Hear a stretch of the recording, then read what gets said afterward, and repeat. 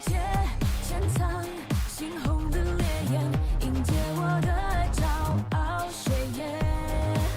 就算天地塌陷，也要在并肩，筑成一个新的世界。深邃地带，验证一代。扛枪火为鲜血耀眼，漫天席卷。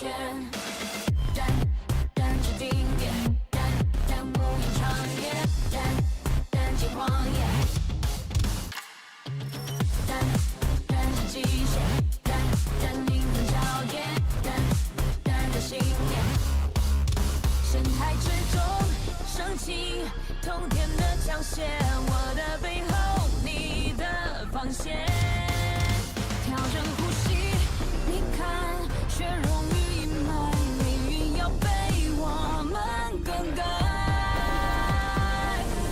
深邃地带，验证一代。看枪火为鲜血耀眼，漫天席卷。战至顶点，战无影长夜，战尽荒野，战至极限，战灵魂硝烟，战的信念。此刻共同进退去狩猎，踏碎这场空前的浩劫，一路雷鸣电闪去浴血。混乱的街，诡秘的月都不屑。We know, we know， 一切就在此刻，眼神交汇银河。We know, we know， 彼此的手不松开。战至顶点，战无影长夜，战尽荒野。战至极限，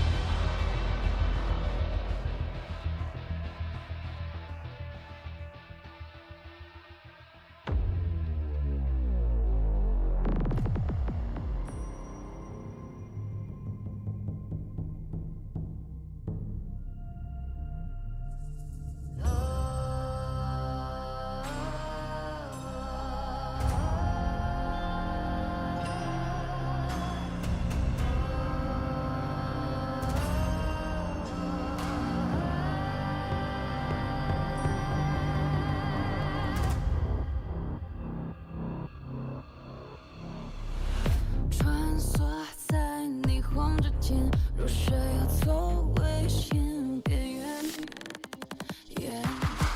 残影像剪下了线，跟你在闹鸣中一切。月光皎洁，潜藏猩红的烈焰，迎接我的骄傲血液。就算天地塌陷，也要在并肩，筑成一个新的世界。深邃地带，眼睁一待，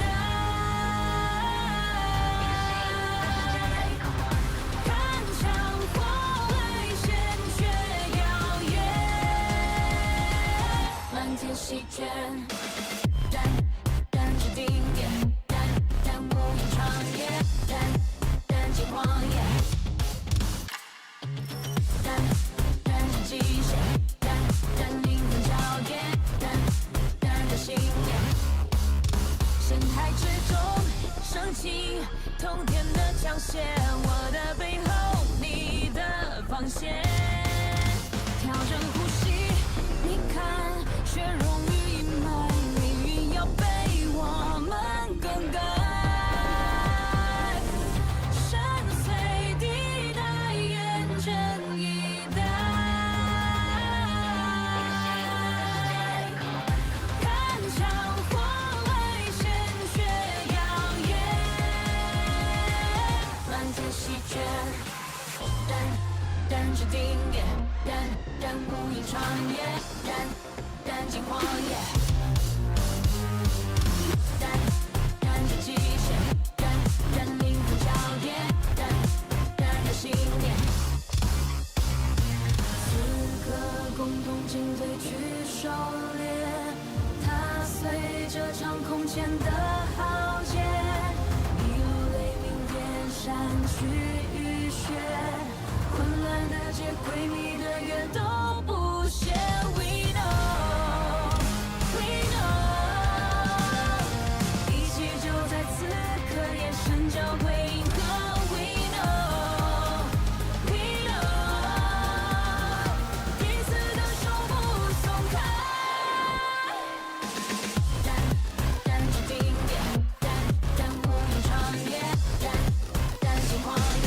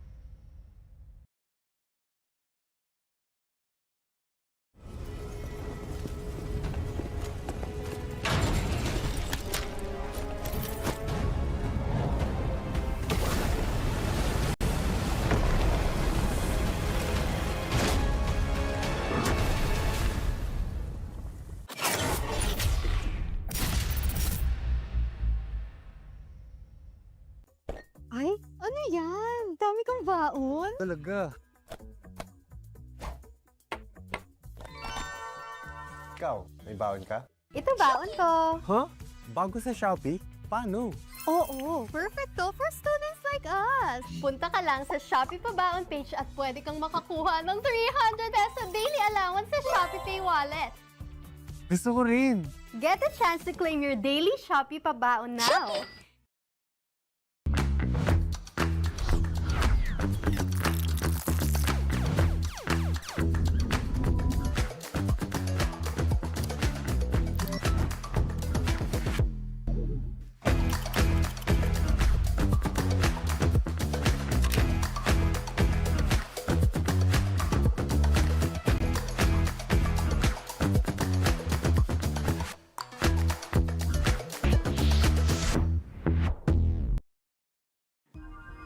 Welcome back to the action once again here in this Garena Summer Invitational 2026. It's the second to the last day of the group stage, and once again joining on the desk minus Borden alongside with me is Jericho, and we'll be the casters here for today. Jericho, we're looking to have another quick run once again as we are about to head straight to a matchup between ALUla and Xenon, Elevate and Tantrum, ALUla rejects, Triple Dragons and Tantrum might be a curveball, but we close things out with Elevate and TSM. There you go. So day number 5 of our GSI is today. 2 more days, including this one. Tomorrow will be our last day for Sunday. And for this one, we're definitely going to see now who's going to secure that top 1, top 2, and who's going to be that number 3. But a lot of, from their matches yesterday, I think we would definitely know who would be that number 3 after yesterday's matches.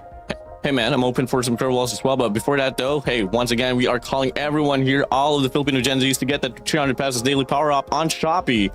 All you gotta do is just tap claim now on the Shopee Pabaon page. Make sure Shopee Pay is verified so you can add the card with zero stress. Once again, salamat Shopee.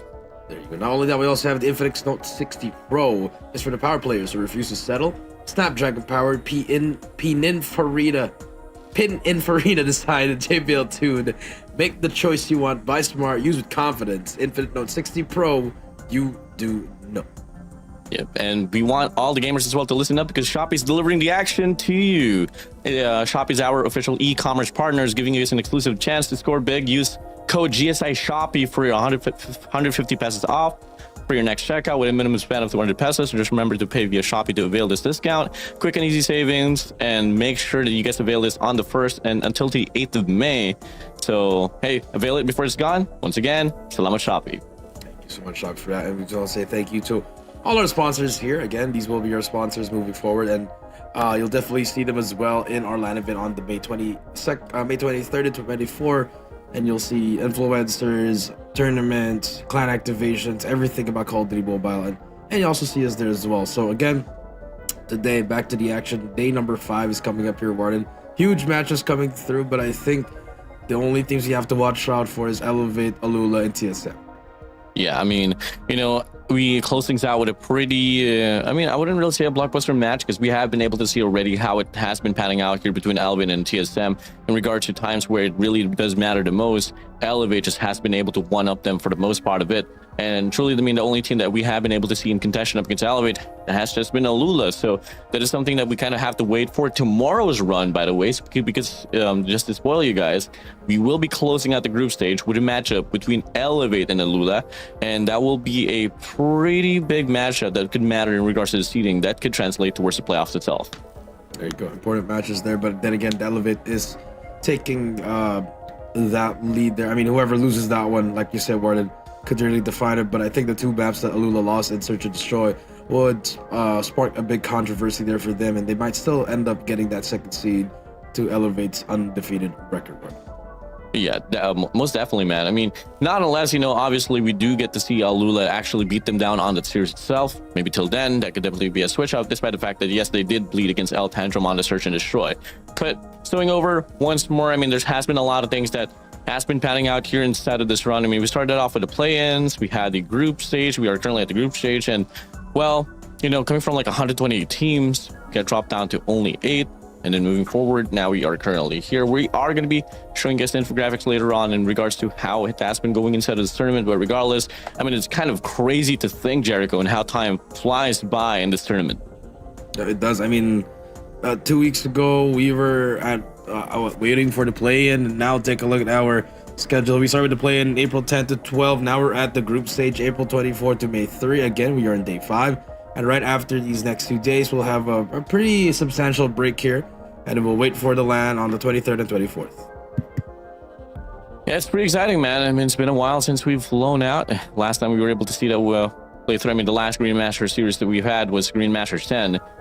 And our last LAN event was Green Masters 7. So it has been a long stretch now. Drawing back as well towards our tournament format, we had a qualifier from the Taiwan Winter Championship, the Thailand Masters Series 2026, King Arena 2026 as well, alongside Green Masters 10.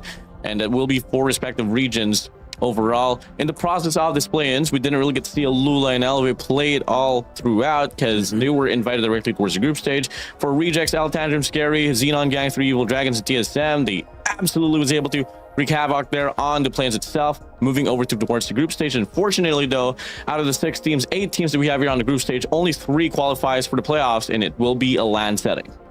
It will be a LAN setting, so it's gonna be amazing to see that we're gonna have another LAN, like we said, Warden. You were given with all that history of LANs in Call of Duty Mobile and in Garena as well. So it's great to see. Again, this is a format that we had for this tournament. And moving on, we're definitely going to see the prize pool next year, Warden. Again, so just important details here. If you are if you're looking to be an aspiring pro player, you're going to take a look at what you can play for in the future tournaments. Again, 25,000 first place, second place gets 13,000, third gets 7,000, fourth gets 2,400, fifth gets 2,100, sixth gets 1,800, seventh gets 1,500, and for 8th place you still get 1,200. And lastly, if you don't even make it to the group stage, you still get at least 1,000 USD. It's definitely a lion's share of prize pool. I mean, pretty boastful, pretty loud. Definitely a big upgrade on comparing it to how it went down on the last year's run for GSA 2025. We had a pretty it's pretty much double down here in regards to the prize pool. I mean, we do have 60,000 now here. Last year's round it was 37,000, so pretty big. I mean, drawing back as well to what we did talk about in regards to just the LAN event itself. I mean, I'm pretty excited, bro, because for me, I really try to separate in regards to what kind of statistics they have been able to accumulate online comparing to online. We always have this thing, who are the onliners who really actually plays well in LAN. And so far, once again, to draw things back as well in regards to the participating teams from MSP, you got ALUla, Elevate alongside Scary and Team Star Magic. From Indonesia, you got Rejects and Tantrum. Fortunate though, Xenon Gang from Indonesia and 3 Evil Dragons as well from Taiwan will be able to have some representation for their own country. And these are your group stage teams. Okay, our group stage teams here all ready to go. And take a look at our standings here. Elevate 4-0, number 1 with 12-0 in the map count. ALUla right behind them. Same match record, but only games. They've lost 2 games. TSM securing that 3rd slot. Scary 4th. Reject in 5th. Xenon in 6th. 3 AD and Tantrum rounding up the bottom 2 of the standings. Again, some important matchups here, but at the end of the day, I think that top 3, whatever we got in day 5, we'll have it in day 6 as well. Yeah, I mean, pretty solidified, no shifts whatsoever. I mean, still valiant efforts there for the set of Scary. Well, quite unfortunate for them, just looking at the number 4 and number 5 seed, Scary and Rejects, they had a bit of a toss-up, but at the end, it was Rejects able to win that series. And as we kind of respectively was able to see, that was like the stepping stone there for Rejects. Take down Scary, get it done, get it over with. And now what next should matter at most should be them against Team Star Magic, but somewhere down the road, against the number 7 seed of the team, 3 Evil Dragons was able to put down Rejects, and that really just threw them away from the competition in regards to qualifying for the next stage of the competition. There you go. Now, it's all about being consistent here. In our first matchup, it's going to be ALUla versus XenonGang Gang. A big matchup for the side of XenonGang Gang, but for ALUla, just another day in the office here. This should be a fast one in this series. Expecting a 3-0 here, Gordon. I mean, kind of unfortunate here for the side of Xenon Gang. I mean, they did have a matchup against Elevate on yesterday's run, and now they got to go against ALUla. Pretty heavy back-to-back runs that they got to prepare for. And unfortunately for them on yesterday's run, I mean, it was just Elevate having the easiest time of their lives. Against ALUla, I don't think it's going to be anything easier at all. So we move back now here towards the map vetoes itself. We start things off here with a Shenda Hardpoint. Coastal Search and Destroy and Raid Control. That will be our first reset of maps. If ever it is necessary for us to reach a long distance, that will be Combat and Hardpoint alongside Fire Range Search and Destroy. There you go. Maps and modes ready for both of these teams, and now it's all about who is ready to take it home. And so far, I mean, if we have a prediction here, I think, Warden, I can speak for your half that ALUla is going to take this in convincing fashion 3-0. Maybe, a bit of a scare in the coastal search and destroy, but maybe you'll get like 3 to 4 rounds there. But in the end, it's all going to be ALUla getting ready for the CDM as well. So this is a different kind of ALUla. If you're on XenonGang Gang, you should be scared. Yeah, I'm not too certain in regards to a probable contestant there on search and destroy. Yesterday, we were able to see them run it down as well pretty quickly. It was arguably one of the fastest search and destroy. Barely, I don't think there was any round that had to reach sub-minute onto the round itself. So, hey, we'll see about it. Xenon Gang, though, to kick off for them as we move over towards the map itself. Here we go. First map here for the second to the last day of the group stage. Xenon Gang of Thailand, ALUla. Hybrid. Just overall crazy team composition. Pretty decorated, man. Here we go. First hardpoint's about now to open up. First here to the day with a hardpoint on Hacienda. First blood goes to Skirt immediately. And you see ALUla, this is what they're known for their long range fights. And I mean, probably the most equipped team to go up against Elevate as well. I mean, you could also say Q9 Godlike as well, but ALUla, the brothers of Elevate in this region, and so far you see them really stepping it up here, getting the kills that they need in this P1 as they get at least 10 points here. Xenon Gang on the back end as they're all spawning up. I mean, ALUla themselves, they haven't been able to gauge themselves in regards to how far they can really put themselves out into international competition. And so far, during the season of CDM, they were able to just come out flawless there during the run there for the regular season. No team up to contention. In fact, to the point that they're just winning there on the grand finals itself. But once again, now going back towards this game itself, you are looking at ALUla here just running it down here on his P1. Pretty immaculate start here for them. Yeah, I mean, I think they went undefeated. I mean, 13-1, I believe, in the regular season. So pretty impressive for the side of ALUla there as they hit the rotations over at P2 here. Luke is in on a nuke watch as we speak. He's going to be 10 and... Oh, no, Riser taken down. What is that timing? That's very unfortunate. Riser gets 2. Xenon Gang's Riser been very impressive for them, but ALUla 46 and counting as they are about to start on this P2. And you see the hill hop on. Luke is in, that machine ready, EMP ready. You see the spray, you see the smokes. ALUla taking control of this game. Yeah, they clear out the backside as well here. Just got to worry about the checker side. And so far, the first 5 engagements, 3 has been able to be won over by the players of ALUla. Bit of a shake there on the aim. But FTX now here dropping the Tempest, but in the process as well, the players of Xenon will be able to find himself inside of the hill. Pushing through, looks to get the pop. Product finds 1. The trade's going to be there for Lucas in. Good for 2. 1 last player to worry about. Player 4, that will be William X here playing for his life. The cavalry comes through here. Not bad of contention here from side of Xenon, but they can't find a full break. Cannot find a full break as Scar's gonna get shut down, but the equalizer able to shut down one, but Riser, he's gonna get meleeed by Jai there, and Lucas in still has that machine, hasn't even used it, so expect that to be useful in that P3 as we hit the rotation. Take a look at the map, the top side of the map. Number 1 and number 3 already on the rotation. FDX gets 2 kills. Predator missile spots more players over at that plat side, and now EMP is out. Fluke trying to fight for his life here. I think he's gonna get shut down. It's a clear contention over at this P3, and it's all ALUla in the kill feed. Yes, spawns well defined now, but there's going to be 3 operators that they got to worry about here for the side of Xenon. Claw's going to be out, that machine alongside the war machine as well. Skurr, Jai here alongside Lucas just trying to clear out the pavement. And that's going to be them as well. Good for the first 20 seconds now here up inside of the hill. Scourge here swings on by off E-Box. Riser off the Tempest, though, has been able to find the most value out of it for the longest time. But let's see if it's going to be sufficient enough here up against the squad of ALUla, as it's only going to be good for 1. ALUla here just running it down once more. As you did say, Jericho, it's just like another day in the office. Another day in the office while he is in the office. Riser gonna get shut down. Now if you're Jai, just gotta watch the Predator missiles. You get 1 more on plat. Spawns are just being defined by the side of ALUla Xenon Gang. Probably the 6th time they got in this spawn and not even a single contest. Finally the contest did it for 1 second, Warden. As we move over to T4, take a look at the map. Number 1, El Clovis already there. Big fight there in front of him. He is going to get shut down. Luke has another player in front of him. Scourge going to trade him out. And just like that, ALUla again back on top with this P4. Yeah, absolute crazy control here from the side of ALUla. FTX out here with a Tempest. The trophy gets dropped, but that's going to be suffice enough as well for Dolphin to be able to find a double is through.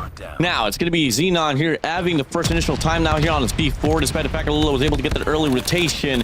What comes next is really just the sustaination of this hard point. I mean, they got to get this one done. Very much needed time here for them. A pinch to be offered here, but instead of ALUla, that is going to be player 5, Jai here from the backside. 3-man push here from the front. William X has to claw now, has to come out huge as he goes for the spray. Good for 1, the pinch to be offered, and Xenon so far finally finding some footing inside of the hard point. Some footing, some kind of life here for a while. Ward, as soon as you stayed out, they lose that last 18 seconds. Huge time there, could have gotten it, but Riser, they try to just contest it. This is a smart play for him. He's not going to go for it, but the spray comes through. A skirting clove, clean up house here from the back though. Dolphin good for 1, needs help from his teammates, but Riser Prada there to help him out, but FDX just able to contest it as we hit the rotation. Back to PO we go. Again, second floor is what you need to do. You'll see the side of ALUla just really pushing the pace here, pushing those power positions, but the War Machine not the best time to use it as Prada gets shut down.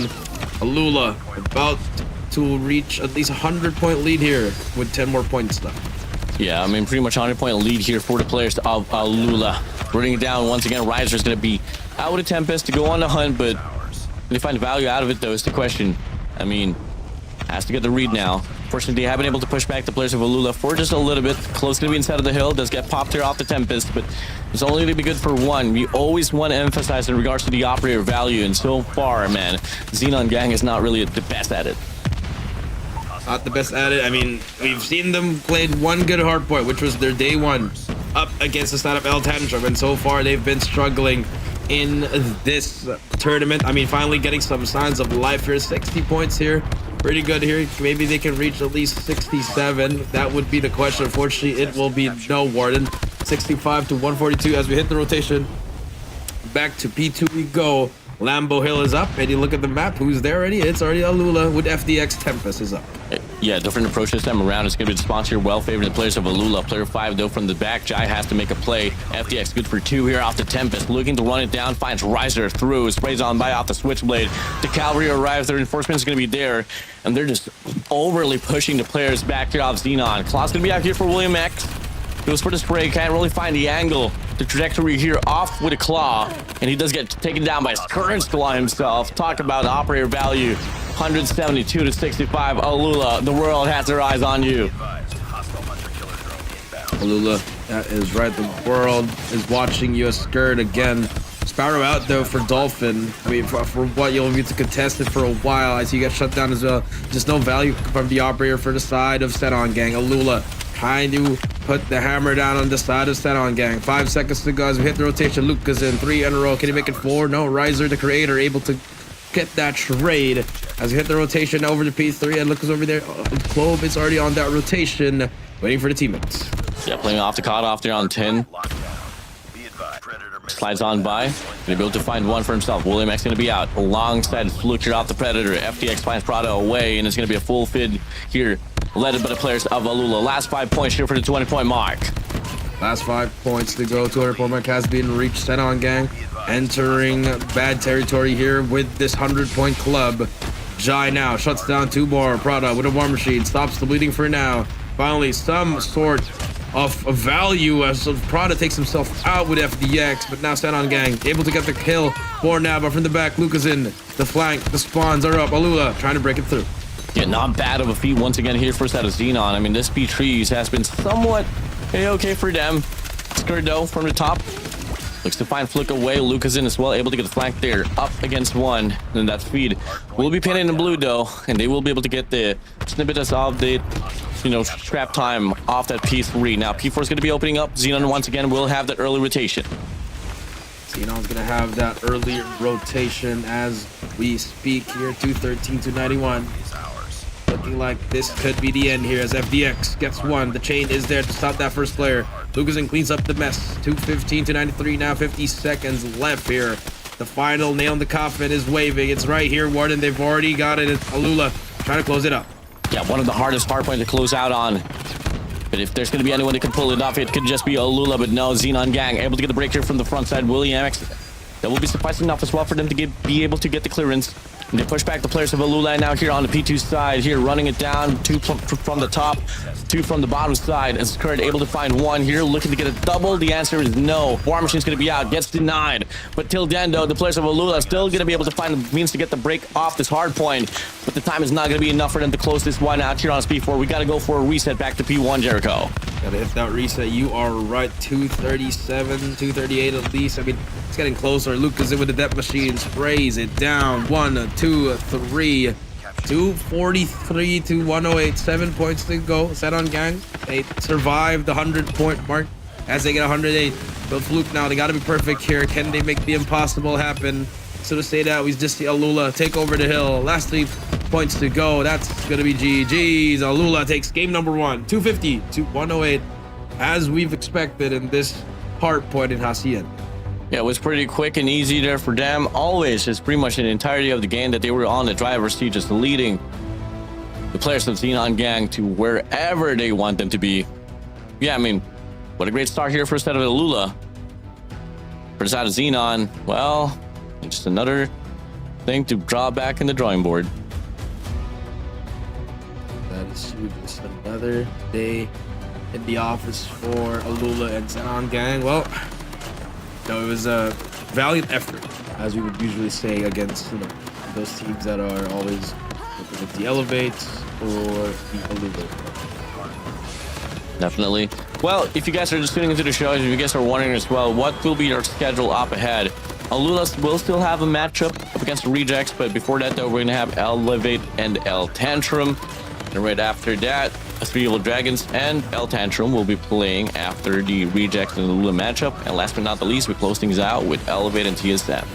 But yeah, I mean, going back into this game, I mean, if there was any core values that we were kind of able to just hold on to, especially when it comes to like differentiating the just the S-tier teams in this competition comparing to like, a squad like Xenon, is truly just like, hey, you can definitely shoot back in regards to raw mechanical gunfights, but when it came down to operator value, it was just ALUla finding the best moments out of it. Yeah, it's just ALUla. I think you saw them how they were chaining up together. You see the map coordination. You know where they needed to go. They were not making the mistakes, the small mistakes again. Fundamentally sound, and I think they're just trying to prevent the mistakes now that they would do in the old days when they had their roster would shut up. This is AG, when we're brief as well. So they had those mistakes, those small mistakes. Now this is they're trying to get to that final form, just like Elevate, because at least with the less mistakes you have, obviously the better chance of you winning in this game, especially like a game like Harp. Yeah, most definitely, man. I mean, we take a look at the tally here off the board. I mean, well given, Riser's gonna be able to perform. Nice comeback here for the set of Prada, but lacks the hill time itself. Dolphin, unfortunately for the entirety of this tournament already, has always been able to find himself there on the bottom side of the feed, while on the contrary, for the set of ALUla, no questions asked, man. I mean, everyone is just able to get the job done.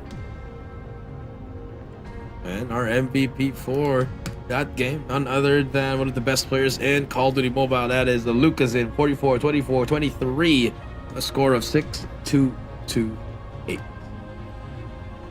Yeah, I mean, this guy has just been able to bag a lot of those MVPs. I mean, it doesn't really matter which tournament he put himself into. And in fact, if I'm not mistaken, he does have the most group stage MVP as well, alongside the playoffs there on a CDM, and might be on the run as well to be doing exactly the same thing as well here on his in this Garena Summer Invitational here, Jericho. Garena Masters, I heard that. Yeah. I mean, hey, there's nothing wrong with that. I mean, he did it in Garena Masters as well. He was, that was his debut tournament. Fortunately did not get the W, but I mean, we expect Lucas in to be Lucas in. I certainly know how that feels, Warden. But I think this guy's one of the best players in the world. He's also with one of the best players in the world as well. I mean, his whole team is arguably, could put up top. If you make a top 25 list, you probably have Elevated ALUla there. Then you just mix it up with whoever from the other regions. But then again, going back to the series, so we're going over to game number 2, Search and Destroy, which is, I think Xenon Gang has a good shot here, but at the end of the day, I think ALUla's gonna get this maybe 9-4. We can see them close it up. I definitely feel it should be a quick one as well. I mean, this is a map chosen here by the set of ALUla, so might Might definitely be a quick one. See about it here soon. Moreover, I mean, just by looking at the distance itself, go over, you drop that coastal search and destroy up into ALUla. You go against them in raid control, and I feel like that would be a pretty quick closeout as well. So, not looking great here in regards to the roadmap for Xenon to try to beat down ALUla. It all boils down, and it started off with a Shadow hard point. I mean, it wasn't too dominant. I mean, at least they were able to get 100 points at least, though. But you move over now towards this game mode here of Search and Destroy Coastal, which is, on paper, should be their best game mode here, but you are against ALUla. Yep, you are against ALUla. It's easier said than done. Expect them to do that, kind of like that speedrun Search and Destroy that we saw up against 3ED here, but I think XenonGang might put up a better fight here as we're about to begin in game number 2, Warden. Search and Destroy, XenonGang, ALUla, Coastal. We are about to begin in game number 2. Yeah, here we go. Xenon here, starting off on the defensive side. Look at ALUla just marching towards the direction out towards the A-long. It's going to be a 5-man push. Oh, Fluke. Eyes on Fluke, baby. Can he get the shots to connect as he finds the first contact? Misses the first shot here. Looks to reach out. Finds the collateral. Skirt FTX out. Jai's here for the trade, though. William is inside of the side. Sprays on by. 1 for 1. Jai dabbing out in the open as William X finds a double. 1 for Dolphin.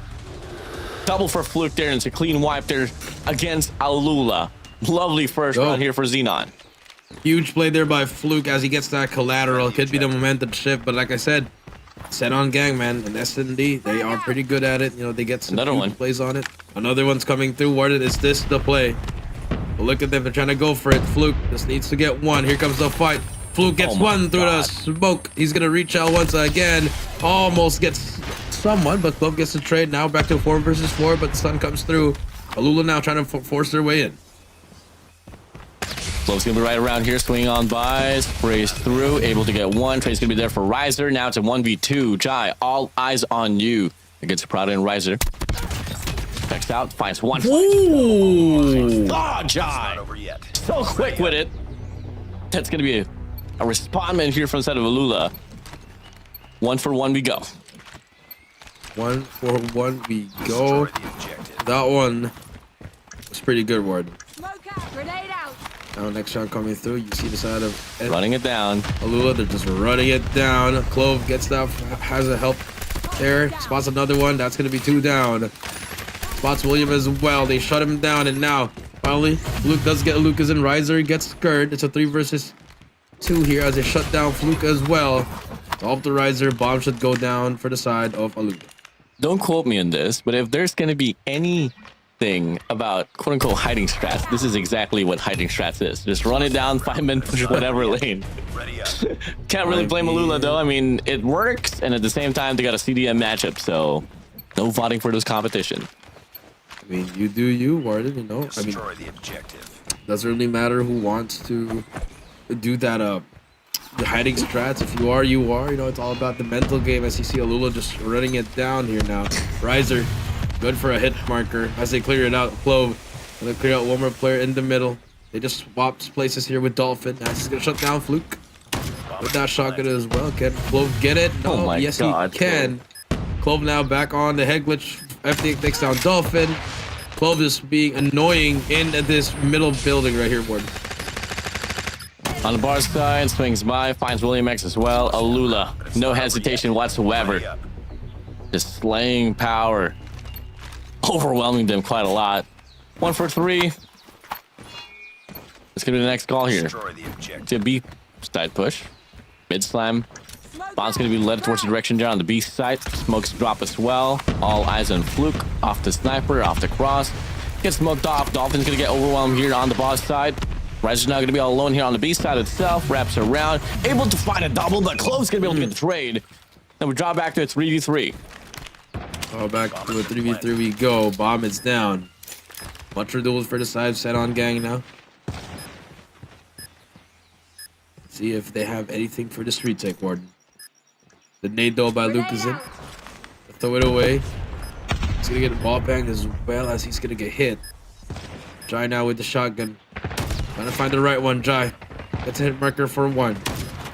Has help from his teammates, but here comes a fight. Fluke, Clove, both get one as well. 2 versus 2. Jai has to run away from the other side. It's all up to Prada as Lucas shuts him down. 1-4. ALUla takes the commanding 3-round lead. Very commendable. I mean, if this is a map here designed for one player, it could definitely be close. I mean, that's been able to entry for the team quite a lot. You know, you don't really got to do too much when you got Lucas in here, only having 1 kill.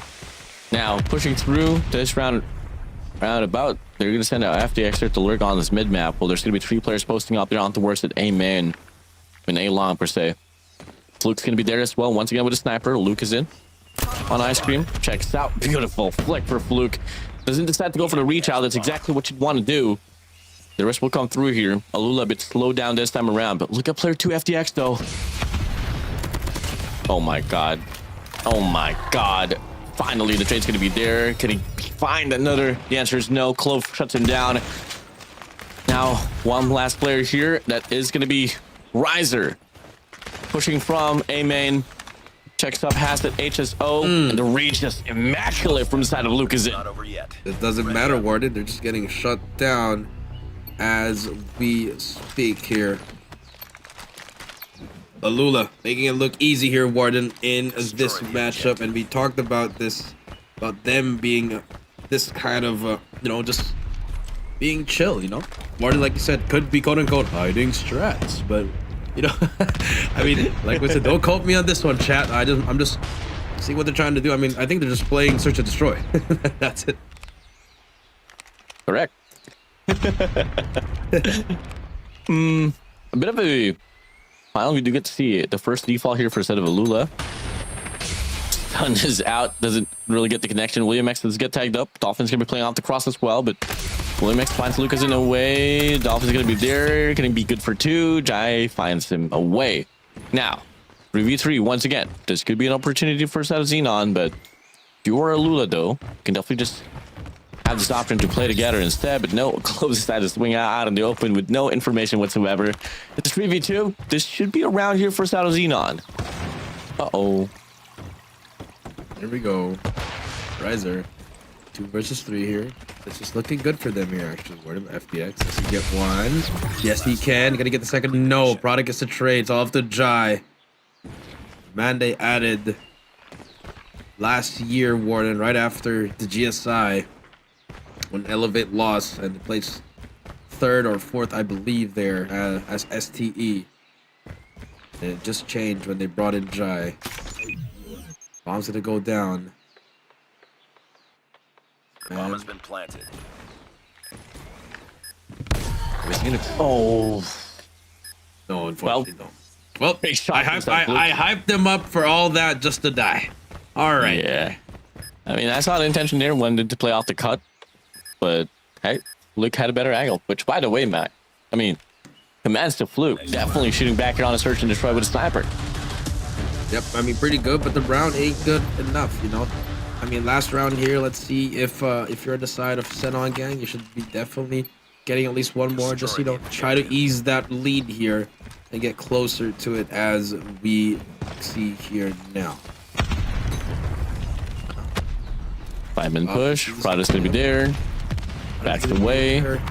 William X as well, looking to support it down from the bottom side. Well, it's a full stand here on his ace side. Prada pushing persists. Can you hold your ground? Comes the fight. Flies on by. Wow. Double though. Skirt's there for the trade. Prada off the nade. Finds Skirt away. That's the 2v4. Could be another round here for the side of Xenon as William X finds Jai. Luke is in, looking to get the flick. Finds the first here on the pop. Oh my goodness. Doesn't come through. I thought we were going to see a highlight reel there, Warden. But unfortunately, 5-3 here is a solid half, you know. Solid half for both teams here, Warden. As ALUla's leading 2 here, and for Xenon Gang, 3 rounds in a row. Can they go for the offensive push here? And I think they're taking a page out of ALUla as they're rushing it through. Clove gonna be the first one to defend it. Nades are out. Stuns no one. Here comes the shotgun, good for 1. Does not get the second, but the trades are there. Definitely. Trying to find slow away. Able to get 1 as well. Another nade from Riser. Finds Lucas in down. Look at the players who are already posted up. Spirit's gonna be able to find 1. Riser's there for the trade once again. Now it's a 2v3. They got the bomb planted here. They're posted up. Play off the crossfire now. Another nade here getting cooked up. Can you find a connection? The answer is no. Fluke finds FDX. Guy's going to be right around all alone, and that will be a round once more here for the players of Xenon. You see Ryzen getting hyped up for his team. Want to try to get this victory. I mean, they know Tantrum won a game against ALUla here on the S&D. Might as well them. So, here we go. Next round coming through. Fluke, try to look for it. Nade will fly out. Can they get anything? The answer will be no. More utilities here to side of Xenon Gang. But the decoy has been set. Let's see if they can rotate it. Full stand here on towards the A main. Only going to be player 5 Jai. But no. I'm actually going to let this side out in the open. Fluke's going to be right around as well. Check stop. The spear is out. Fluke's gone to 4v5. Bomb has been planted. The bomb's going to get planted now here for the side of Xenon. Oh, look at the flank though. FDX. About to double up here, but Riser in the middle building. They know he's here. Gets the first one. Can he get the second? No, it's not. It's going to be a double pinch here for the side of ALUla. They clear it out. Last player alive. William does not matter. Retake for the side of ALUla. Get rid of denial there off the equalizer. Keeping the lead for them. It'll be 4-6 now. Last 3 rounds remaining here for the side of ALUla to close things out here on the Search and Destroy Coastal. As you get to see, round number 11 is now going to be opening up. Defend the objective. Not only that, I mean, if you're Xenon Gang, do you think about your mental fortitude here? Think about how many seconds you're losing in every round. As one of our friend Caster Cali would say, that's the fastest first blood we've ever seen in the history of Search and Destroy. Scourge gets another one. That's the second kill for him. Huge double kill there. Only in a matter of 20 seconds. Another one for Scourge. Oh 2 more to God. go. Can he clutch up? Cali's going crazy. Clove shuts down William. It's all up to Prada. Prada able to get Lucas in. Can he clutch up? No. Jai shuts him down. ALUla But it's not over yet. taking things in their own hands. Amazing plays are coming through for the side of ALUla. Xenon's a mental. I mean, it's got to be draining, you know. You're losing to one guy with just a head glitch in that middle spot, Warden. You know, as Cal would say, the mental fortitude is just immaculate. You know, Jericho. The gunfight department, insane. 4-7. First kill here for Clove, making the second as well. Prada and William X though finds himself into the mixture. As Kurt here offers the flank. Oh my God, Fluke. Once again, up in the air, puts him down. Numbers advantage here for the players of Xenon. Numbers advantage for the players of Xenon. 2 versus 3 here. Now Bomb let's has been see planted. if it's gonna matter.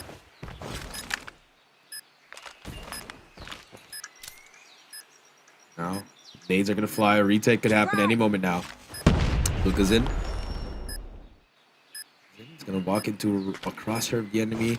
Any moment now, time is not gonna be on your side if you're ALUla. Let's start pushing now. Here comes the nade. FDX good for 1. FDX not gonna get the second. Luca's in. He's gonna get shut down though by William. William Shakespeare writing the poems here as they stay alive. 5-7 we go.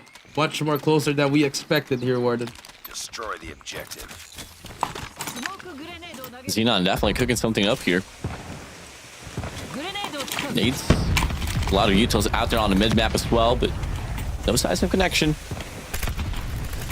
ALUla's just a round away from match point. Just waiting for whatever intention that Dina's going to try to put up now. No play there. Riser finds Clove down. That's going to be a massive pickoff. They can definitely lean towards the B side now, knowing for a fact there's not going to be a shotgun right around. I'll give a shotgun right around. Stun's coming out as well. Scurry's going to get tagged up. He has to make a play here. Lucas is able to good for 1. Lucas is going to get traded out by William. It's a 4 versus 3 now. Full retake for the side of ALUla here. Once again, a free plant for the side of Xenon. But look at this, Jai. Does he check that corner on the left? Been planted. Timing could be everything. Lucas does get Fluke. 3 versus 3. But look at that in the middle of the map. Where did they finally checking each other back to back? What was that? Jai able God. to take down Prada. Lucas takes down Dolphin.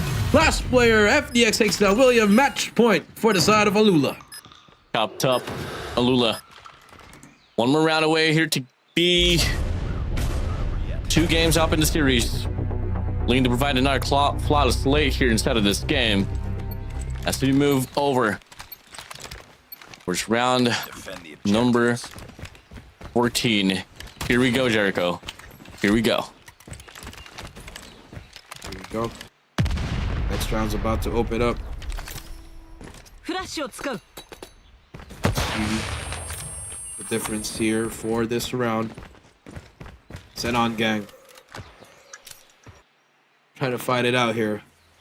Trying to cook something as we speak here. Can they cook a play? The answer is they're just trying to waste that time. Clove gets information as well. He's going to be ready. First sign of defense for the side of ALUla. Off the nade, cooking it up.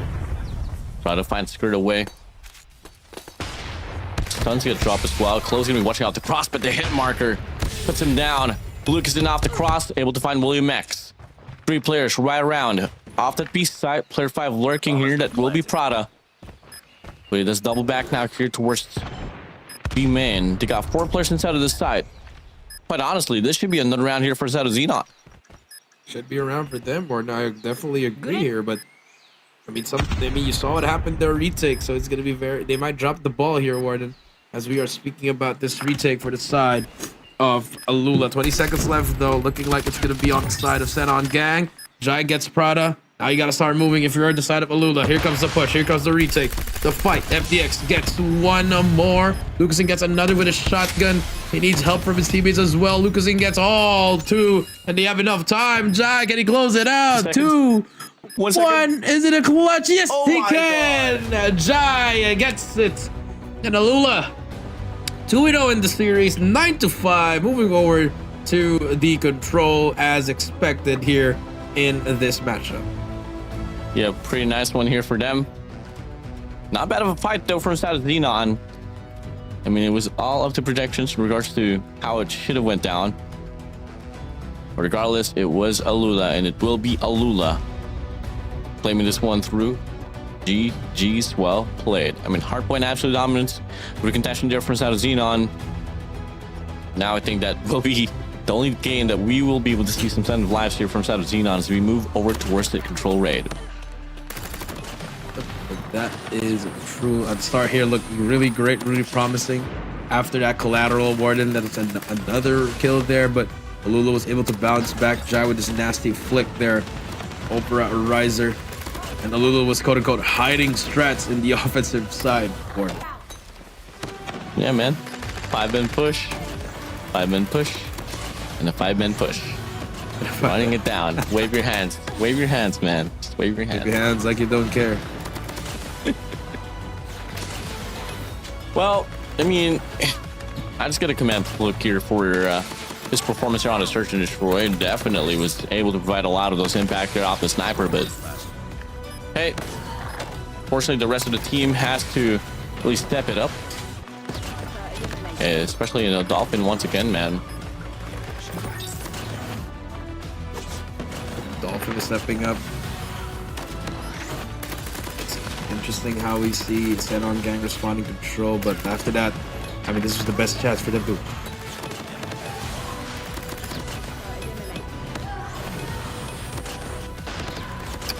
I mean, if you're Xenon Gang here, this was the best chance, like we talked about it, and unfortunately for them, they dropped the ball in some rounds here, especially that last round. They played perfectly, but just could not get the trades. Take a look at our scores here. Jai with 12, Glow with 14.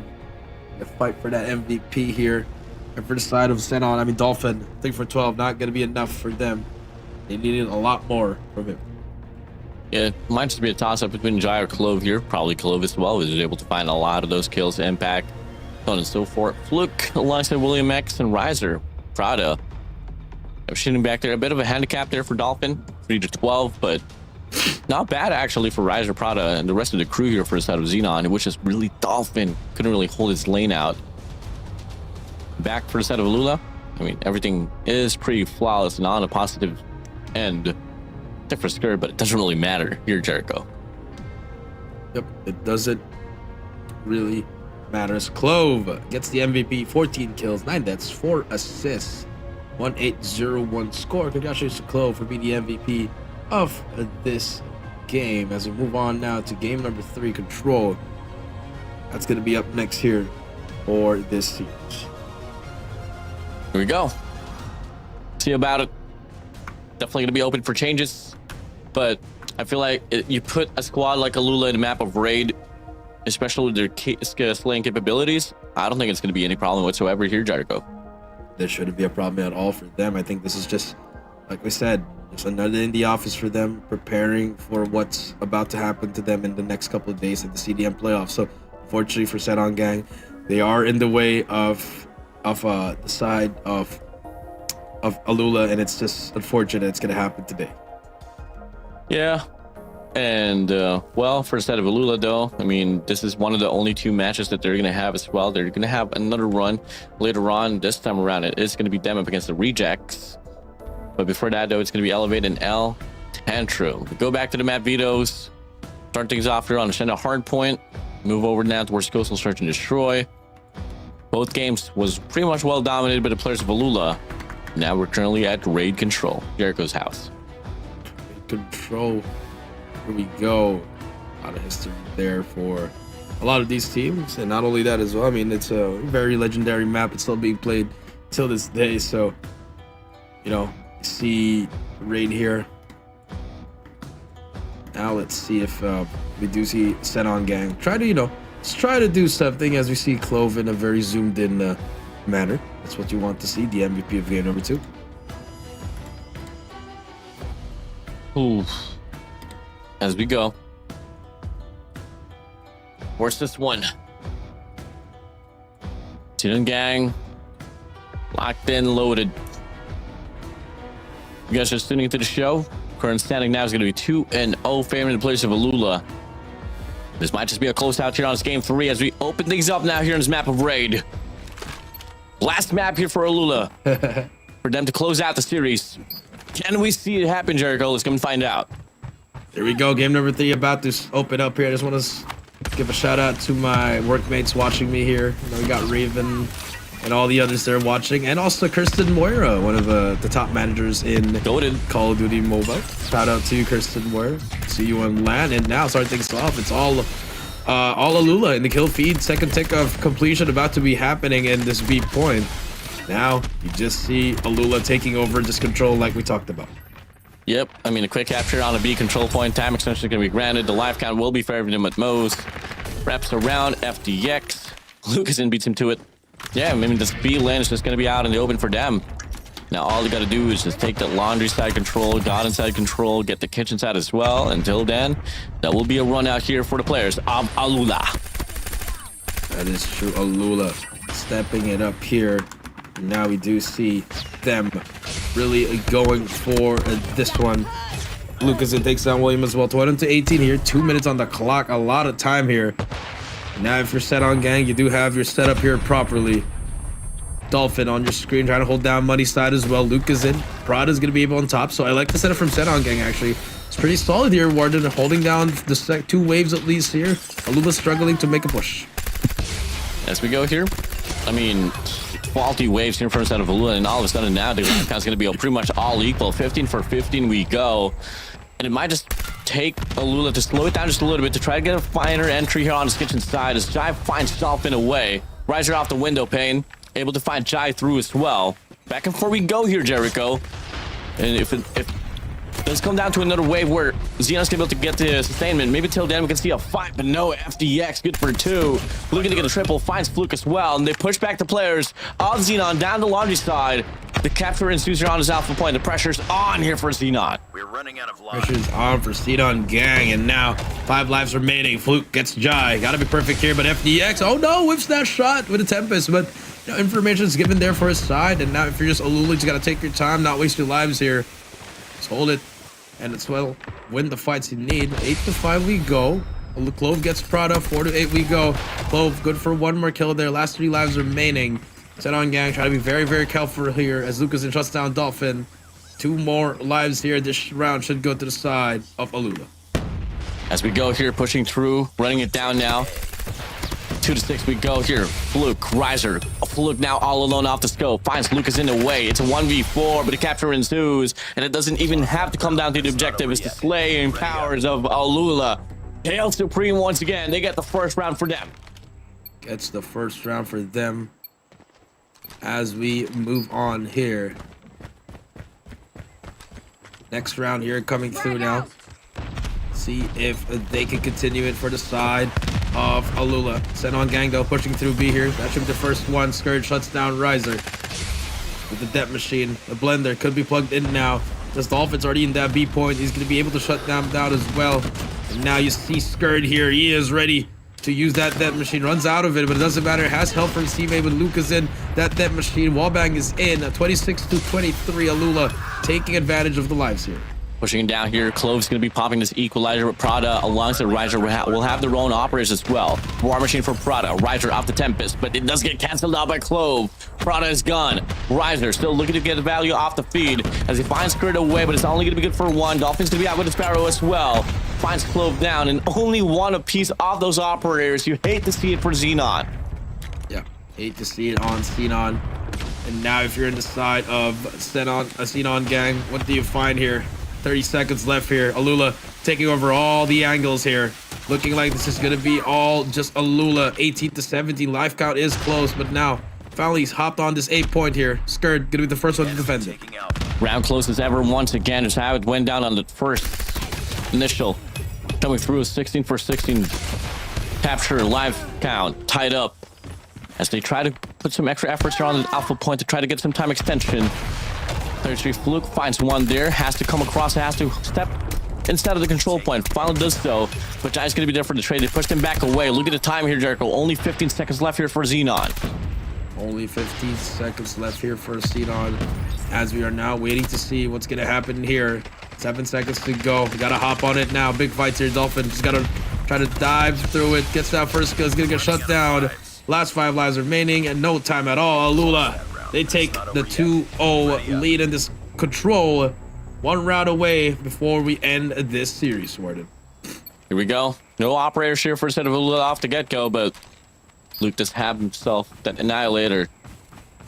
Gotta find a means to win your first 5 life count here and get that extension. It was working out, man. I mean, every round was down to the wire. It was just ALUla finding the means to get the final adjustments. They go for a crusade here. 5-men push on the post side. They find the first kill. Looks to get the extension as well here on the big window. As they are able to find 1, 2 for themselves. Back and forth we go. Dolphin, William X good for 1 for himself. Jai off the tap, able to get another. From the back of the court side, no Prada with the Annihilator. And really with the SKS as well, puts him down. Annihilator's going to be out here for a set of Fluke. Kills after kills here once more. Lovely sense of life here for a set of Xenon. You got to worry about player 1, Clove here, roaming around here from the back. Good for 1. Can he find a double? Yes, he can. And ALUla all of a sudden finding means to get the recovery once again. Yep, and that is true. Means of recovery. 23 to 23 we go. Looking for more here. Luke is in. Riser able to get kills here. Straights back and forth. Look at the map. You see Xenon Gang. They're not actually pushing over the B side and for ALUla. They're not making their lives easier by just pushing through kitchen here, Warden. They want to go to that B point to make it easier, but unfortunately, just trying to jot it down here towards this 8 point. 19 to 18 here. ALUla hasn't been able to find the progress enough to be able to get a time extension, but they're looking to go for another take here on his alpha point. Player 4, William X, finds Skirt away, looks to get a double, but the crossfire is going to be there as well there from the side of Prada. Might be a round loss here, but instead of ALUla, not especially if they can't find a means to get a capture on either control point here, Jericho. Yep, it's going to be very, very difficult. Can they find a play here? 15 seconds left. Clove finally hops on it. Gonna get that first tick completion. A has that 1 tick as well. Prada brings out the war machine. Could be huge, but Clove shuts him down with the equalizer. That's how you want to use it. Just very shifty with it. Skirt destroys a player on that corner. Has another player beside him. 5 seconds left here. Fluke can make the play. Gets 1 at least. Can he get the second? No, he cannot. Extension should be available here unless Dolphin decides to use this Sparrow. This could clear out this point immediately, but unfortunately he does not want to do it. It shuts him down. That's 3 more seconds to go. Can they make the push? Jai has to hop on it now. Big wins here for him. 9 for 8. 2 seconds remaining now here instead of the point. It's a big fight now. Back and It's forth clear. you go, but ALUla finds the clearance, and they drop the lives of Xenon. No more respawns here for Xenon. They try to take the gamble once again. 3 ops out here for ALUla. This might be another comeback. Might be another comeback. Could this be the one, Warden? 4 versus 5. Search and destroy zone. Here we go. War Machine out for Jai as well. Looking for players. Starts down the player at Arches. Fluke does get one before it gets shut down. Riser's gonna get away with his life. Runs away in the nick of time there. 2 versus 3 now. Be advised, hunter killer drone deployed. Xenon Gang trying to extend their life here. You see Jai. Spots prodded there. 25 seconds left. If you're ALUla, what do you want to do? William X off the flank as well. Do they get the read? Riser's gonna be there prone down. Jai can get the first shot to connect. Swings on by, finds one. Jai once again in a 1v2. The Predator missile fires through. Able to take one away. Now it's a 1v1, but only 10 seconds left on the clock. Perfect play to get the cut and had to use the claw to shut them down. They forced another round here for Xenon.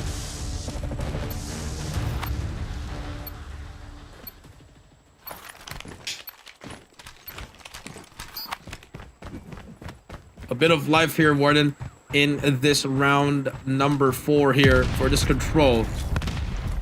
As we begin this round, Xenon Gang, different life here. We're breathing in energy here, pushing through A. Here comes the start. Price stack here.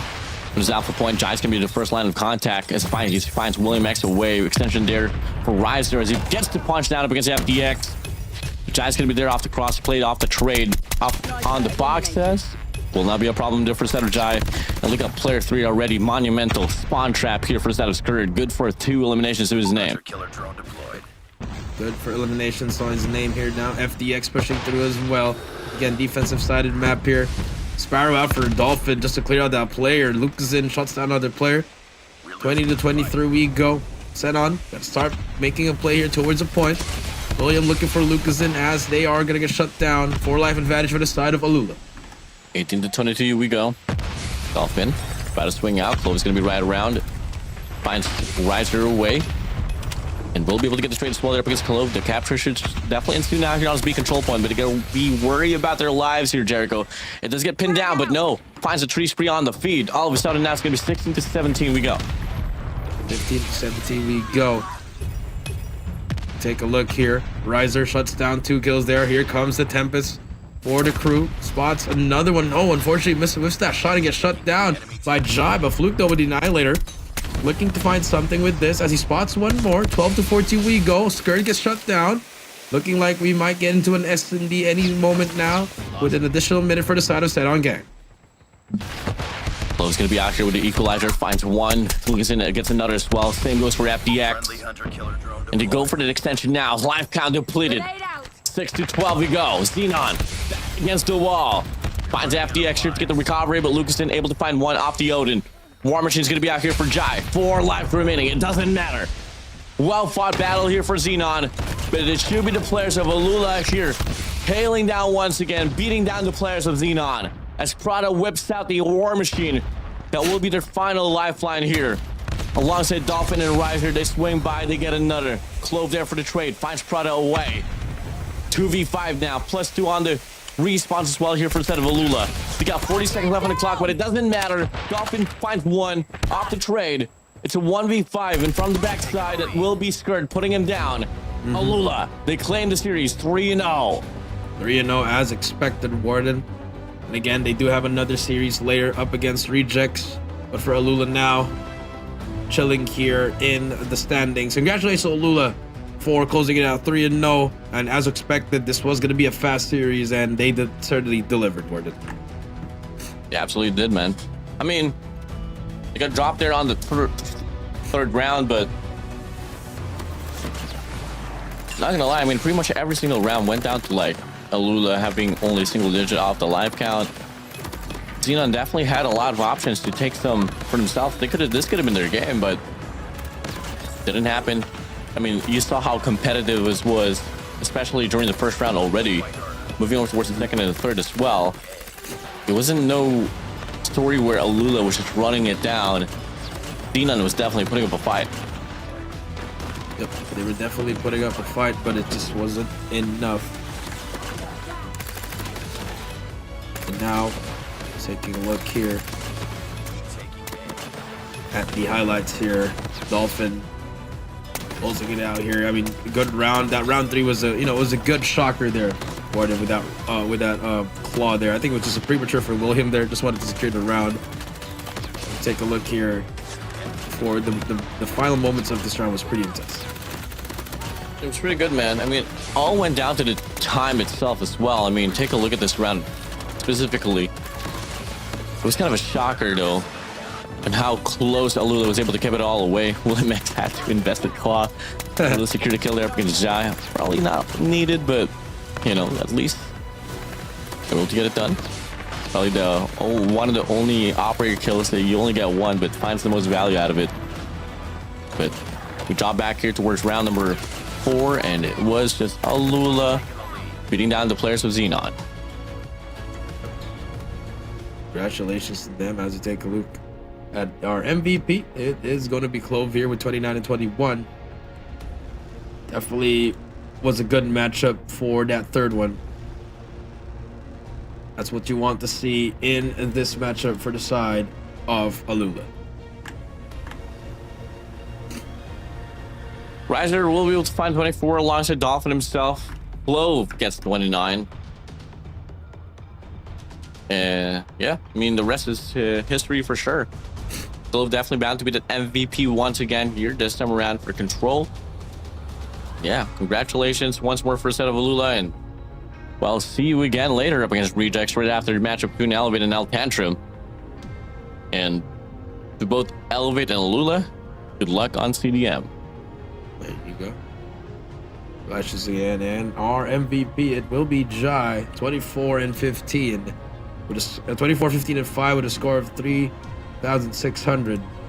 Congratulations to Jai and to side of ALUla as they go on to win 3-0. Yeah, I mean, this day itself is not really going to be a problem here for a set of ALUla. We're definitely going to eye out for them for tomorrow's run up against Elevate. Yeah, I'm pretty excited for that matchup later on here, Jericho. But ladies and gentlemen, if you guys are tuning into the show once again, this is the second to the last day of the group stage before we finalize the top 3 teams that will make it to the land setting there that will be happening under the name of Summer Festival, the Garena Summer Festival. Alongside that, we're going to have the Garena Elite Philippines Battle Royale alongside the multiplayer grand finals as well, and the rest will come through. But yeah, I'm pretty excited. I mean, that will be our first series said and done. We still got 4 more to go. Elevate and Tantrum will be up next alongside ALUla and Rejects once again. And on the 4th match there, it will be 3 Evil Dragons and Tantrum. And last but not the least, we have our blockbuster match for today. It will be Elevate and TSM. There you go. A lot of matches, and that being said, hit the 2026 GSI presented by Call of Duty Mobile, and we'll be right back after the short break.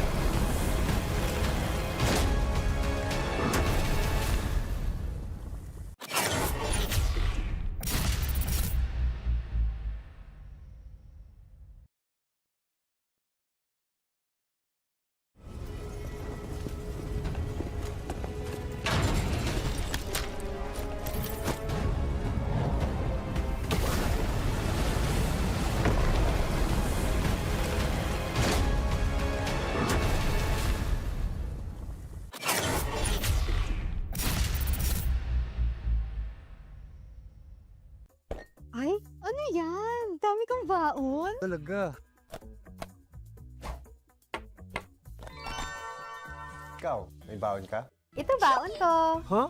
Bago sa Shopee? Paano? Oo, perfect to for students like us. Punta ka lang sa Shopee Pabaon page at pwede kang makakuha ng 300 peso daily allowance sa Shopee Pay Wallet. Gusto ko rin. Get a chance to claim your daily Shopee Pabaon now.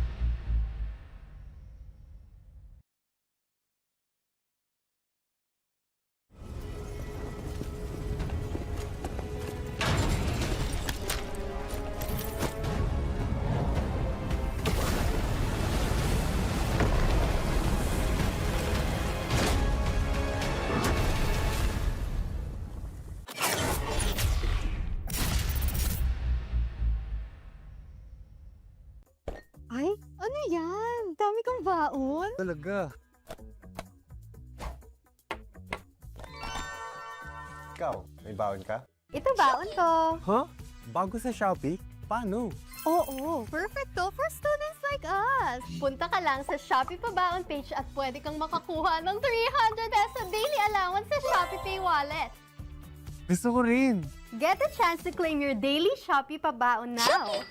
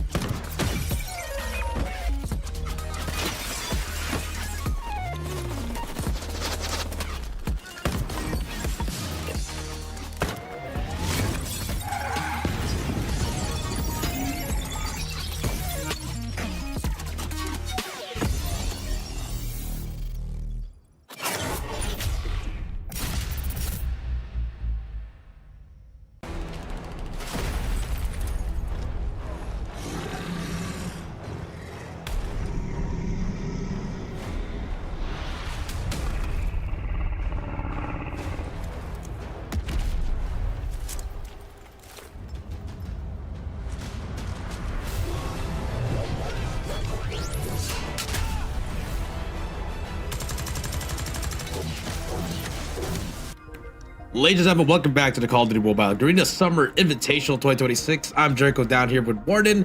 1 series down, 4 more to go. Right up next is going to be Elevate versus Tantrum, the #1 team versus the last team in the standing, which, if we got to be honest, Warden, this has got to be another 3-0. Yeah, it's definitely gonna be a quick one here, but before that though, we want to call in our sponsors once again for making this whole tournament possible. So we are calling all Gen Zs from the Philippines here to get the trainer passes daily power up here on Shopee. All you guys have to do is just tap claim now on the Shopee Pabalan page.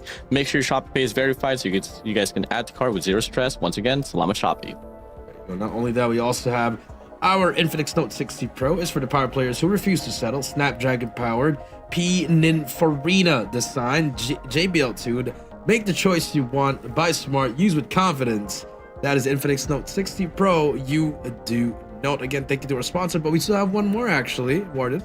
Well, we got a special code here specifically for GSI viewers, guys. So hey, Shop is delivering the action to you. Claim your exclusive 150 pesos discount with a minimum spend of 200 pesos, of course. But so on paper, you guys will be only spending 50 pesos by using this code GSI Shopee at checkout. The deal is only for Shopee Pay users and is only valid through May 8th. So don't miss out these easy savings. And once again, salamat Shopee so much. There you go. Thank you so much for our sponsors, and make sure to catch them also at our LAN event at May 23 and 24. Not only that, you also see a lot of personalities. Myrtle Sarosa, you're also going to see Charlene, Doc Z, Patsy, a lot more influencers there as well. Also see Warden and I. Also, Callie's going to be there. So it's a lot of it's a celebration of Call of Duty Mobile with that summer theme. As we take a look at our matchup for today, it's going to be Elevate versus Tantrum.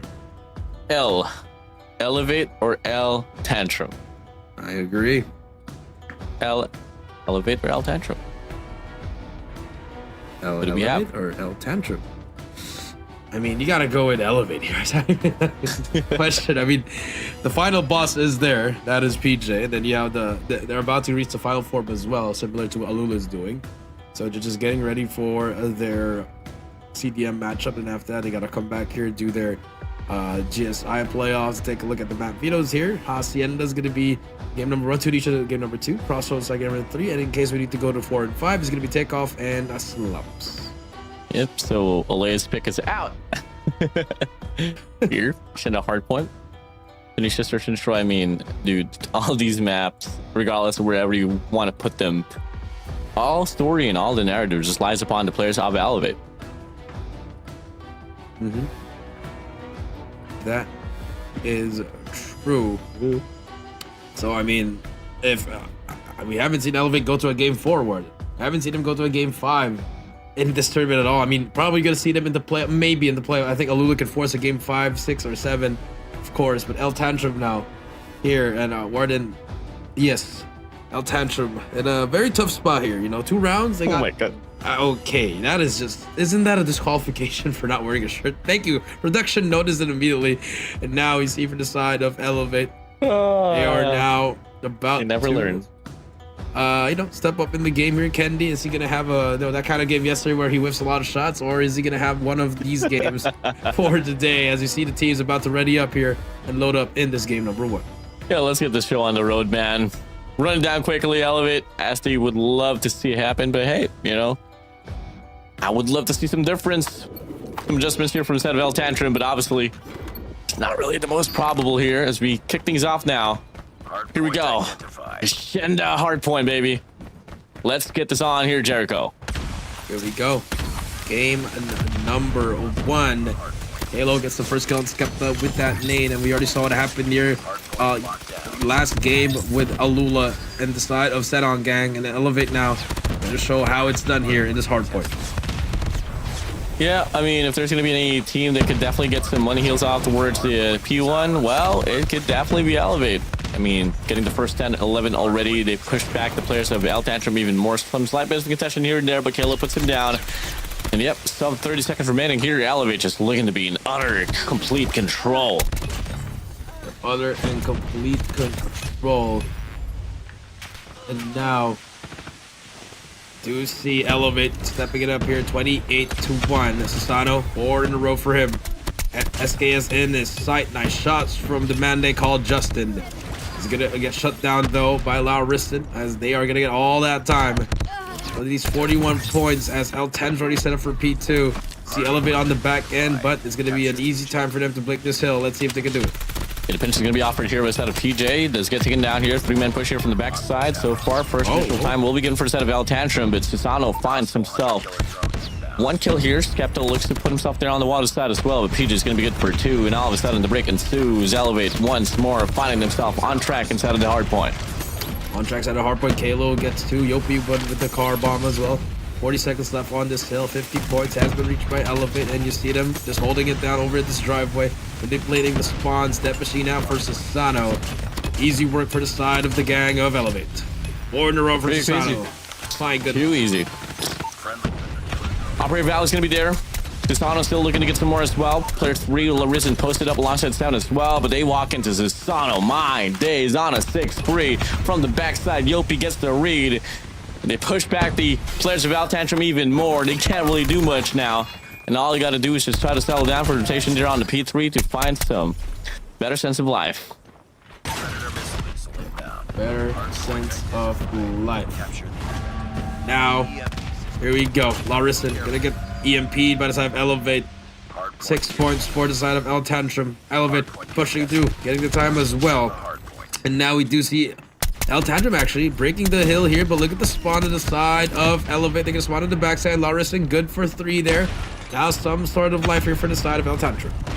Yeah, this has to be sustained here by the side of Brendy as he pops one here, looking to get another. Finds Yopi there on the other side. The Claw's going to be out, still staying alive. Seven's going to be out with a Tempest, able to shut down Yopi off the Claw. But till then, the rest of the crew of Elevate will be able to find himself here right back in track inside of the hard point. Good for the last 30 seconds now. All they got to do is clean up the last and final wave, and that should be damn here entering the 100-point mark. 100-point mark, you are right, Warden. Now 97-24 we go. Elevate finally in control of this game once again. 100-point mark has been reached. El Tantrum able to get that scrap time. Some good scrap time there for the side of El Tantrum. 31-100 here. 7 trying to hold it down for his team, and unfortunately last 4 seconds goes to the side of Elevate here, as it's going to be a foot race over at this P4, and the first dots there is going to be El Tantrum already set up there. Yeah, 105-31 we go. Hardpoint's going to be opening up once again. The players of Al Tantrum will be able to get the first heave of contention here inside, but only going to be good for 1 there. Off the Tempest, Larison gets taken down. Brendy finds PJ away as well. Damage is going to be coming through here for the players. Susano, but unfortunately, he's only going to be good for 1 through. It's only going to come down to raw mechanical gunfights. Back and forth we go. Larison sustaining himself here instead of the smoke. Swings on by. Kalo shuts him down, and the players of Al Tantrum once again gets pushed back away from the spawn side. Pushed back once again on the spawn side we go. Kalo Susano making it look easy for the side of Elevate here. Again, just trying to outrun the team of El Tantrum here. Look at that, just holding out all angles. PJ trying to hold it down. Smokes are out. You just spray it down. It's just very difficult for the side of El Tantrum to break this hill. I mean, now you wonder why a lot of teams are copying the way Elevate's been playing, and this is why they look at the scoreboard.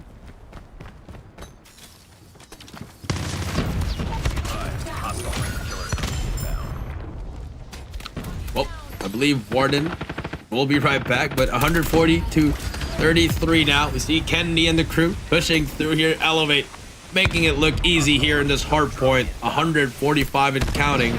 I mean, if you're El Tantrum, you know, no matter what the practice you do here, if you can't win those gunfights, it's not gonna really matter. No matter the strats or looking at the maps of which side you want to control, if you're not getting the kills that you need, nothing will happen. 160-33 here. Elevate on a roll here, looking like they want to end it in the next hill as well as they complete this P1 here. This is just impressive in how they can hold this P1. This is what's gonna happen here in this 175-33 here. 7 can try to contest it, but you get shut down by Kalo. 176-33 we go. 15 seconds left to go. El Tantrum losing here in this P1. Just cannot find anything as Susano shuts down 2 more.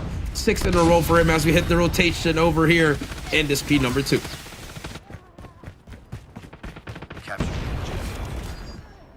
Ladies and gentlemen, this is just a dominating hard point. And we talked about this all throughout this whole series, where we're going to see Elevate really step it up against El Tantrum. Predator missed all out for them, looking for more. That could be a triple kill. Triple kill is complete for him. 200 point mark has been reached for Elevate. Here comes the death machine for Susano. Gets turned on though, actually, but doesn't matter. Teammates are there to pick it up. I think they might be able to get this 250 incomplete unless a contest could happen. There's a contest, so it's gonna go to the other side now. 210, 236 we go. El Tantrum, some signs of life there, but PJ still alive in that corner with that Tempest. Finally clear sights here for the side of El Tantrum as they get control of P2. If you're wondering where is Warden, he will be back. There was just some sort of interruptions happening, but nevertheless, I'll be bringing here the action here for this game number 1. Hostile inbound. Yopi's gonna get shut down by Ramen. 211 to 57. Scrap time goes to the side of Elevate. Now it's a foot race once again over at P3. 7 first line of defense for them gets 1. Can he get more for his team? P3 about to open up. Tempest for PJ. Can it make a difference for the side of Elevate? It begins here. Spots one on the left, gets a second, gets a third as well. PJ with a Tempest, able to light up the enemies of El Tantrum and now holds down the office side as Elevate slowly trickles down here. 25 points to go. This could be over now. Yopi needs to win these fights, but El Tantrum still alive here in this P3. EMP out for PJ as well. 7 in a row. Predator missile finds one more. Sucks down 2. A super kill for PJ, the final boss, making it look easy in today's matchup for the group stage. The number 1 seed, showing why they are the best team right now in this GSI tournament. 7 more points to go. Elevate about to end it here. Last 4 points to go. Last contest for the side of El Tantrum. It does not matter to spray through. Kalo trying to get the last spray alive. 2 more points to contest, man. Actually, El Tantrum able to survive that last hill there as they have to move on to P4. Now we do see Elevate about to hop on it. 2 more points to go. That's all she wrote. Elevate able to get it 250 to 66. Another day in the office for them. I mean, that's why they're the 2024 world champs. This is why they're here as well. So again, congratulations to Elevated for El Tantrum. Again, it's just unfortunate, but great experience for them. You know, they haven't won a match, but I think this is great experience for them. But first, we gotta talk about the victors here, which is Elevate. 1-0 at the moment. That is what you want to see here for this matchup. Again, congratulations to Elevate.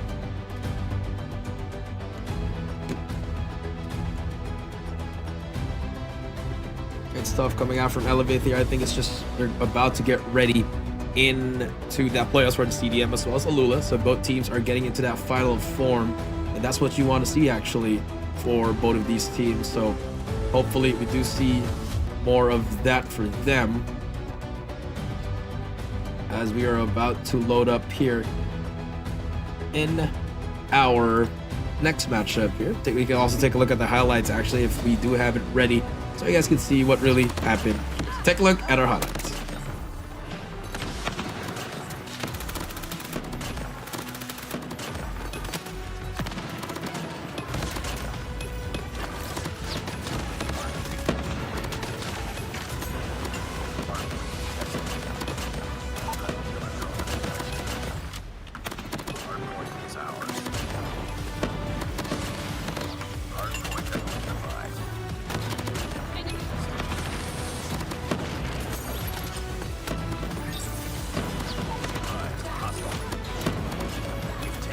Highlights here for everyone that's watching here. This is our second series for the day.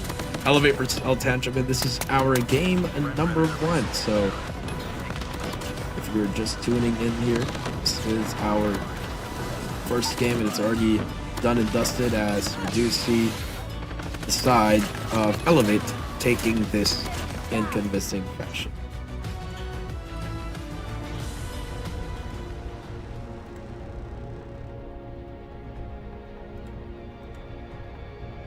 Yeah, there you go. Our MVP here definitely going to be Susano.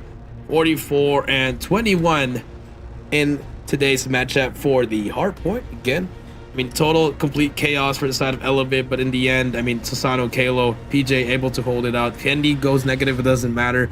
Has help from his teammates as well. For the side of El Tantrum, I mean, some equal kills, but it just does not translate towards to the side of the points, and that is the one huge thing that you got to look out for if you are playing hardpoint, you gotta, you know, really find that proper balance of the points here. So hopefully we do get to see that for the side of Tantrum. I think their S&D would be a lot better here. Let's see if they can make the play here so far. Again, these are our scores, and our MVP is about to load up. It's definitely going to be Susano.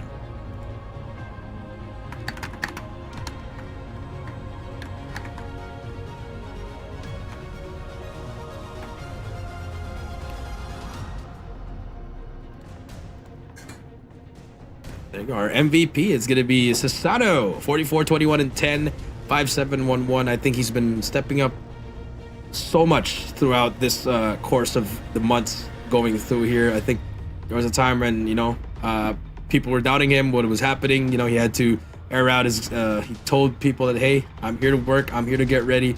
So now he's just now really stepping it up here. That's what you want to see from the side of Susano.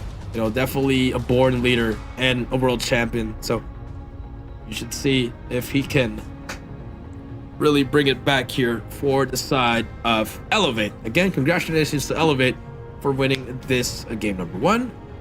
Now looking at, we are going to search and destroy up next. If we can go through that search and destroy, and we can also take a look at their maps and modes.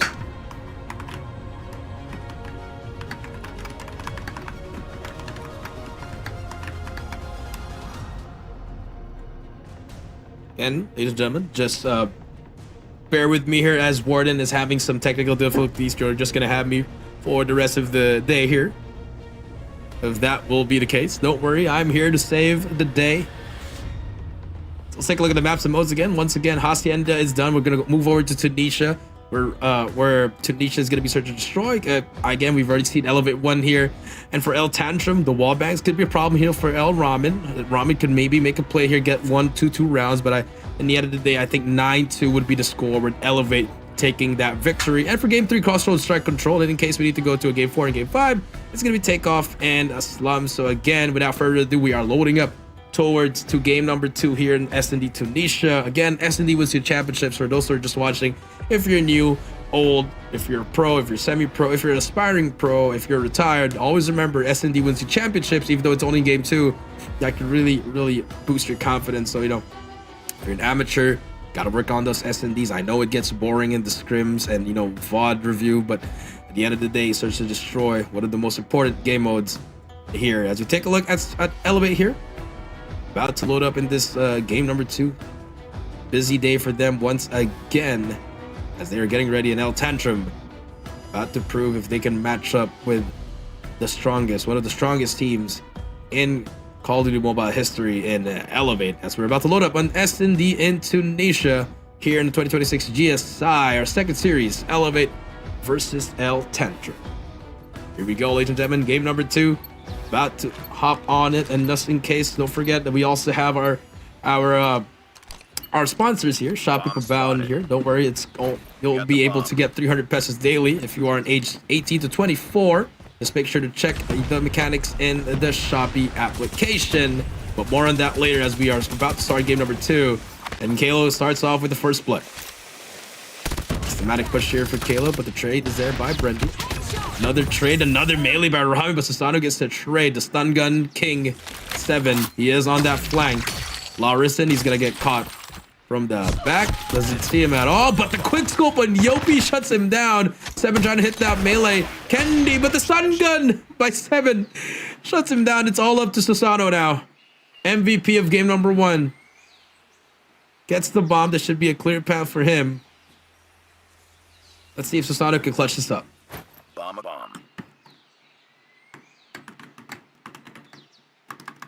1 versus 2. Now here's Susano. Timing could be everything here. Larison does a check below him. Oh, that's so close. I think they may have heard him. Now he's due CM7. Shuts down Susano, as it's going to be 1-0 so far. And again, this is going to be sponsored by Shopee Pabound. Get a chance to win 300 pesos daily with Shopee Pabound. Again, this is for your Gen Z. So list it up. This is daily power up, and you'll have a chance to win 300 pesos every single day. More mechanics in the application itself, but here comes the rush. Here comes the bomb rush. Smokes, nades out. 1v1 everywhere. Imato, the stun gun able to get good for one. Almost gets the second, but Skepta able to get that trade. But now Susano gets Skepta as well. 3 versus 2 we go. Bomb should go down any moment now. As it should. 40 seconds on the clock here. The stun gun. I think Susano has a toy to play with as Larissa's trying to find his wallbang here. Larissa, this is such a new wallbang. I have not seen that. He was trying to get some aim assist through that wall. The stun gun here by Susano. Can it make the difference? Larissa's gonna get tagged up. Well, Ramen though with that PKM, he knows there's a player there. 10 seconds to go. No time left. Susano shuts him down. Nice shots from Yopi. And there you have it. That's going to be our second round and first round for the side of Elevate. And don't forget, we also have our Infinix Note 60 Pro. This is for the power players who refuse to settle. Snap a dragon. Pin in Farina design. JBL tuned. Make the choice you want. Buy smart. Use with confidence. That is the Infinix Note 60 Pro. You do note. What do we see here? PJ's gonna get shut down by Ramen, the PKM god. The stun gun is waiting. I think they know he's there. Obviously that laser. Yopi's gonna get caught there. Almost gets him. But Kalo, nice slide there. Shuts him down. Kendi gets shut down by 7 as well. Bomb is going down by Yopi. It's a 3 versus 4 here. But Yopi's all alone inside, so big fights here for him. Susano doesn't get this timing. Perfect timing for Susano. Susano should come out any moment out. There you go. Beautiful communication for the side of Elevate there. Timing is on their side. 3 versus 3 now. Skepta, Larizen, Ramen, Yopi, Kalo, Susano. Retake is ensuing. Susano spots that player. He's going to win that fight as well. One more play to beat Larison. Good for 1. Spots the second one as well. Has to use Thundra, but Yopi shuts him down. 1 to 2 we go. As we are moving on to the next round. Next round about to open up here. As we see the side of El Ramen. They're going to push it. Elevate, pushing for this B point. Here comes the push. Here comes the rush. Larissa takes down Susano. That's the first blood. Gets away with his life as well. Challenges him, but PJ with the HSO. Able to shut him down. Equalizes it at 4 apiece. Kendi on that flank. The bomb has been planted. See what happens here. Kendi trying to look for him. Kendi. Spot 7. Holds your breath. Gets that kill. Makes it easy. It's a 4 versus 3 now. Kalo. Trying to find something.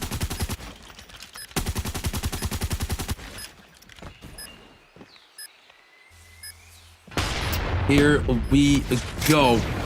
Shotgun coming through. Kalo takes down El Ramen. That's gonna be another kill there for them. Yopi shuts down Brendy. PJ gets down Skepta. And just like that, it's 1 to 3 we go as Elevate is taking control of this game.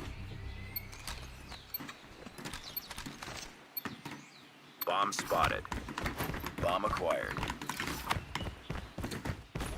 Here we go. 1 to 3 we go. Elevate. Gonna run it down here. PJ's gonna drop down on this player. He knows there's a player right here. Nice move by PJ, but Skepta was ready for it. As his aim was already locked in on the side of PJ there, but Susano takes down 7. Yopi again in another 1v1 towards at this B point, but decides to turn it to the other side. See, now Yopi gets Skepta. Ramen's gonna be there at the right timing, and Bomb is down there. Now, if you're the side of Ramen, all you gotta do now is just hold it down. It's gonna be a 3 versus 2. Man advantage goes to the side. Elevate Kalo with the stun gun. Spots him as well. Has to reach out. Nice shots from Kalo as well. One more player to beat. The stun gun is ready. He shot it, but Kalo has to back away. Movement God is there. Drop shot. Finally, Kalo. It's not over yet. A bit of a smile there. Elevate 4 to 1.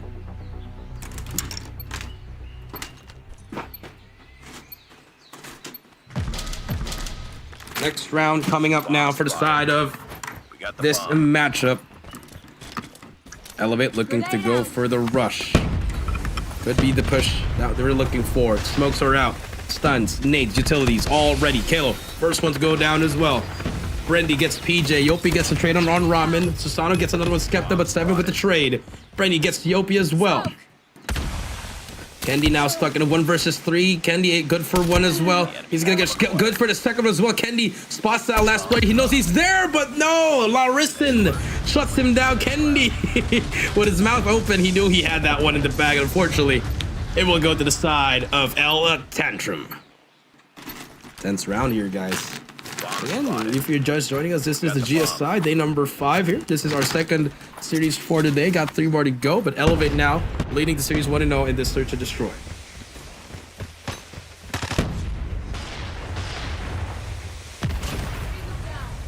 All right, here we go. 7 again with the stun gun. Skepta takes down PJ.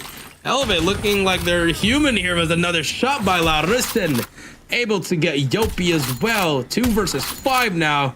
Kendi in a 1v1 here over at this B site. Who's gonna get that shot? Kendi has to back away now. Is he trying to go for it? Spots that player on this left. I think he sees that head. Has to back away. Kendi not having the best of shots there as he gets taken down. It's all up to Kalo in a 1 versus 5. Kalo's gonna get spotted over at that backside. Has to reach out. Kalo's gonna be 1 shot. Runs away for his life. Not having the best of times here as he's gonna get pushed by 3 players. And Tantrum right behind him now. 3 to 4 we go. Elevate all smiles once again here.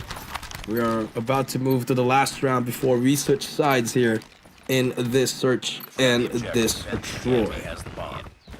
Oh, about to Grenade out. open up. Here we go. Frag out. And it happened. Larison again with the sniper. Good for nothing. Oh no, there's gonna be another player there, but Elevate now pushing through, applying so much pressure. He's gonna get taken down by Larison. Able to get it. Larison takes down PJ. Can we make it?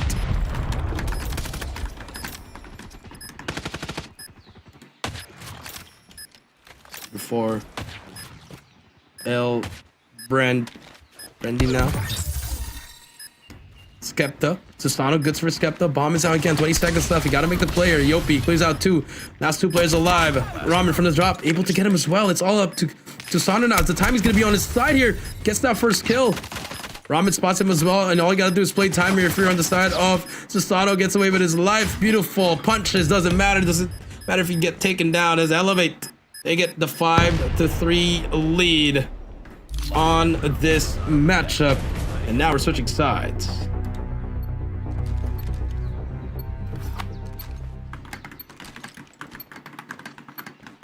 Destroy the objective.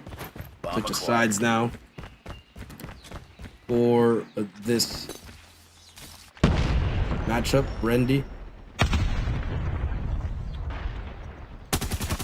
I got it. Ramen on the other side. PJ very pushed up here. Oh, that's a free kill. He knows he's there. Nice shot from PJ. Can he get away with his life as well? Susano's gonna shut down Skepta and Ramen as well. Now it's all up to Brendy in a 1 versus 5. The Hounds looking for him. Elevate looking for him. They all shut him down. 3 to 6 we go. Ready up. 3 more until this game closes out and we go to a game number 3 here. Destroy the objective. We got the bomb. Next round coming through here. Do we see them push up here? The stuns for Ramen. Information given. Larison shuts down Kendi. PJ, and again in another forward position. The timing is unreal. Takes down that player, and Bomb is there over at that second floor. And that is no man's land for the side of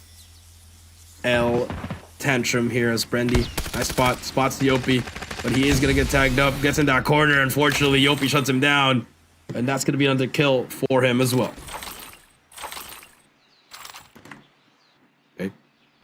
Here we go. Let's see if it's going to be enough here. Kalo trying to clear that corner. I think he spots one. Skepta knows he's there as well. Kalo trying to spot him as well. Nice flick onto him. 3 to 6 we go. Yopi shuts down Ramen. Last player alive, Larison. What can you find here? The answer will be the next round. He does get 1. Gets the second with a hit marker. Elevate. that round, but it's not Closing over in. yet. Ready up. Closing in on the victory as we speak here. Destroy the objective. Bomb acquired. Can we see Tantrum manage to step it up here? They're trying to barge in. They're trying to push through middle. Here comes the push. Here comes the rush. 7 with the stun gun. Good for nothing as Susano and Kalo clean up the crew here. They clean up everyone. So Kalo switching guns over and over again. Ramen able to take down Yopi. Brendy gets Susano. 3 versus 1. Round is over. Match point for Elevate. Yet. Ready up.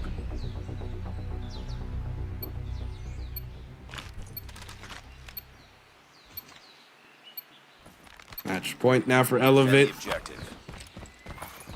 The enemy has the bomb. Frag.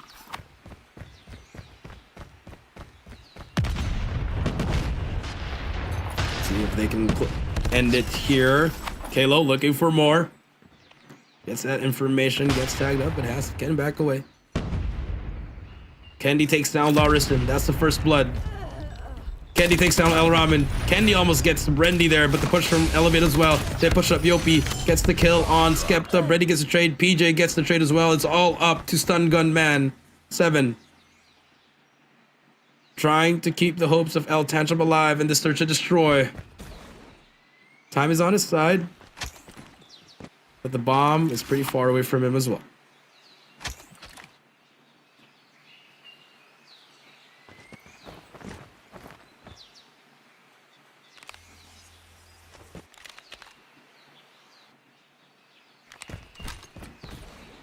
El Ramen.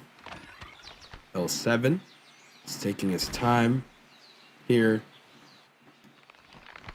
See if he can clutch it up. Acquired. Let's pick up the bomb. Smoke is out for him as well. Elevate deciding to let him plant the bomb here. 7. Take a. There's another kill on him. That's the first kill onto Susano. It's a 1 versus 2. Do have some good news here, ladies and gentlemen. I do believe Yes. the Hello, man they guys. call Warden is back. And he is back. EMP'd terribly, man. He got EMP'd. Fortunately, could not reconnect. So sorry, Jericho. But he's back now. Again, last round here for Elevate. Bomb is going to go down for L7. Stun Gun Man. He's going to try to make the play here. PJ is going to try to be there as fast as he can. 7. Ready to go for the fight. Stun Gun doesn't matter as Kalo from the back shuts him down. And Elevate takes it 9-3. A little bit of a body shot there as Elevate shuts it down. Woo! We go. Well, yeah, man. Quick and easy job there for a set of Elevate. 3-9. No contention whatsoever. It's the same story that what we were able to initially project coming in from this series, now the previous series itself. That being said, it sums it up. Hard point, search and destroy. No problem for a set of Elevate. We move over towards a game out of control. Yep, control we go, Warden. And I think this is just going to be another 3-0. Elevate just going to run through the dust in that Crossroads map.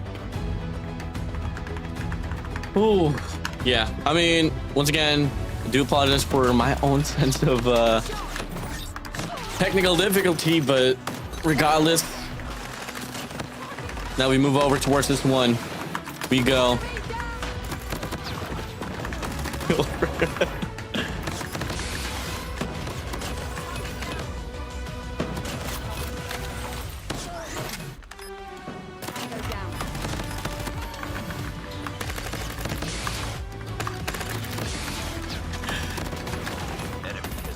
Well, just like an extra run there overall.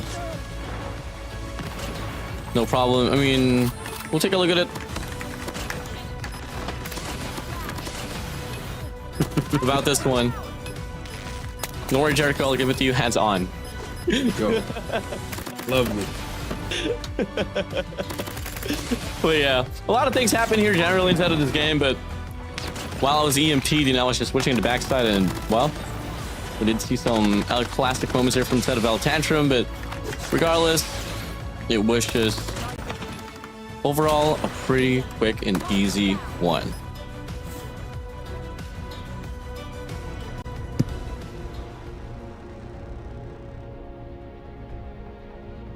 Now we take a look at the tally here on the board itself. 3-9.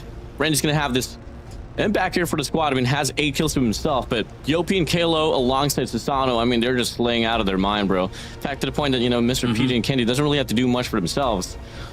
As Yopi launches Susano definitely has to bag that MVP, or probably Kalo, regardless, whoever it will be. I mean, this game wouldn't be as dominating as it would be for the set of Elevate if it wasn't for their utmost team effort.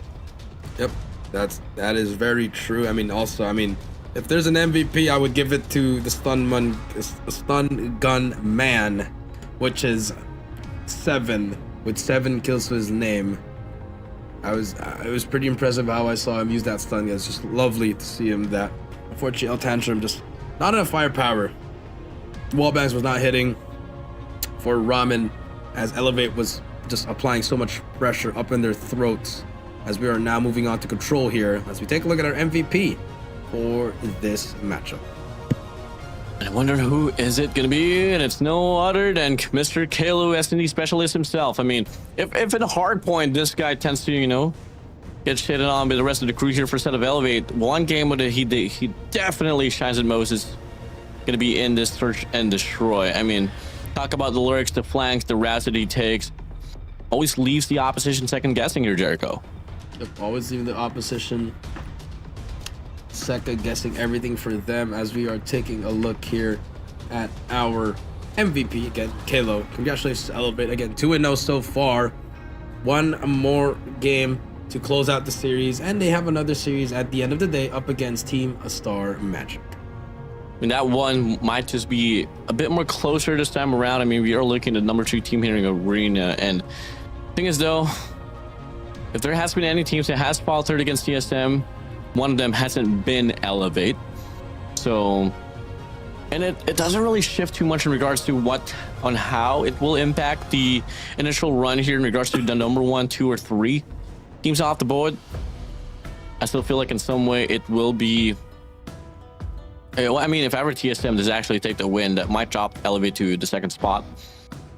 Not unless Elevate obviously wins the matchup against ALUla tomorrow run as well. Well, that's going to be damn solidified. But hey, to take a look at the tally once again, Shana Hardpoint alongside Tunisia Search and Destroy will go to the set of the Red Rebellion. We move over towards Crossroads Strike Control. You do note this might just be a pretty quick and easy one. I mean, if it's not Hardpoint that Elevate is an absolute beast at, it could definitely be this control game out here, Jericho. Yep, that is true. As we take a look at the control about to load up here in our end. Game 3 about to load up. Crossroads Strike. Elevate.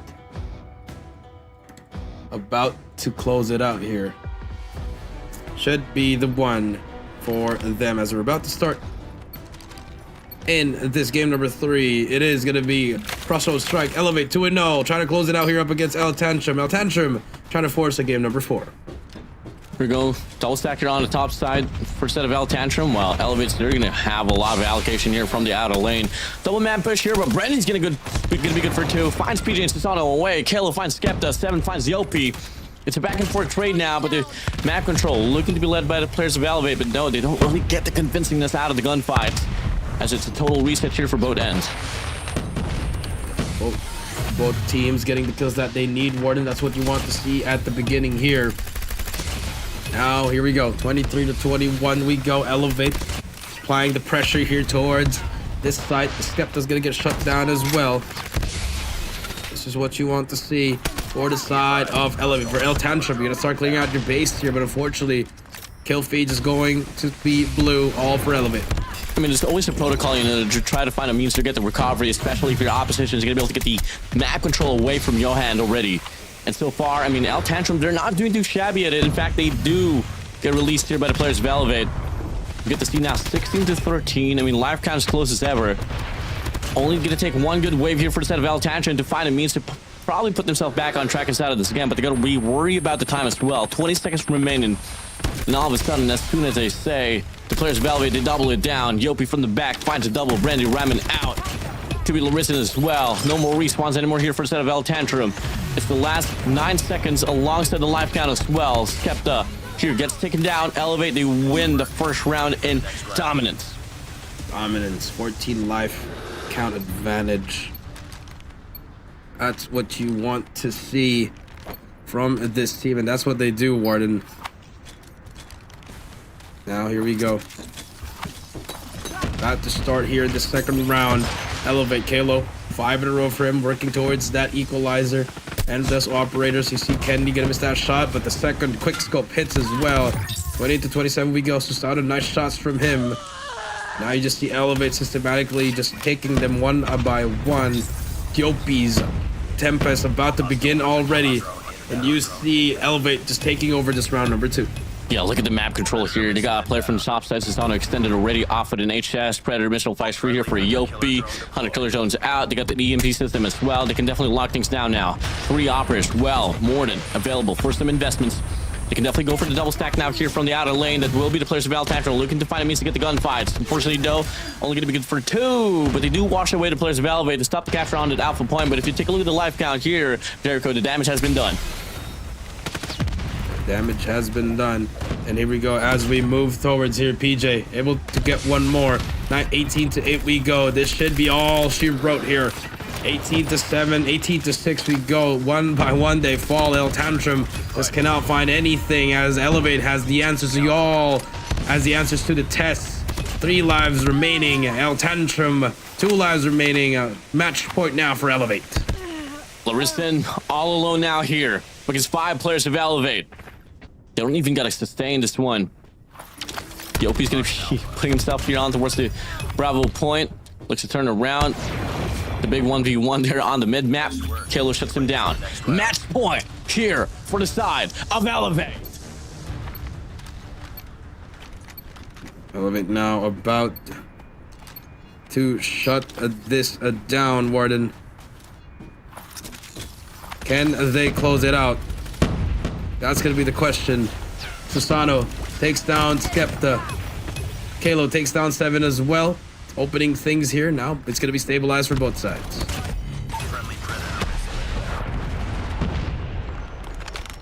Good break off here once again. Look at the double man push here for the side of PJ and Yopi. Pat and Pavan try to go for the spawn trap now. They're going to be good for 1. Ramen though going to be able to find PJ away. Same goes for the side of Skepta. Finds Yopi down. So far, a bit of life here for the set of El Tantrum. In fact, they're going to be on the lead itself. They got a damage machine here working towards his mid snow. About to enter this alpha point now. Susano alongside PJ is going to be right around holding left and right. But Brandy walks in as well here with a war machine pushing through now. Looks to get one for himself. Larizin checks out. PJ shuts him all away. Good for 1 here. 7's able to get the trade as well. 16 for 16. Round closes ever here, Jericho. Yep, round closes ever here than ever. 15 to 16 we go. Just a bit more. That's going to be all Shiro here, but it's very close for both sides. El Ramen with the equalizer can definitely make a difference, but unfortunately, Susano shuts him down. 11 to 14, like what we said. If you have that operator, El Tantrum could definitely just get 1 round here. Nice shots from Skepta. Gets 2 there with the Annihilator. 8 to 11 we go. 37 seconds to go here. As we see now, it's going to slowly turn to a search and destroy here in this next couple of lives. Yeah, but there's going to be 2 operators going to be out here. 3 operators out here for a set of Elevate. Kalo out with an equalizer. Yopi good with a Tempest as well. That machine out for Susano as they go and tray by. They put Skepta all alone once again here in a 1v5. +2 on the regens, but it doesn't matter. He finds 1. The trade's going to be there from the backside. And Yopi shuts it all away. Nailed to the coffin. Game over. Elevate. They win the series 3-0. 3-0 we go. Just like that. That's gonna be Elevate taking and doing business as usual and making it look easy in this second series. Woo.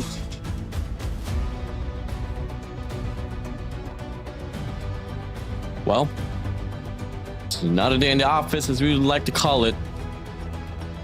Definitely a pretty clear calling here for a set of Elevate. I mean, they just want to get this one done. After all, they're still going to match up later on up against TSM. The rest is on to the wait. I mean, El Tantrum, I think, if I'm not mistaken, that will be their first matchup here for today.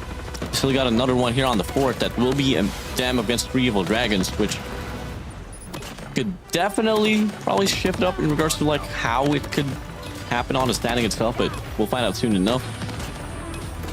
But if you guys are tuning into the show, up next is going to be ALUla once again, and this time around it's going to be Rejects against them instead of Xenon. I'm pretty excited on how this one's going to play out. I mean, Rejects, they got something to prove. Now is the time.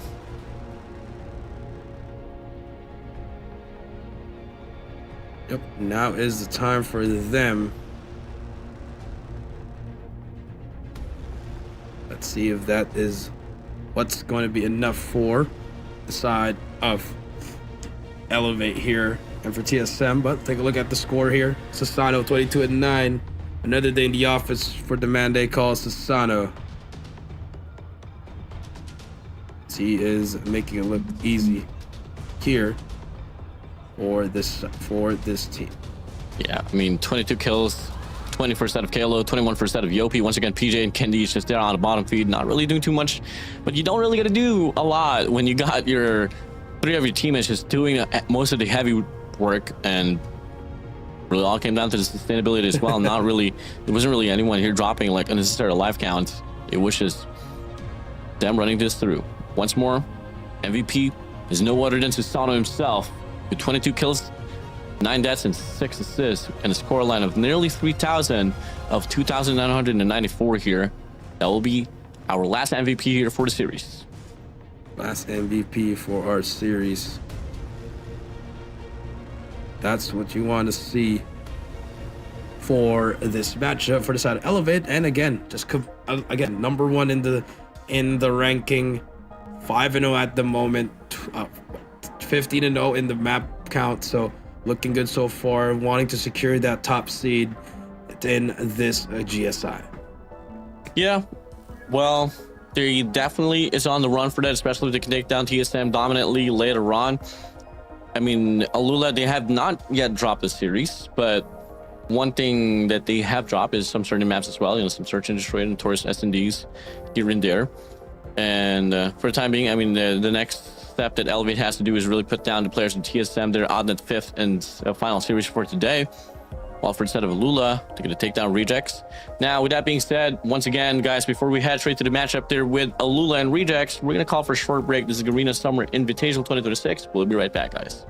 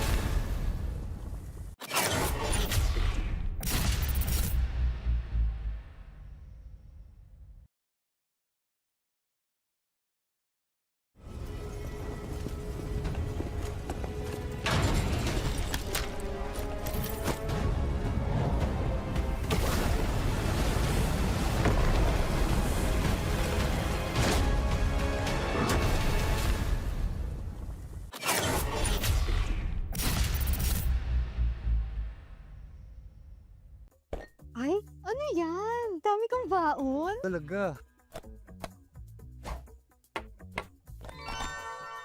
Ikaw, may baon ka? Ito baon ko. Huh? Bago sa Shopee? Paano?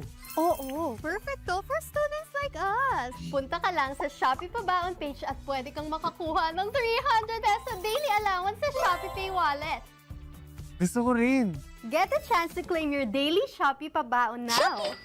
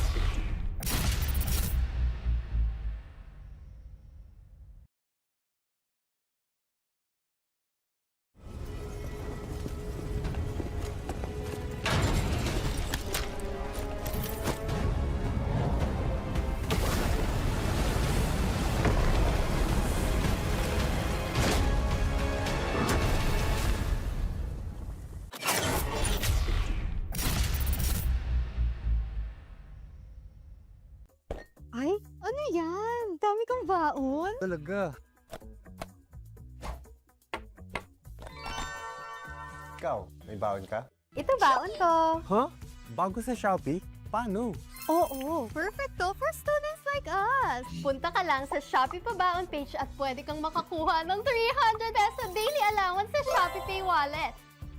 Gusto ko rin. Get a chance to claim your daily Shopee Pabaon now.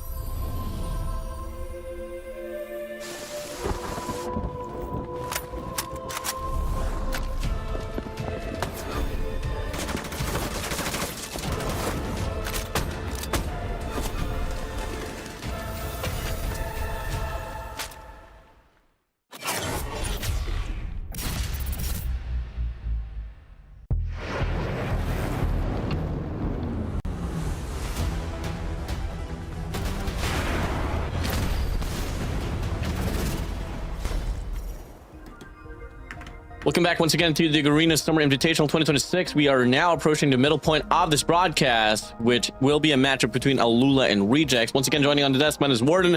Last with me is Jericho, and we're still the casters here until this group stage ends. So, till the end Jericho, of time. ALUla, and Rejects. Expectations, bro. ALUla 3-0. Okay. I don't know Warden, what's up with 3-0. expectation, Warden. ALUla versus Rejects. 3-0. We go. But before that, though, let's talk about our sponsors here. Guys, you guys have to get your daily pabao. And ladies and gentlemen, once again, we are calling all Filipino Gen Zs to get the 300 pesos daily power up on Shopee. Just tap claim now on the Shopee pabao page. Make sure your Shopee pay is verified so you guys can add to your cart with zero stress. Don't sleep out on this. Salamat Shopee. There you go.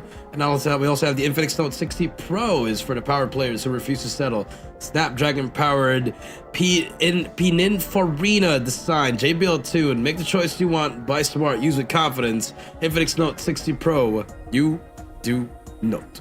And we draw back once again here towards Shopee as we have a very special code here as Shopee is delivering the action to you. Claim your exclusive 150 peso discount with a minimum spend of 200 pesos. So on paper, you're only going to be spending 50 pesos or so. And well, by using this code GSI Shopee at checkout, this deal is only for Shopee Pay users and is only valid through until the 8th of May. So don't miss out on any of these easy deals. Once again, Salamat Shopee.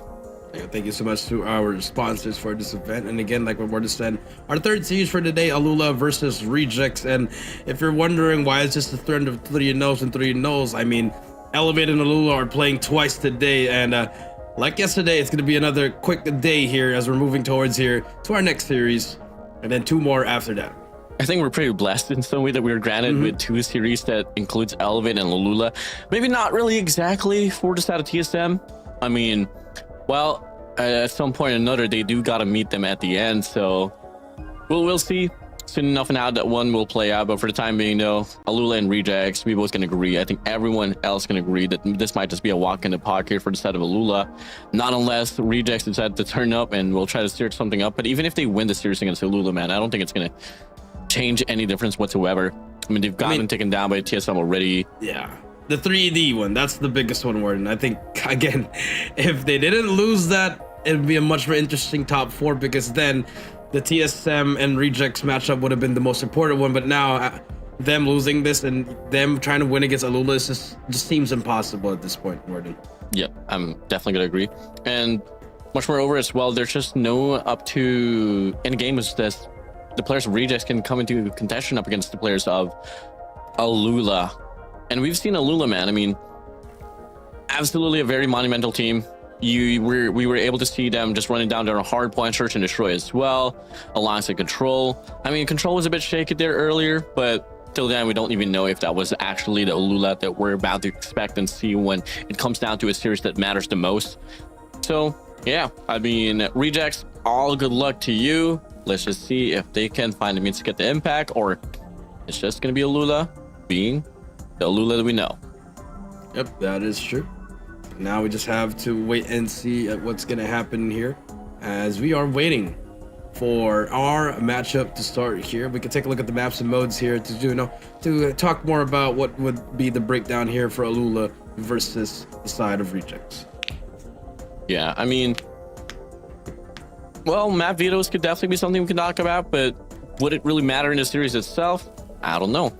I mean, if you kind of try to decipher what is like the map that you kind of want to force against a team like ALUla, it's pretty unlikely that you'll be able to find a proper answer out of. I mean, come again, we did see them debut on the Garena Masters 10 run, which completely was a bit of a shocker there of a turnaround. It was a pretty tall order for them as well to try to beat down Elevate in the twice to beat advantage.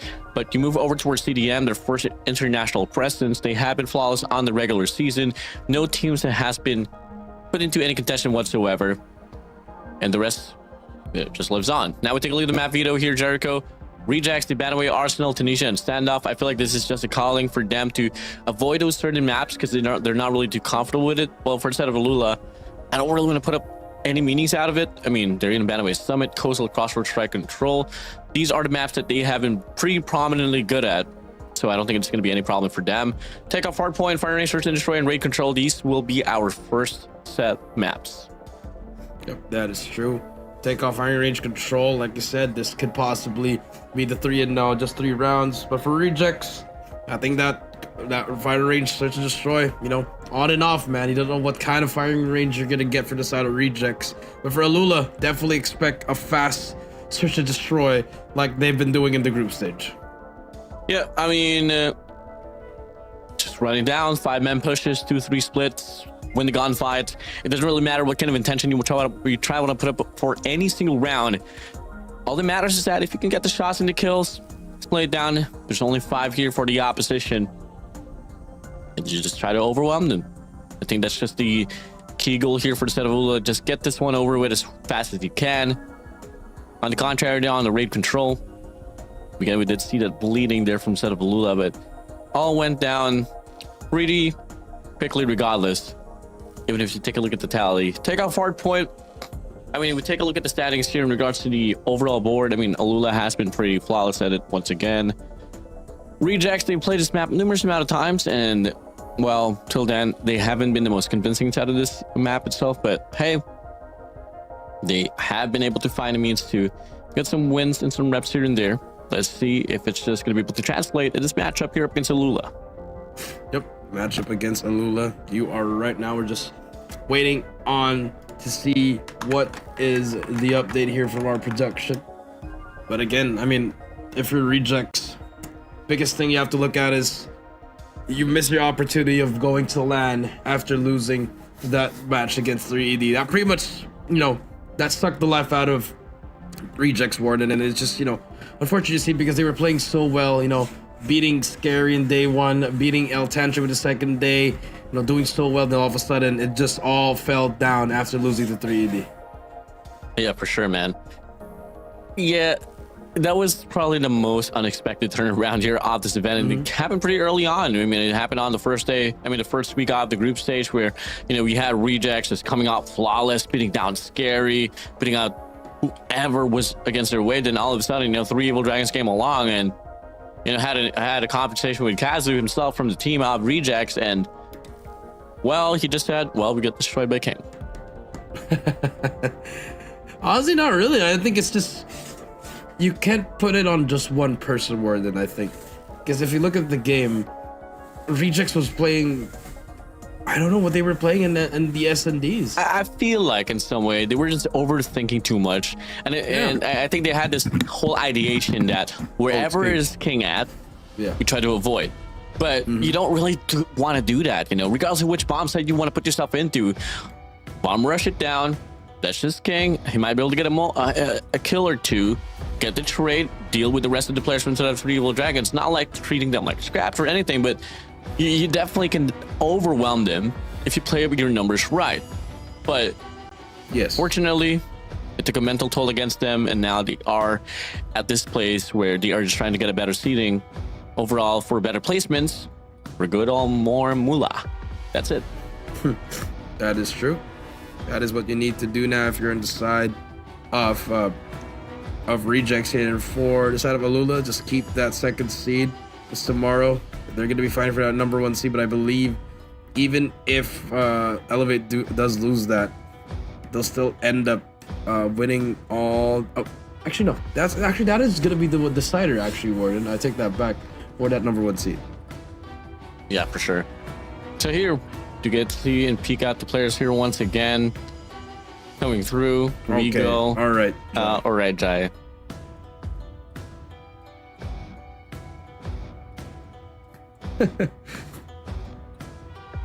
All right, here we go. We're about to start in this game number 2. Warden, any final thoughts here on this series? Are we both agreed that this is going to be a 3-0? Hard point, no question asked. Might be a shake there on the search and destroy, but the rest will be a quick one. Yeah, 3-0. All right. Jai, bro. About to load up here in our game number 1 hardpoint in takeoff. Both teams loading up as we're about to start. ALUla Rejects, third series of the day. Hardpoint in takeoff. Yeah, I mean, it's just chaos on the making here. Not unless we get to see the players of Rejects all of a sudden pump up. Start shooting back against the players of ALUla. Here we go. First initial live count. So far, the players of Rejects able to get the first 2 kills now. FTX will be able to find Tokyo away. It's a full-on just back and forth gunfights inside of the hard point. And ALUla, they are going to be able to get the clearance. They are going to be able to get that clearance, and just like that, Tokyo with a 2-piece, and you see ALUla 8 points, Rejects to 2 points. Now, just a reset here as Rejects able to get some time off of that. Clove's going to get shut down there, and ALUla just taking control of this P2. You see them just getting some power positions, able to hold down the angle at the same time, get the points that they need. Running it down here, so for 10, here we go. ALUla, though, looking like they want to try to develop a push here on the left side of the map off towards Crane's side, but fortunate for them, the players of Rejects able to win some necessary gunfights to push the players back of ALUla even more. Spawn's gonna get flipped apart, though, but the game's looking pretty competitive here right off the get-go, Jericho. Very, very competitive. That's what you want to see from the Rejects. A competitive game, but you know, obviously, I think we're going to see ALUla pull away from this once the P2, P3 comes out, but Tokyo has something to say about it. 5 kills in a row, he's going to get shut down, but FDX from the back, able to clear 1, and gets help from Jai's nade as ALUla now takes control of P2.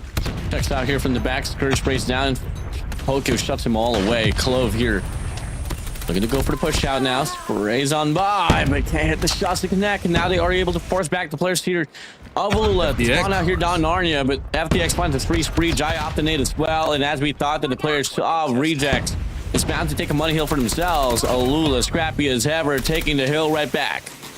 Taking the hill right back we go. 24 to 28 we go. 25 seconds left in this P2. Now let's see if Clove's going to be able to make a play as he shuts down 1. ALUla now takes the lead momentarily here. 15 seconds left. Tokyo trying to break the hill. Fortunately, he's going to get shut down. Scrap time will go to the side of ALUla. Now it's going to be a foot race over at P3, and Rejects already on the next one.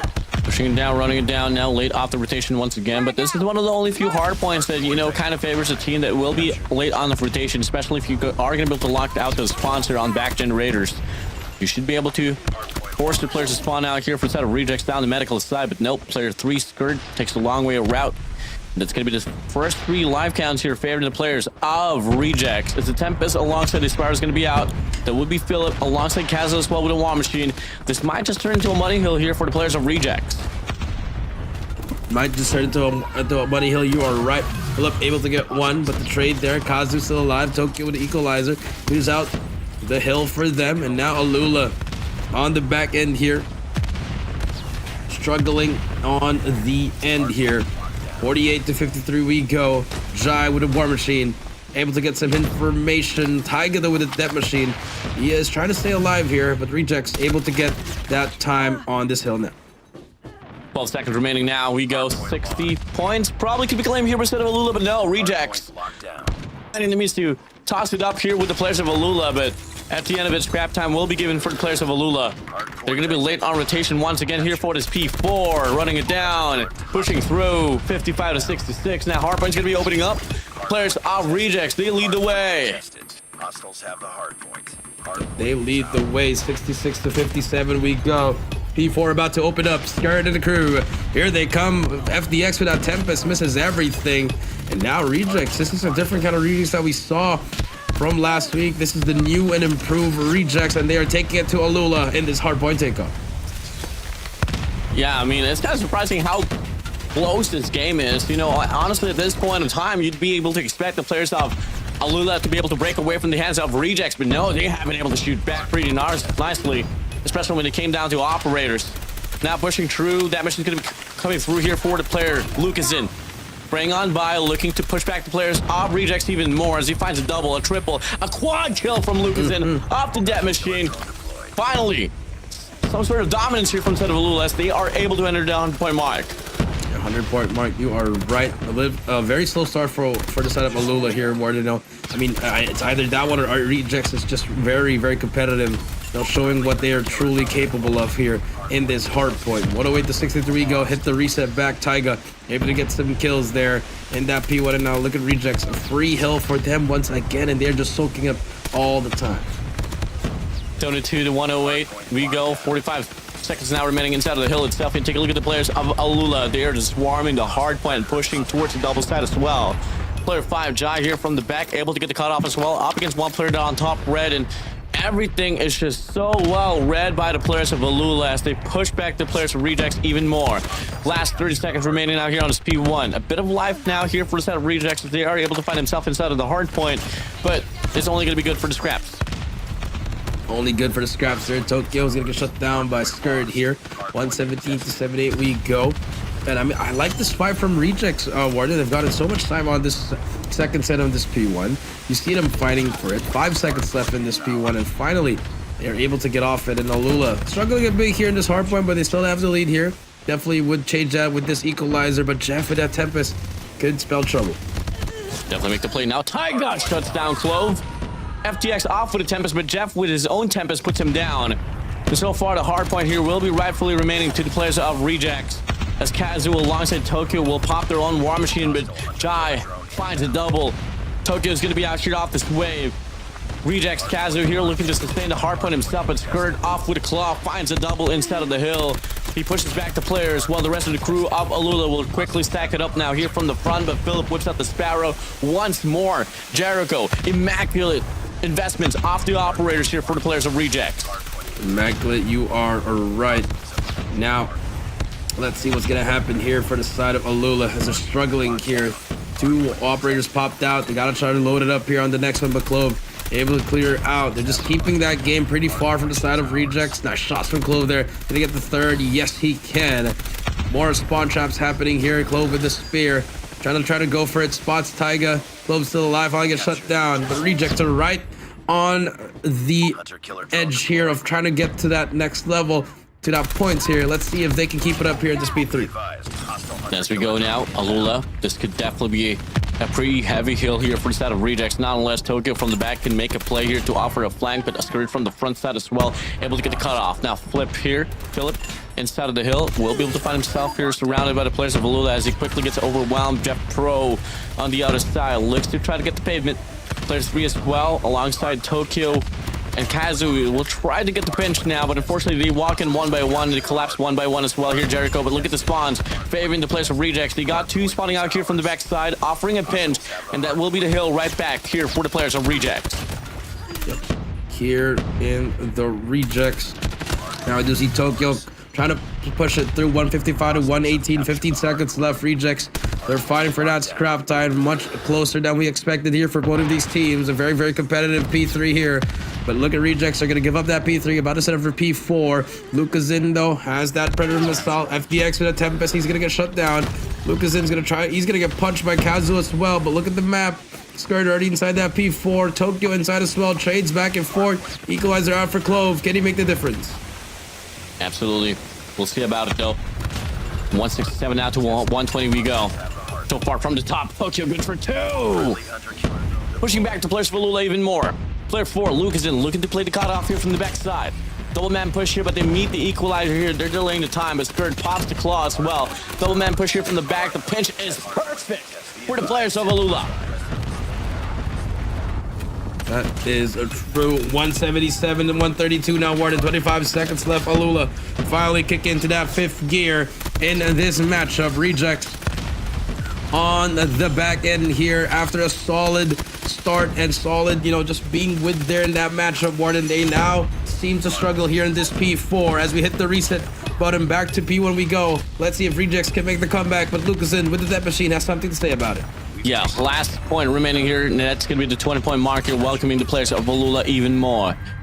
Throwing it up now here, we go back to P1. probably not going to be able to expect the game to end off inside of this hard point. Nonetheless, we get to see a flawless run from the side of ALUla here inside of this hill as we open it up. So far, no contention from either end. The players of Rejects, they beat the players of ALUla to it. But the map control should be so much better here for the side of ALUla. Instead of the hard point we go, that is going to be Scourge here. Good for a 3 spree and to clear them, wash them away, push them back now here towards the double side. And that will be ALUla here finding the clearance to quickly stack up the points once again here on this P1. That is true. Quickly stack up the points here in P1. Important time here for the side of Rejects, but for ALUla, closing in on the victory here. Predator Missile able to get at least one there. Lucasin about to reach 50 kills in this game. 260 to 132 now. Kazu's gonna get shut down as well. Rejects now on the back end as ALUla is waving. It's almost at the finish line. All they got to do is beat the rotations out of the hands of Rejects here on his P2, claim that remaining 25 points that they need to close out the game, and it's well over here on his hardpoint run. I mean, it was a well-fought battle there for the players of Rejects in regards to the first 6 hardpoints, but as you get to see as time passed by, the players of ALUla just stowing away from the hands of Rejects. As the hardpoint opens up now, should be the players of ALUla beating them to it, but no, Rejects. They find 3 instead of the hill here from the front side. The temp is going to be out here for Jeff, has to get the connection. Luke is in from the back, spraying on by 2 operators out in the go in here for the set of ALUla, and that will be Clove here dropping the equalizer as well, but the sponsors get flipped apart. Rejects, they want to provide another lifeline. But it doesn't matter. Clove cleans up the mess with the equalizer. Hunter Killer Drone gonna shut down the last remaining player, and I think that's gonna be it, Warden. But the melee though from Philip, able to survive the last 5 seconds, but no more contested for the side of Rejects.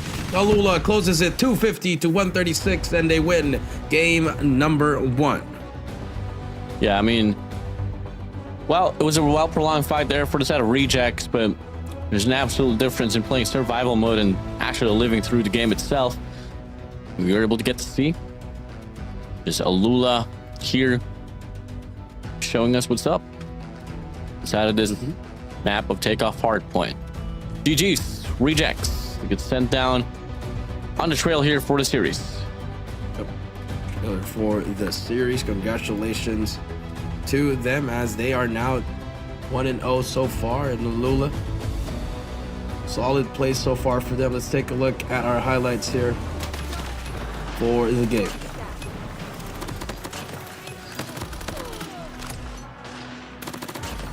Take a look at back the highlights, and well, I mean, I'm pretty mesmerized to see how well Rejects was able to, in fact, not only keep the games up close, but was able to get that lead away from the side of ALUla for some moments or so. Well, investments on the P3s and those P4s, but ALUla, they had a lot of protocols locked down, man. The pinches, the breaks, even if the time came that, you know, Rejects had some operations out of the hard point, they were just able to get a break immediately. And it goes to show how well and how prepared the team is here for the set of ALUla. That is true, and you definitely saw that in the dam board. And I mean, the Rejects though, I must say, I was impressed with the first 6 to 7 hills there, Warden. But other than that, that's all she wrote for that one. They couldn't manage to make a comeback anymore after that 3rd set. There was the operator usage for the side of ALUla that was just so much better, and just the teamwork of pushing together. Clear it up, get it done. We move over towards the next one. And as we go, just really great reads and gunfights here from the side of ALUla. Now we move over towards the game mode of Search and Destroy, which on paper should be a bit of contention here from the side of Rejects. I mean, if they were able to get it done on hardpoint, which is absolutely the worst game mode, bring it to their best. I'm willing to see it happen here on this map of firing range. It's going to be on the map of firing range. Let's see if that will be enough for the side of Rejects here. They're just trying to make a comeback. If not, now obviously ALUla is going to go up 2-0 in this series, which is highly likely here with what's happening with our game so far. Pretty likely. Again, we're open for changes. We're open for suggestions here for the set of Rejects. But as we all know as well, you know, ALUla, you know, they want to get more time. They'll roam around in China. Spend more time voting, preparing for CDM itself. So get this one over with as quick as you can. Take a look at the MVP of the series itself. I mean, the game itself. That will be no other. And as people just get the goat, the cabra, Mr. Lucas in himself inside of ALUla. Congratulations to him, and now we just have to wait and see what's gonna happen. 58 kills for Lucas, and want more in the playoffs. Different kind of beast in the playoffs. Arguably the GOAT of Brazil, South American region. Now moving towards to our second game for this fourth series here, Warden. Third series, sorry. Again, ALUla versus Reject Search and Destroy coming up here. I think ALUla just has this in the bag, and if you're the side of Rejects, you'll maybe get some rounds here and there, but in the end of the day, I think ALUla will take this series. Search and Destroy, it could either be the longest one or the quickest one, depending on really how well the pacing is controlled here by either ends. I feel like ALUla is definitely to be key makers here in regards to keeping it pretty quickly, but it really depends as well. I mean, I don't think ALUla should get complacent in regards to how they would be playing the Search and Destroy, as well. We got to see the players of Rejects was definitely shooting back there on the hardpoint game, and you know, unlike hardpoint, Search and Destroy, it's a bit more of a punishing game mode. You know, you can't really just toy around, run it down, expecting respawn in the same round itself. You only get one per round.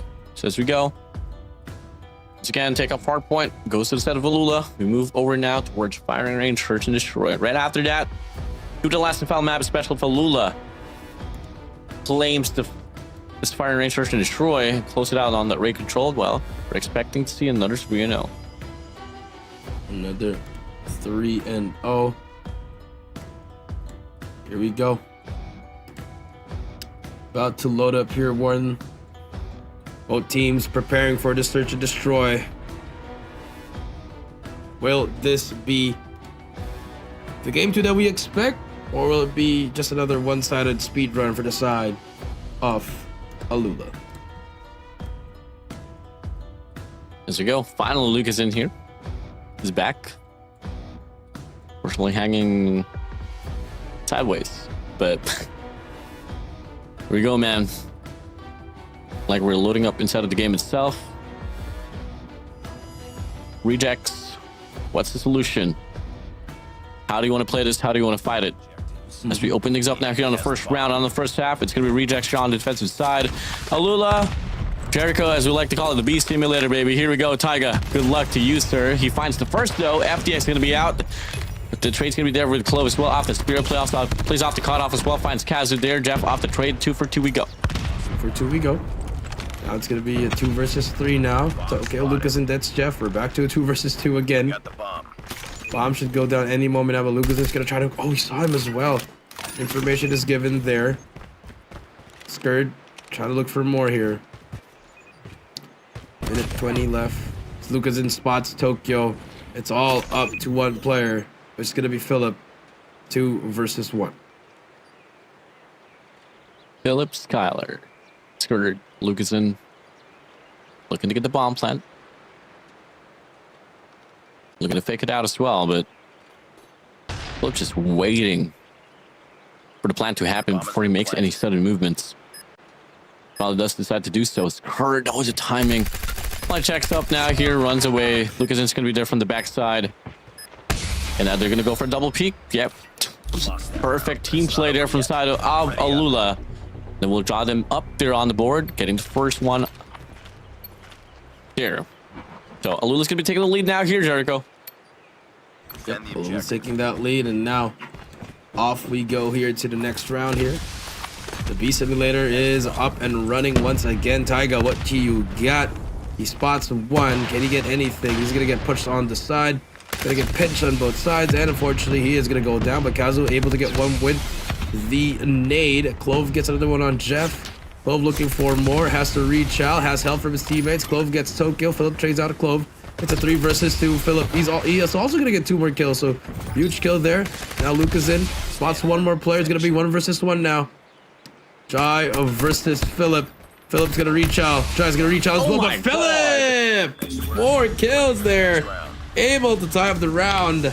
Like I said, man, one of these players impressed me. Snow and Philip is there as well. Definitely doing a lot for the side of Rejects. Yeah, definitely Jericho about to make his fantasy team once again. You know, go back to competition. No. No? Okay, never mind. All right, let's go, man. Next round's going to be opening up another east side push here for the players of ALUla. ALUla. Clove now, trying to push through. Destroys the trophy with some movement. Unnecessary movement by Clove. But it doesn't matter. Player behind him, he's going to get that kill. Taiga gets that kill. Plays with their emotions. Third, Lucas in now here. Running it down, 2v2 we go. Taiga, Jeff. Against Kurt and Lucas in. Checks up. Oh my god, blank scope there for Lucas in. Putting it down now here to veteran Jeff. In a 1v2. All eyes on you.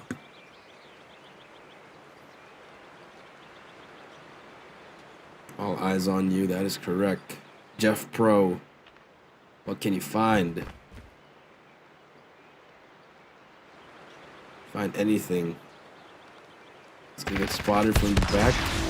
And there you go, Lucas in with the shot on. Ready up.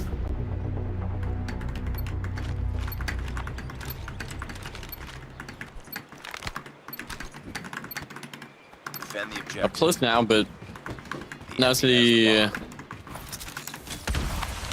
question is, when will ALUla break away this time around? They showed a different approach here. Looking to go for a push out now here on his ace side. Kazu has to hit a shot. The first one doesn't connect. It does get smoked off as well, but there's going to be a double stack on the trailer side. And Tokyo finds Clove away. It's Kurt off the heady side. Sprays on, finds Philip as well. On the trailer side, Jeff able to take away Scarred. Numbers advantage once again here for the side of Rejects. Numbers advantage for the side of Rejects here. Warden Jai almost gets taken down, but you do see Lucas trying to help him as well. FDX takes down Jeff. FDX from the flank as well, looking for more. But there's gonna be right behind him. FDX, does he get that play? No, number 4 is not even trying to clear Kazu. Information not given properly. Tokyo takes down Jai. 2 versus 2 now. Both 1v1s for both players. Kazu takes down FDX. Lucas in a 1 versus 2. And Kazu shuts him down from the back. 2-2 we go. Highly competitive game right from the start. Like to see it. Same goes for the hardpoint game. Hopefully this time around, Rejects can definitely start things off. And things off strongly as well. As we go. Plays off the mid cross, spots 2 players there. Looks to go for the reach out. Luke is in still up for the battle as well, but Chai nearly gets shut down, but Kazu just fails to convert, and there we go. Luke is in, just puts him down. That's a 4v5. Tokyo with the nade, finds Lucas in as well. It's a double stack here on his A-long side. Tokyo runs, get to see him shake just a little bit. Now we're draw back to a 4v4. Draw back to a 4 versus 4 now. Lucas in, Taiga, both players trying to look for kills. Unfortunately, it's not going to work out for them.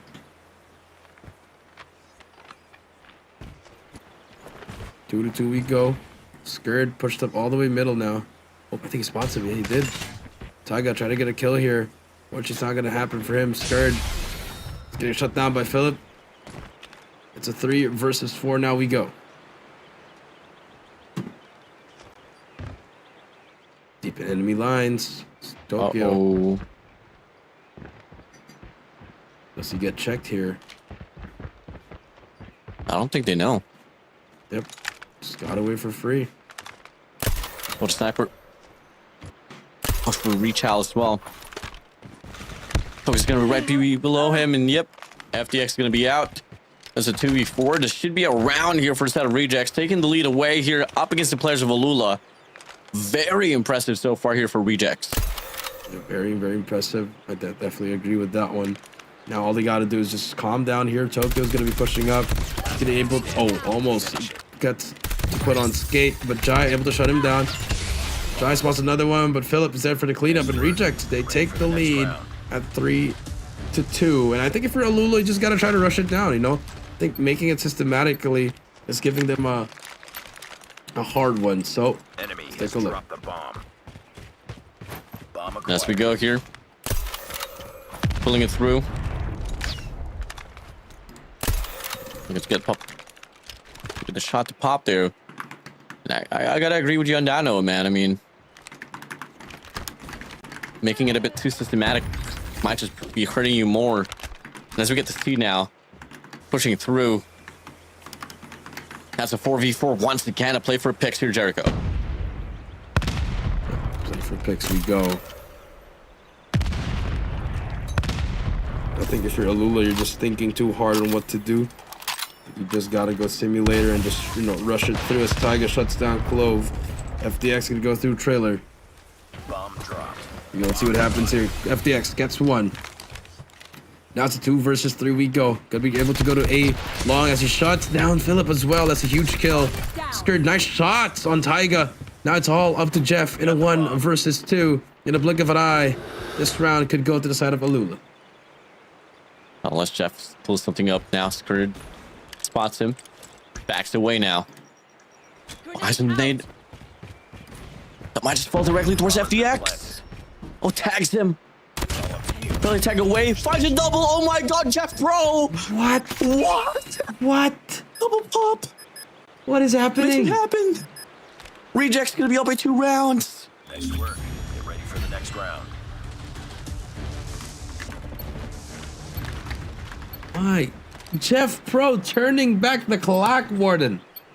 2022 Jeff Pro making a comeback here. Nice clutch for our rejects now. Now ALUla, you see them, they're gonna be pissed off now. Now you see them trying to make a play here, but Jeff taking a book out of ramen, hitting the wall back, but the retake's gonna ensue. That's to go. FTX eager to get this one done, but no. Rejects to back away. Good discipline for them. Lost the bomb. I got able to find Jai as well. First life count's just so much better for the set of rejects. There's 3 though. It's in quite deeply.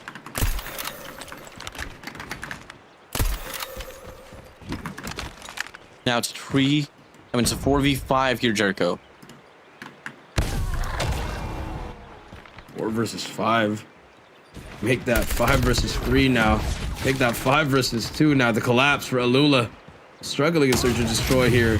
Both able to good for 1. He's gonna be pushed up here. Is all stuck here. Lucasen gets 1 as well. 1 versus 3 now. Looking for more. No, there's a player right here. Slashing the pie, Kazu. Did he get it? Oh No, my didn't see god. him. Oh my goodness, what a shot by Lucasen. It's a 1 versus 2 now. Tokyo, Jeff, Lucasen, all alone here. Getting clutch up. If there's any player that can pull this one off, definitely could be Lucasen. We'll just have to wait and see about it though.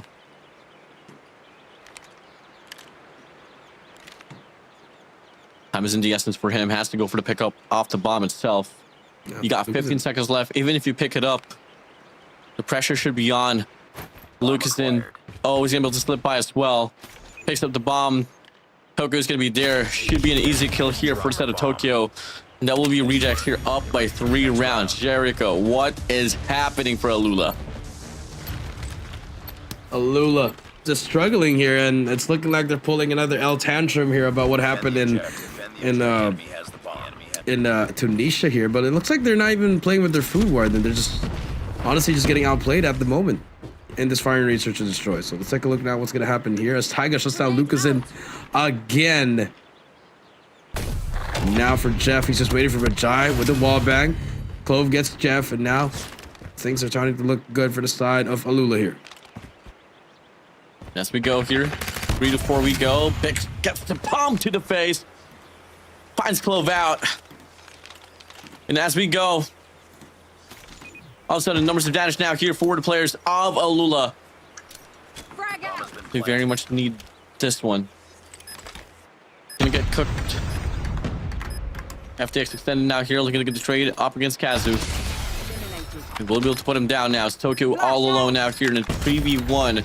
And FTX shuts him down. Off with a blank scope. We found switch the sides here, but Rejects will be up on the lead. Yep, Rejects will be up on the lead.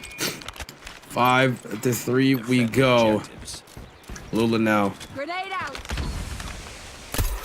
Try to find a way here with a snipe through the smoke. Lucasen, try to look for some spots. The answer will be no. Jeff takes down Skirt, and that's the first blood for the side of Rejects. Look for picks here for Rejects. Bomb acquired. To move over. Big shot for Chai. Finds Philip away.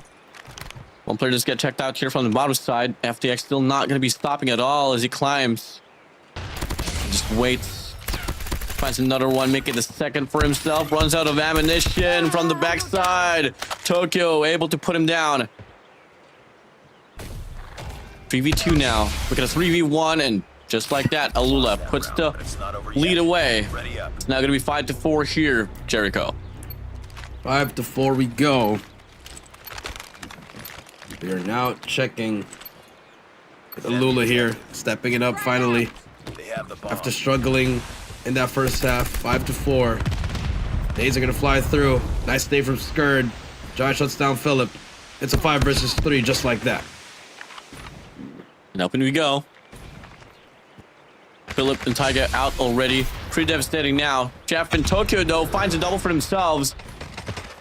Quick in action. Hello? Finds Jai through. Lucas in. Gonna get the trade. Slides on by. The L card is good. But look at FTX as well here off the flank from the lurk. Should be able to get a double kill for himself.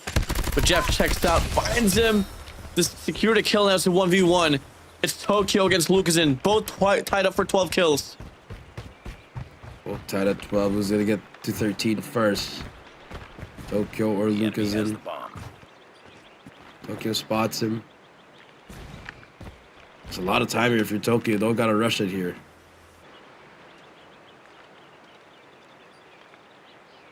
Tokyo just waiting for the right moment here. He spots him, and Lucasen shuts him down. ALUla tied up at 5 apiece now. Ready up. 5-5 we go. Rounds after rounds. Defend the objectives. Looking through. 2 nades, 3 nades flying on towards the vicinity of the ace site. We got the Kazu bomb. looking to get a pick off here on his ace side. Has to probably meet Jai down on the barrel side. It all could really just come down to timing checks. Ow! No Kazu for Jai. Tokyo walks in, but Clove shuts him down. Definitely has to play for his life here, though. But they triple back as well here from the back. FTX meets them, sprays on. That will be Jeff gonna take him down. There you go. Such a quick retake there from the side of ALUla. Ready up. Now you see ALUla finally getting into their groove. They know they should have done. This game should have been over earlier for them, but now about to take a 2-round lead here. 5-6 we go. Rejects has to answer back here. Nades are flying through. Trophy able to defend them for a while. FTX trying to hit that jump. Now look at that. Clove just gets through for free there. Clove able to get one. Can he get away with his life? No, he cannot. Tokyo trades him out. Now we're back to a 4 versus 4, but FTX from the top making a drop. He gets it, takes down Jeff, and now it's gonna be a 3 versus 2. Philip, Tokyo. All up to them to try to equalize the points once again off the heady. Oh my God, Skurd still wins the gunfight.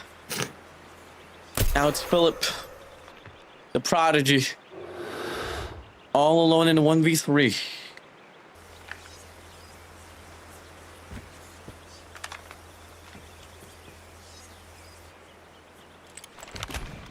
One versus 3 now.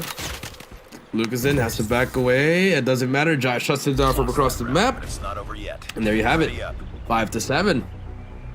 Next round about to open up here. ALUla 1 more round away from match point. Defend See about the it. objectives. The enemy has the bomb. And as we go, quad stack here on towards the B side, and a double nade kill from Skurd. They have Gets shut down by Jeff. Luke is in off the wall bang. And now we go. FTX finds Kakamasa away. It's Tokyo all alone here from the back. And he will get shut down by Jai. lost that round, but it's not over yet. 5-8 now. Ready up. Match point for the side of ALUla. Match point now. for ALUla. Can they close it out here? 5-3. All of a sudden, it's 5-8. 5 rounds in a row. Rejects, after a solid first half, hasn't scored a single round in the second half, Warden. You see the struggles here for the side. As Lucas shuts down Taiga, that's the first blood. Kaz is there for the trade as well. Finds Jai away. Gets the hit marker there. Looks to trail down Skurd. Playing for his life. Tokyo checks out. Able to get the kill. But now FTX lurking. As he finds one player there crossing towards the trailer side. Kaz and Master is just going to be right around off with the scopes. As we move over. Just next to each other. What is happening? Tokyo's going to be right around. Finally gets one for himself. Tokyo extends towards the American side. Jeff on P1. It's all going to come down to the timing. Oh, Clove. Oh, Clove finds Jeff away. Now it's Tokyo in a 1v2 situation. 1v2 situation. Tokyo. Can he clutch up here? Clove shuts down. It's a 1 versus 1 now. FDX. Can he clutch up here? Bomb not picked up by Tokyo yet. This is all about timing now. FDX just has to get into position. That should be game.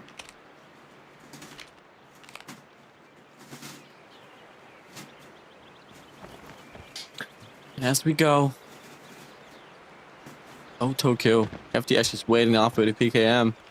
He knows where the bomb is at actually as well. He goes for the spray. Can't really get the confirmation off the kill, but it doesn't matter. ALUla to close out his search and destroy 5-9.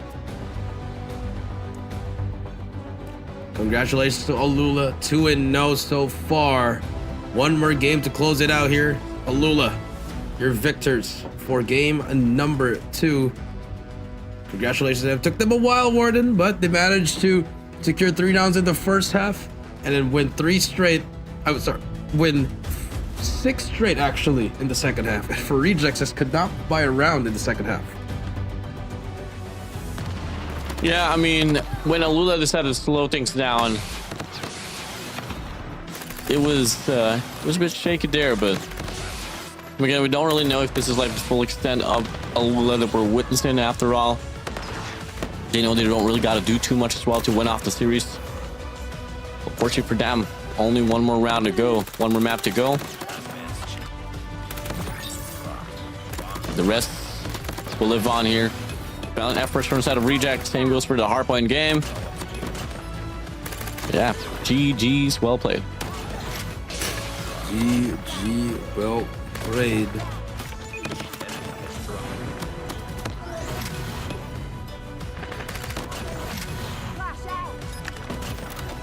See what's gonna happen here for our highlights here. Again, it's all been ALUla so far. Up we go. I mean, it was well fought, well nice, pretty good, pretty great.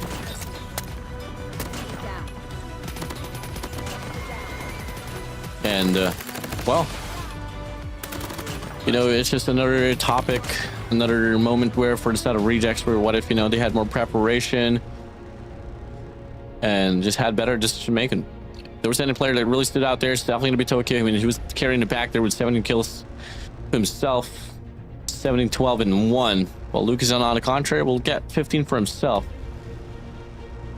Really great efforts there, but hey, it is what it is. It is what it is. That is right. ALUla 15, ALUla Lucas at 15, 7, and 1. Definitely should be the MVP of this match, Warden. You liked it. You liked it a lot. Unfortunately for them, they're gonna meet them at a game mode of control.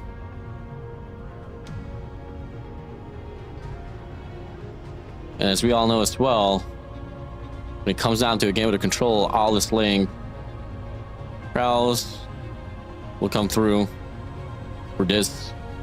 Lucas in FTX and Clove was able to just run it down pretty nicely. And to be honest with you, man, I mean, I really want to see the MVP here goes to Side of Tokyo. I mean, this guy was freaking hell. 17 kills to himself. Has the most elimination inside of the lobby. But oh, well, I mean, honestly, if you give it to the person that lost the game, I mean, I think that person wouldn't really, you know, I think he would rather throw it up, throw that MVP than he would rather win the game, Warden. Yeah. It's all okay. Well, no questions asked. Luxton back-to-back MVP. Now we move towards control itself. And in regards to control here, Jericho, I mean, what are you trying to project? I mean, for control, this is just going to be another 3-0 Warden. I think ALUla now, they're just trying to end it now because this is their last match for the day. They can chill after this, and then, you know, we have our 4th and 5th one, Tantrum and 380, and that's a pretty interesting matchup to see, Warden. Number 7 and number 8 battling out who's gonna get more money at the bottom bracket for that one. But now control coming up here, controlled crossroads strike. I think it's just gonna be another walk in the park for the side of ALUla here. Most definitely, yeah, man. I mean, I think if there's gonna be any game modes that ALUla can definitely take this one down pretty quickly, it's definitely gonna be this, you know, control crossroads. And when you do mention as well, this might just be their last and final map to really close out the deal. Well, I think the best call and solution here is to just, you know, get this one over with. You don't really want to get too complacent how exactly it went down on the previous game that they had. It was a pretty close one there with them against Xenon, but for this one here, Rejects, they just gotta, well, run it down, get the kills, go for the spawn traps. I know it's easier said than done, but if there's going to be any team that can just absolutely execute that, well, it is definitely ALUla. It's definitely going to be ALUla. You are definitely right about that, Warden. And for Rejects, I think they've played so well in the hard point. I mean, I know it wasn't close, but they were so neck and neck during the first 6 hills, and then in the S&D took the 5-3 lead, but just could not find, you know, couldn't catch a break in that second half. But here for control, I mean, obviously we'll have to give them one round. Obviously, when you have those operators, a better chance of winning those rounds. It's all about how you want to use the execution of the operators. As we can take a look at the maps and modes here before we move on to our third and maybe our final match, a final game for this matchup. You know, something about control overall, I feel like, you know, if you do win the first round, you are basically bound to win the second round as well. It's kind of hard to chain it down to a triple round game, you know, lead, but yeah, we have barely been able to see that. But in regards to just overall, you know, just chaining it down, it really all is going to come down to those operators or those team fights, or whether you can get the first 5 kills and go for the extension, go for the spawn trap. Well, fortunately enough as well for the map like Crossroads Strikes alongside Raid, it doesn't seem to be one of the more, you know, not so punishing maps out there. You can definitely recover from any spawn traps. It's just going to be finding the right means to what lane you want to clear out on before you actually try to go for the extension. Fortunately enough for the side of Rejects, it's not going to be a map of standoff. So yeah, it's nice that we're going to be seeing control Crossroads Strikes here to keep things just a bit more interesting. Just keep it simple. I think it's the most played map in control at the moment. I think it's one of the best maps in the map pool for control. I mean, I think Raid or either that, because standoffs is a bit trickier when it comes to control. So I think, you know, you would go with control, with Crossroads, Raid, and then standoff. That would be my ranking for those 3 maps, Warden. Once again, before that though, we are going to be calling once again all Filipino Gen Zs out there to get that 300 pesos daily power up on Shopee. Just type claim now on the Shopee Pabaon page. Make sure Shopee Pay is verified so you guys can add to cart with zero stress. Salamat Shopee. And also that, we also have Infinix Note 60 Pro is for the power players who refuse to settle. Snapdragon powered, Pininfarina design, JBL tune. Make the choice you want. Buy smart. Use with confidence. Infinix Note 60 Pro. You do, don't. And yeah, with that being said as well, Shopee is also delivering USD action to you guys to get 150 pesos off directly off your 20 minimum spend with the code GSI Shopee. This voucher is exclusive for our stream viewers and valid until the 8th of May. So make sure to use Shopee Pay and checkout to claim your savings once again, thank you so much. Salamat Shopee. Thank you so much to our sponsors again. Again, don't forget, we'll have a event on May 23-24 to call them Summer Fest, and you'll see a lot of our odd influencers, Myrtle Sorosa, Charlene, Dr. Z, Patsy, all these people that have been in the community ever since Call of Duty Mobile was released here in the Garena region as well. You'll also see me and Warden as well as Cali. We're going to be casting the GEP Grand Finals as well as the GSI Grand Finals. A lot of clan activations there. You might see your new community. You might see new friends. You might meet new people. So don't forget to join. Entrance will be for free. For more details, kindly take a look at our page on Facebook to take a look at where and when and what time you should be there. And if I'm not mistaken, we really have the website as well for the summer festival, so better make sure you guys are registering yourself because, well, limited seating is one thing that we have here, so better make sure you guys are, you know, the early birds to up in your ads as well to have the quick access towards the venue here. So can't wait to see you guys. Hopefully we get to see each and every single one of you down in the comment section. So yep. Keep up to tune. Just follow our page here all across Facebook, YouTube, and TikTok, so you guys are going to be dated in regards to what's about to come here for the action happening at the Garena Call of Duty Mobile Summer Festival. There you go. Lovely to see that. So again, we're just waiting for the teams to ready up here. Both teams just just casually just preparing for this. Could be their final game for this third series. Again, Warden. I mean, rejects again. Just got to go back to it. They had their chances of being the third team here to fly to land, but unfortunately their chances went away after losing that to 3ED. Yeah, I mean, I was down to see an international team, you know, especially with the mix-ups of what do you call this, of the players of Indonesia and the Philippines there, you know, Kazu alongside Tokyo and obviously Philip Jeff. I wanted to see Jeff once again, but unfortunately it didn't happen. Just gonna move on to the next. Now, with that being said, before we head straight towards our initial match here or map for between ALUla and Rejects, unfortunately, we're going to call for a bit of a break. We'll be right back, guys.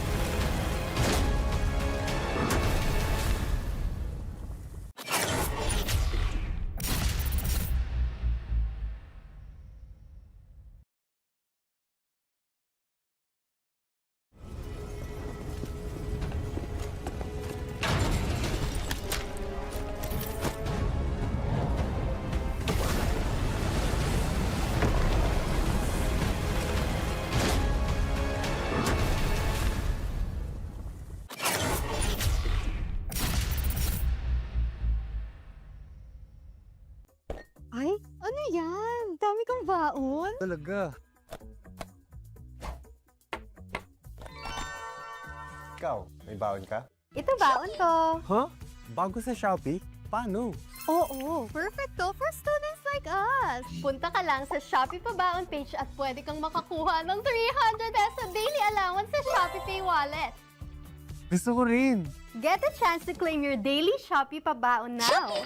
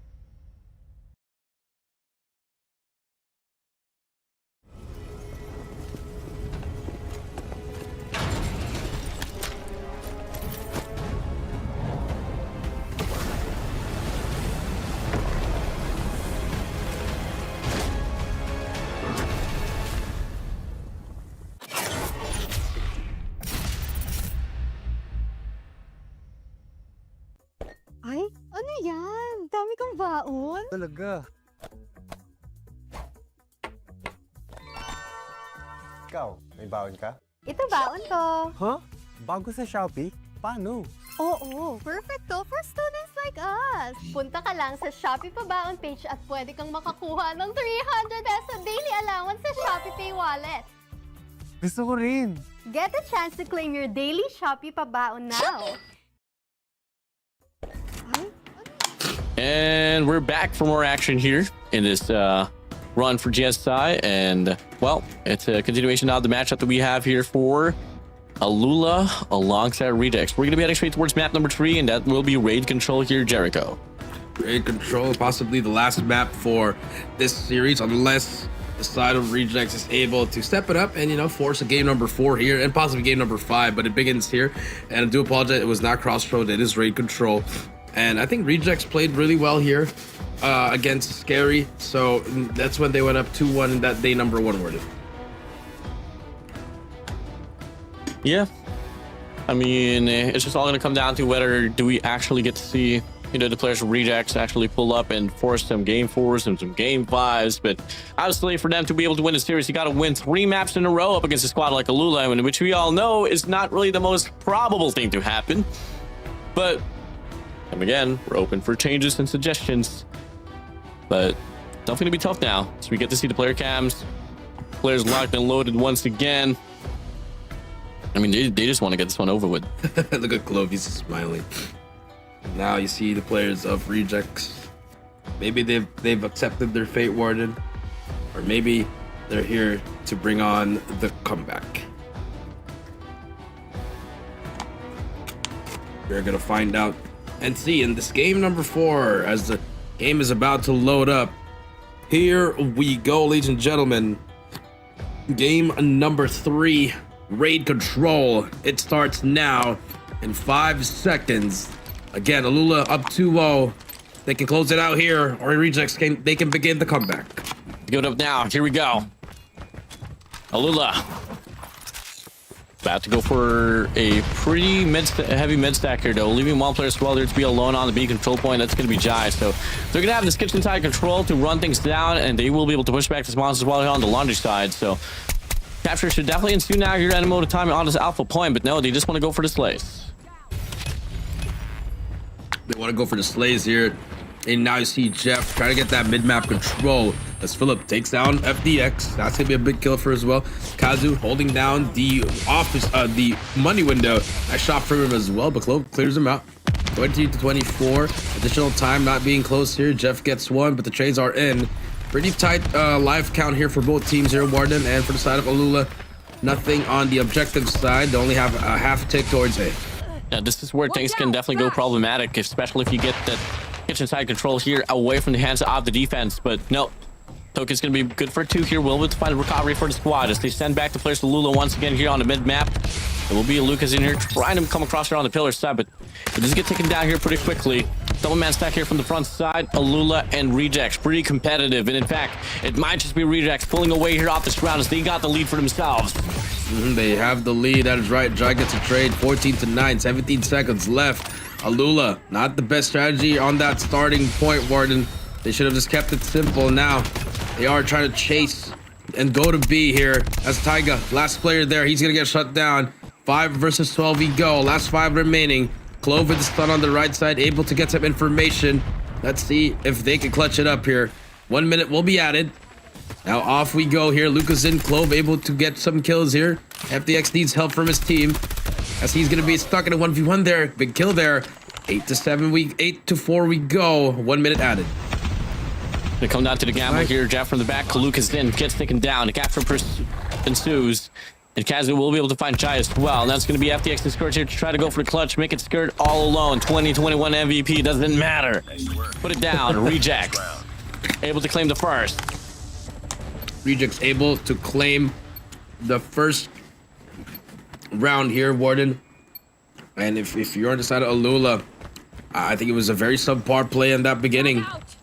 I think that was not the smartest idea there, but now let's see how it's gonna happen here. Lucas starts things off with the first blood on Kazu. Look at Reject, smokes out, takes down Clove as well. Tokyo inside the hill, finally getting some influence towards the speed point. Extension there. So far, FDX out with a Tempest. Wow. Running it down like a shotgun, baby. 4 spree to his name. Make it a 5 spree. Oh, FDX. 6 spree. Give us more now. They send back the whole squad of Rejects here on the spawn side. The Predator missile flies through. No angle. It doesn't matter, though. 13 to 25. A minute left on the clock, but it doesn't even have to come down to the time. It's just the lives reaped away from the hands of Rejects. On the hand of Rejects, Clove, nice move from there. Takes down one more. Lucas in now with a sniper, looking for more players. Spots one as well. 22 to 7. The comeback by ALUla is a devastating spawn trap.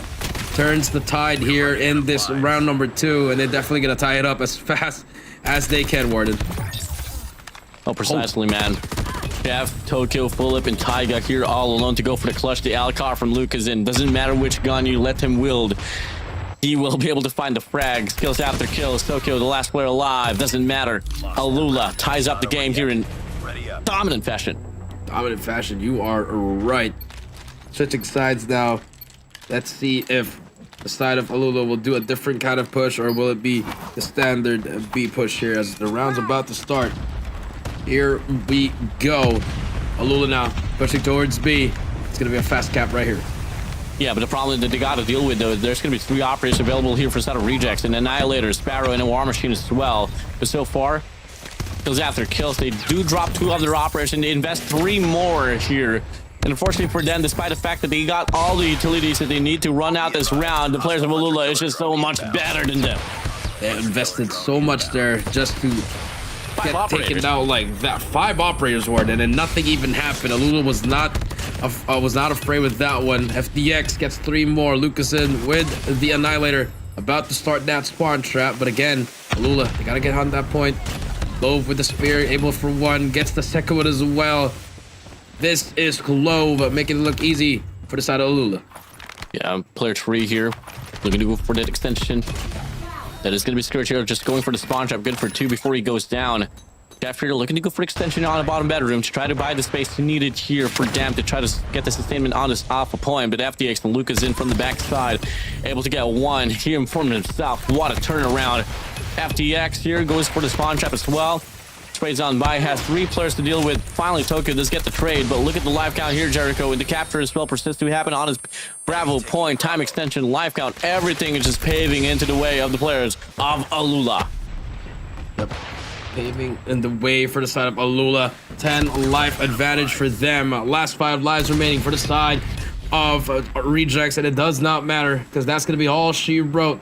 ALUla running away with this right now. 4 lives remaining, 3 lives remaining. Rejects cannot find an answer, and that's going to be it for this round number 3 here. ALUla on match point. Yeah, pretty tough. It's not over yet. I mean, you had a pretty strong round there, and this round should have been your way, as you had 5 operators there right off the break off, but no, didn't happen. Oh my god. Now, round number 4 is going to be opening up. This time around, it is going to be ALUla's turn to whip out their own operators as we kick things off as Shy whips out the War Machine, puts up the Gambit there on the mid-map, able to get the first as well. That draws back the players from Rejects to go for the circle around, wraps around there on the B control point, looking to get the clearance now to try to go for the capture, but the gunfights once again has been the most problematic factor here for the side of Rejects, and it's going to be ALUla finding the first means to be able to get the clearance here off the first wave. Clearance here on the first wave. 23-26 now. Lucas in on a 3 kill spree, looking for more here. Spots a player on Jeff. And now you just see them just holding down that spawn trap. 20-23 we go. Lucas in looking for more at the moment. 40 seconds left here. Our Rejects trying to fight here, trying to survive, trying to force it round number 5. 70-21 we go. Pushing over now.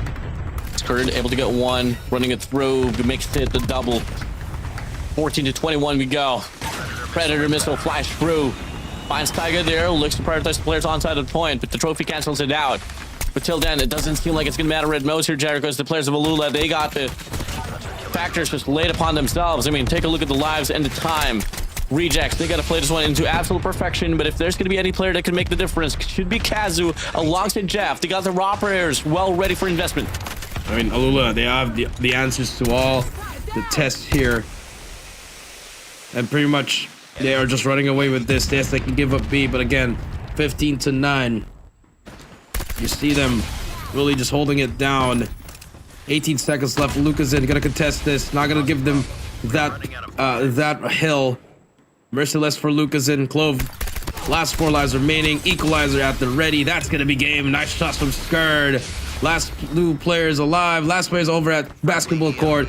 And it's going to be a 3-0. ALUla, 3-1 in control. 3-0 in this series. They end the day undefeated. Well, there's just always something about ALUla in regards to dropping a round of control, but then the rest just comes along. They just run it out. GG's, man. Thank you so much, ALUla, for today. See you tomorrow against Elevate. See you tomorrow against Elevate. That is going to be our marquee matchup for tomorrow. Congratulations to ALUla for winning that one in convincing fashion. We weren't. Was there ever a doubt about ALUla getting that 3-0? Bit of a scared DSND, but they able to manage to step up, and they got what they did. Oh, absolutely. I mean, it was pretty nice. It was a nice clear out there. We got the job done. So be it. It was a really nice take there from the set of rejects, especially on the first initial round itself. But ALUla just was able to claim 3 rounds in a row. And if you take a look at the second round here, you kind of notice as well that there was just what, 3, 4 operators, 5 operators available there. It just didn't matter there for the side of ALUla. Didn't matter at all. Now you do see the highlights here for the side of rejects. They are just really, it's just unfortunate. Now, solid round 1, but for ALUla, 3 rounds in a row for them. That's what you want to see here for this one.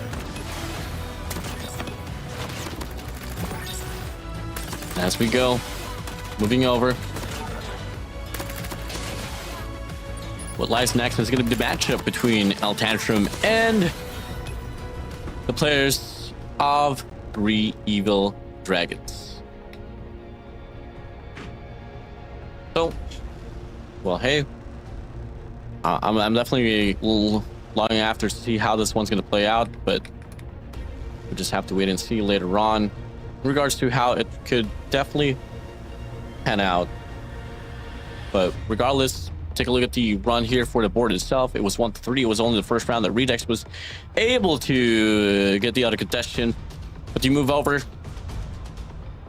towards the next 3 rounds there, ending off in the 4th. It was ALUla closing it out. MVP should be no other than Skirt himself. Skirt definitely should be the MVP, and he will be the MVP. 25-15-9 with a score of 3-1-6-2. Congratulations to ALUla again for closing out that series and leaving the day undefeated, as they are done for the day, and we'll see them tomorrow for their marquee matchup up against Elevate in the last day of the group stage. Whew, what a stretch. I mean, that being said, that will be our halfway point said and done here inside of this broadcast itself. We still got 2 more rounds, 2 more games to go. Up next will be the players of Tantrum and the Rejects. Well, no, Tantrum and 3 Evil Dragons. And right after that will be our blockbuster matchup, Elevate and Team Star Magic. So, yep. I'm excited for it, man.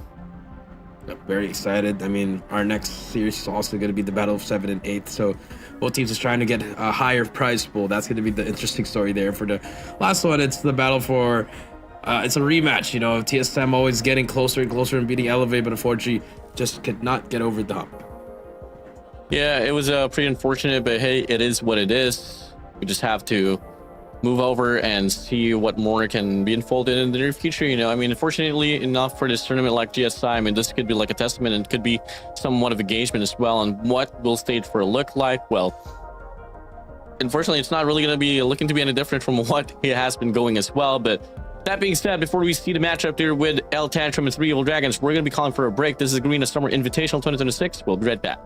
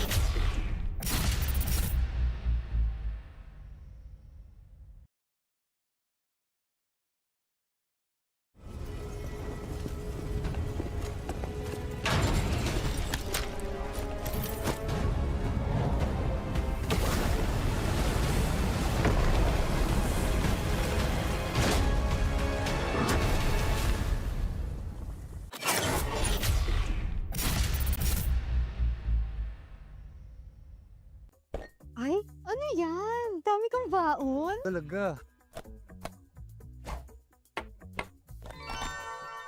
Ikaw, may baon ka? Ito baon ko. Huh? Bago sa Shopee? Paano? Oo, perfect to for students like us. Punta ka lang sa Shopee Pabaon page at pwede kang makakuha ng 300 peso daily allowance sa Shopee Pay wallet. Gusto ko rin. Get a chance to claim your daily Shopee Pabaon now.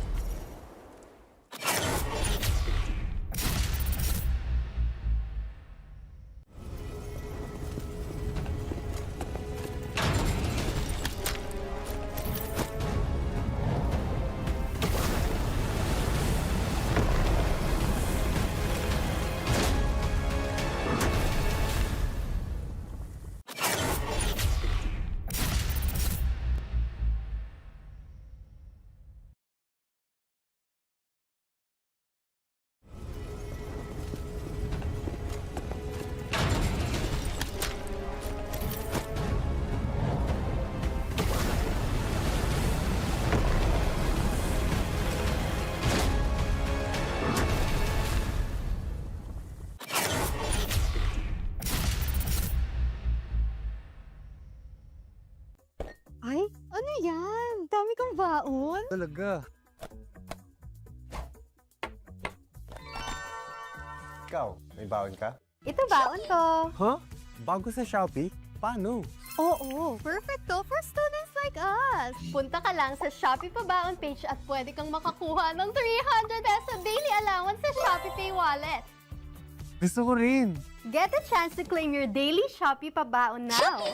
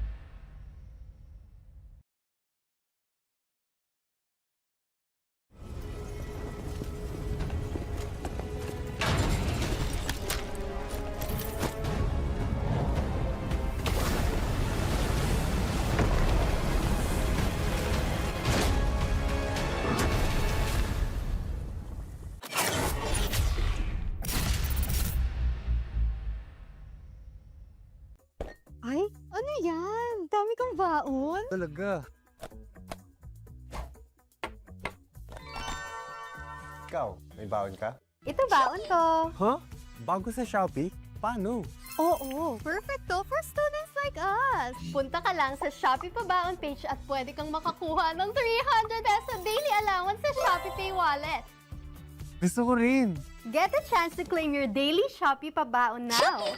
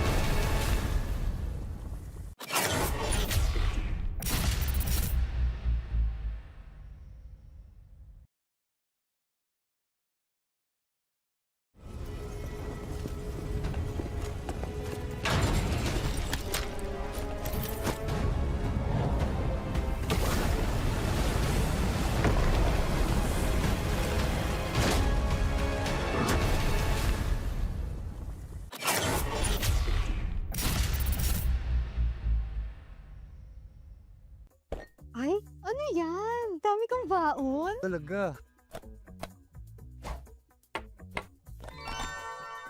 Ikaw, may baon ka? Ito baon ko. Huh? Bago sa Shopee? Paano? Oo, perfect to for students like us. Punta ka lang sa Shopee Pabaon page at pwede kang makakuha ng 300 peso daily allowance sa Shopee Pay wallet. Gusto ko rin. Get a chance to claim your daily Shopee Pabaon now.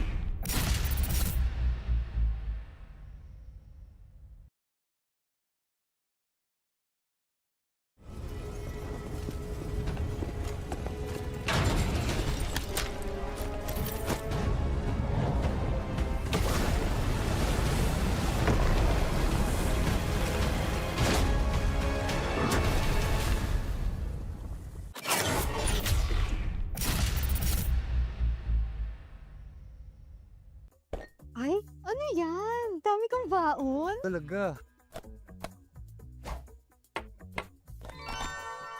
Ikaw, may baon ka? Ito baon ko. Huh? Bago sa Shopee? Paano? Oo, perfect to for students like us. Punta ka lang sa Shopee Pabaon page at pwede kang makakuha ng 300 peso daily allowance sa Shopee Pay wallet. Gusto ko rin. Get a chance to claim your daily Shopee Pabaon now.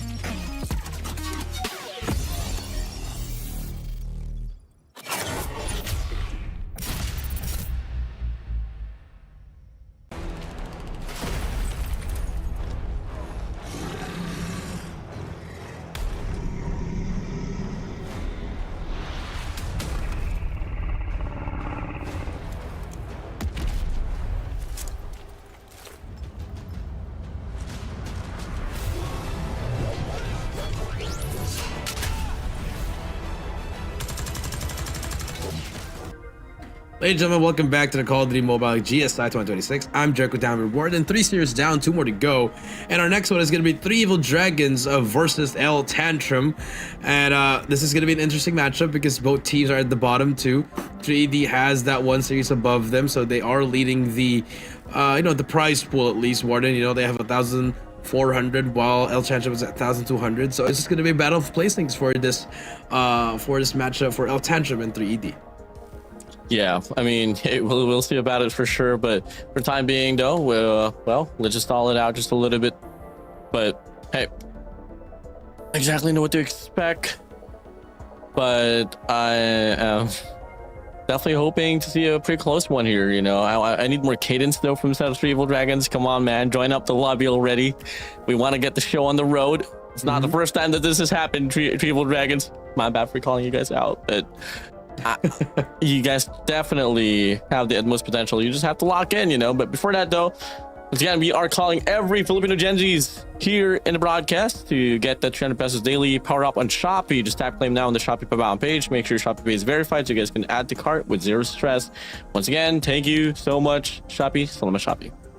And not only that, we also have the Invitational Note 60 Pro is for the power players who refuse to settle. Snapdragon powered Pininfarina design JBL tune. Make the choice you want. Buy smart. Use with confidence. Invitational Note 60 Pro. You do note. Yeah, and we draw back as well to everyone here watching the broadcast. You guys will have an access to the GSI Shopee promo code here. Obviously, presented to you all by Shopee. So, hey, Shopee's delivering the action to you guys directly. They are our official e-commerce partner, giving us an exclusive chance to score big. So use this code GSI Shopee for 150 pesos off for your next checkout. Obviously, with a minimum spend of 200 pesos. So on paper, you're only going to be spending 50 pesos, guys, if you guys are going to be buying something worth 200. So just remember to pay via Shopee Pay to avail the discount. Quick and easy savings. Avail it now before it's gone. Salamat Shopee. There you go. Thank you so much to all our sponsors here. And again, our 4th series is going to be Tantrum versus 3 Evil Dragons. So if we can pull up the maps and modes here, we can definitely take a look at what our story would be in this 4th series as we're about to take a look in our maps and modes. I mean, what do we expect here? Do we expect some curveballs? Do we expect some different maps now? Maybe some game 2 slums? What do you think? I think we might get a different kind of game 2, but at the end of the day, I think Tantrum's going to take this maybe 3-1. 3-1. We'll see. I mean, I don't know. Yeah, I guess in regards to just the most inconsistent team out here is going to be 3 Evil Dragons. Just not. It's pretty awful to say, but whenever they do shine, when I say when they do shine, aka King shining, things do sway a little bit.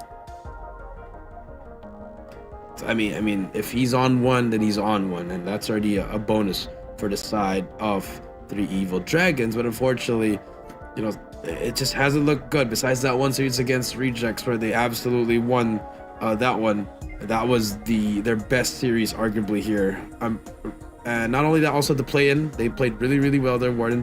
But other than that, they've been struggling throughout the whole of the tournament. Well, yeah, I mean, on paper, let's go mode for mode. I feel like a hard point here should be a game for the set of Tantrum. Search and Destroy might head it down to the side of 3 Evil Dragons, but on control. I feel like all the respawns should be no problem here for the set of Tantrum, especially on this control later on.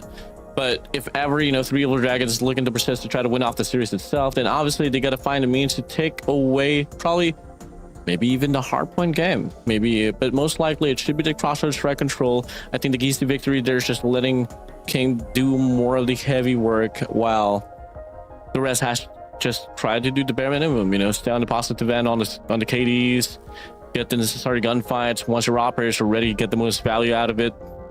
So those are the factors that kind of lies upon the players of 3 Evil Dragons, but at the same time, it does hurt a little bit, especially for the set of King. He does have to do most of the job here for, in order for the team or the squad of 3 Evil Dragons to prosper. Yep, that's true. I mean, they just gotta do their job. If it's on control, like you said, let King do the work. But at the same time, when it needs help hopping on the points, make sure you hop on it as well. So again, just a small detail so that it'll be easier for King to go on a rampage with his play style. So that's gonna be the keys to victory. But I think that Fire and Search and Destroy, that's a very good pick coming through for the side of 3ED.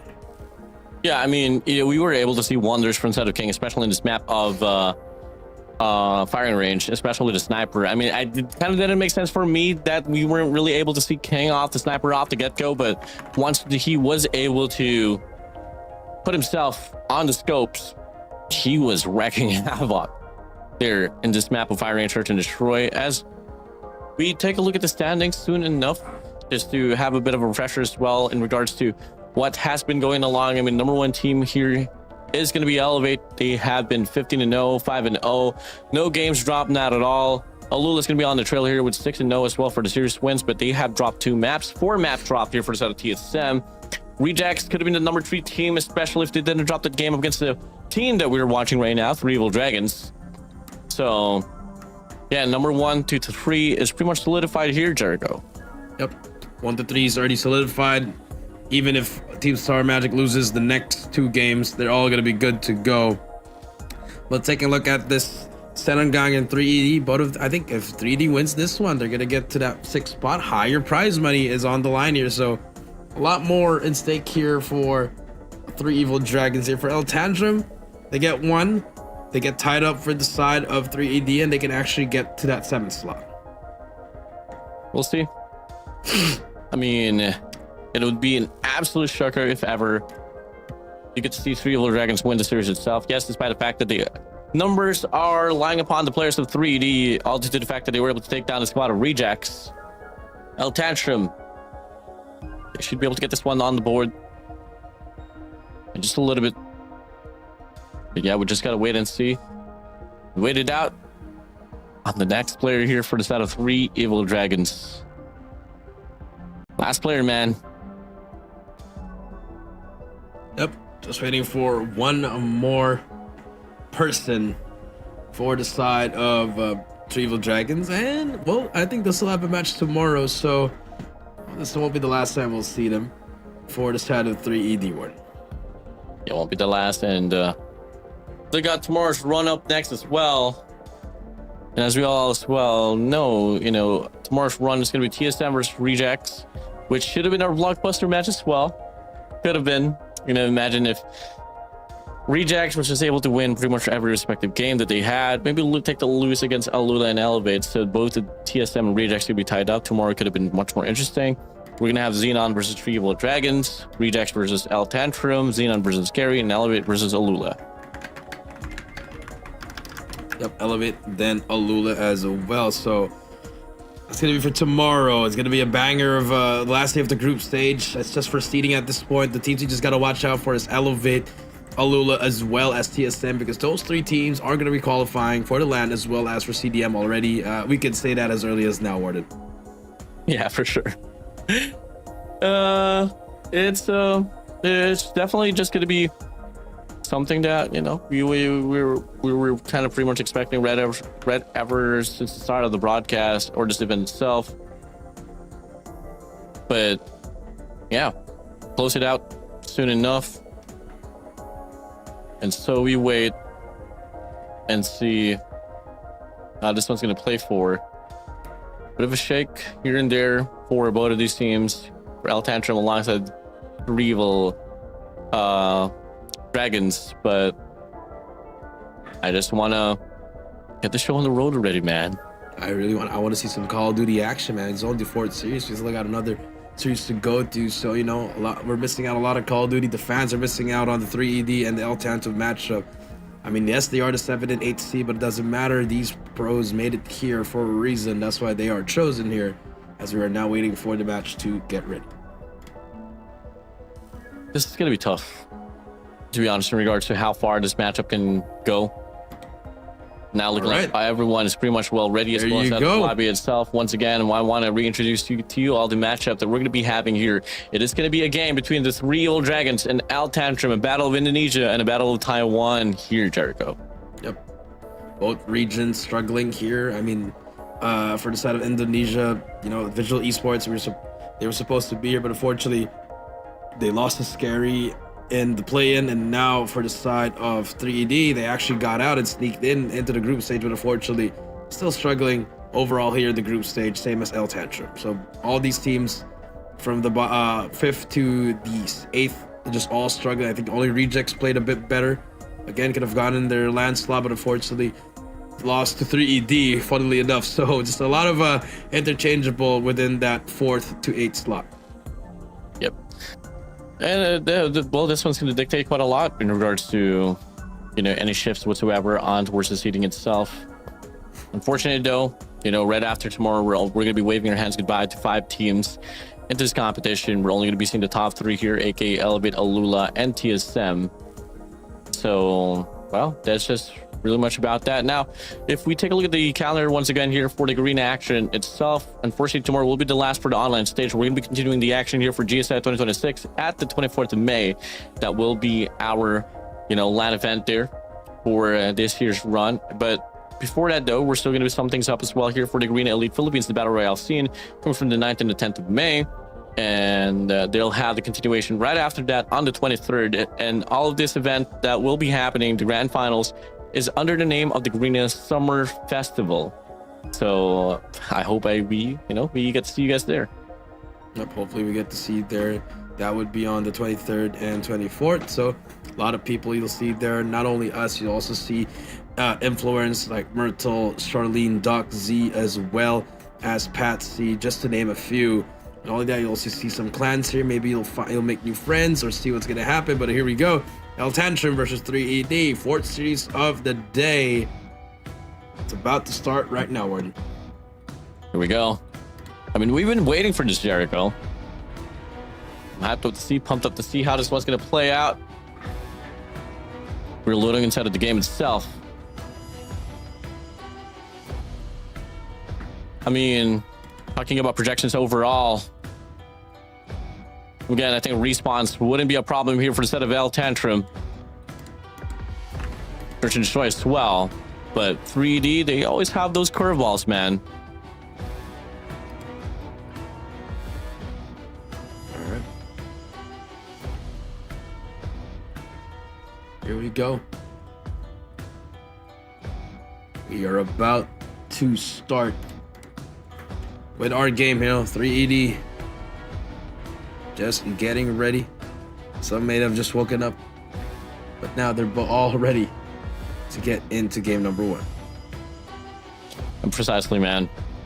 So as we go, 3D. I'm not seeing King though. Is that King there on the top left?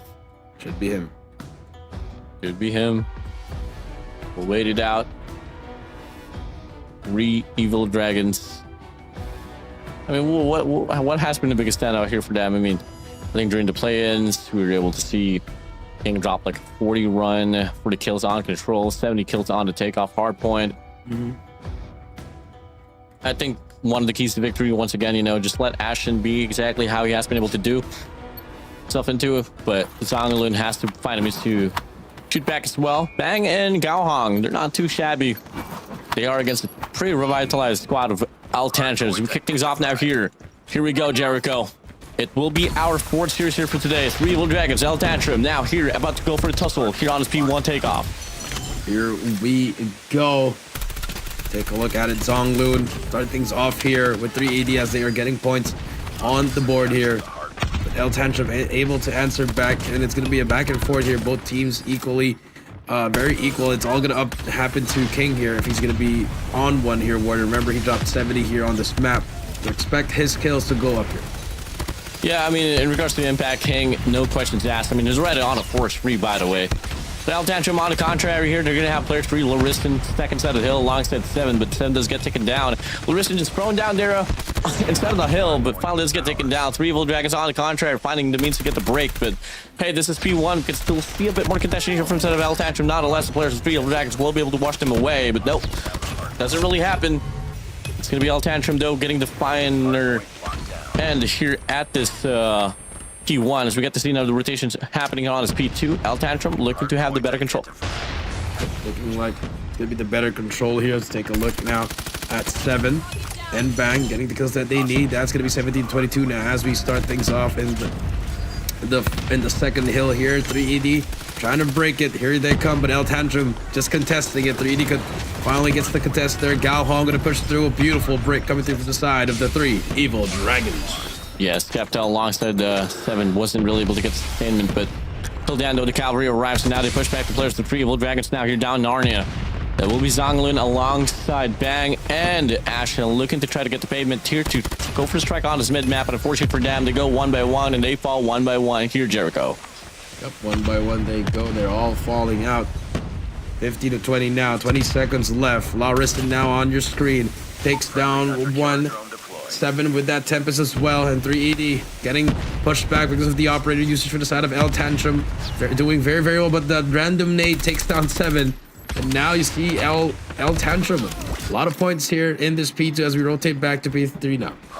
Yeah, Evil Dragons here not really finding any means to get the most out of the impact. I mean, till then, it could have been just L Tantrum here playing better hardpoint on at P2. Predator missile flies through.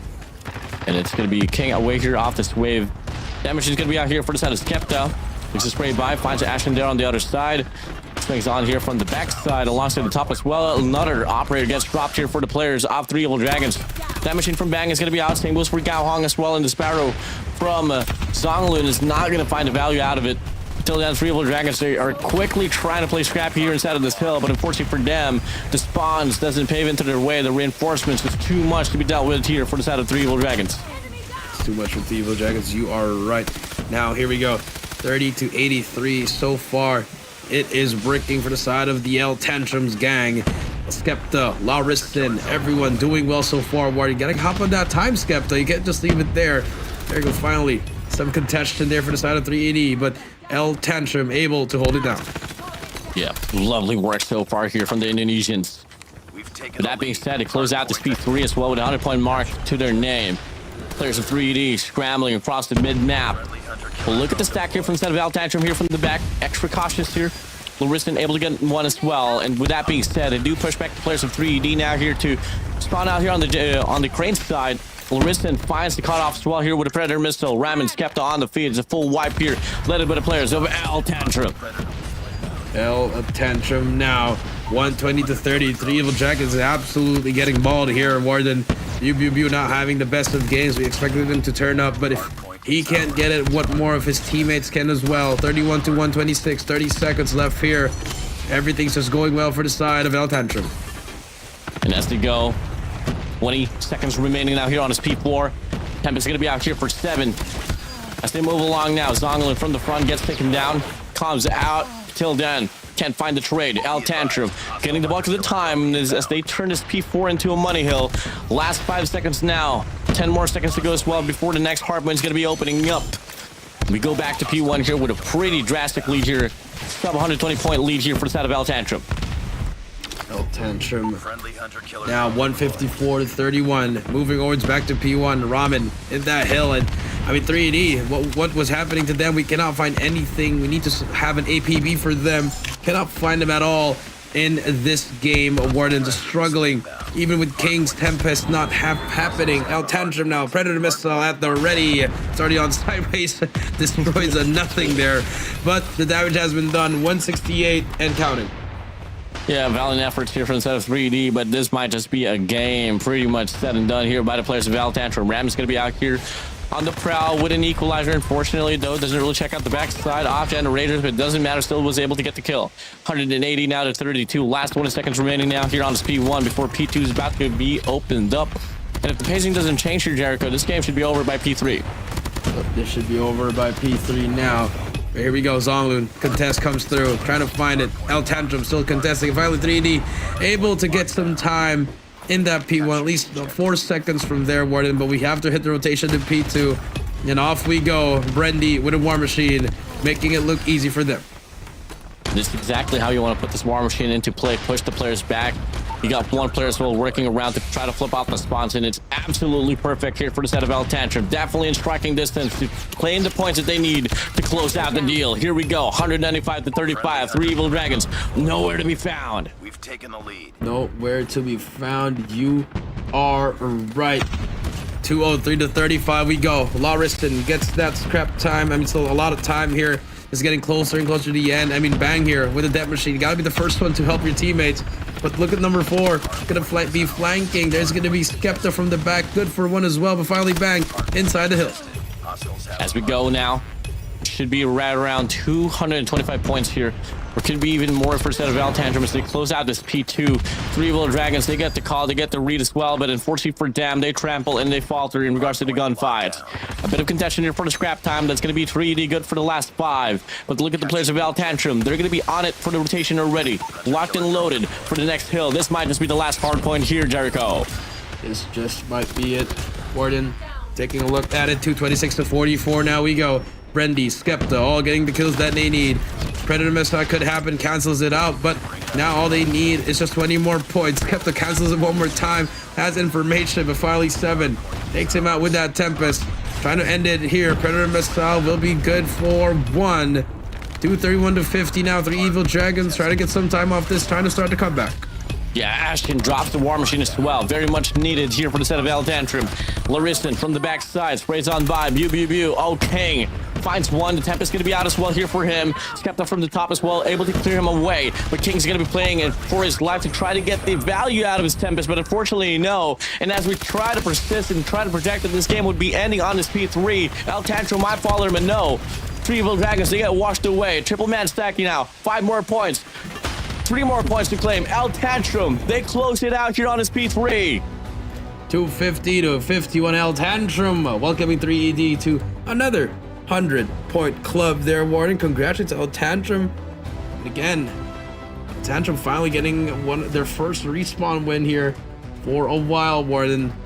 Let's see if they can keep it up here. Tantrum getting it 1-0. Great looks here for a set of Tantrum.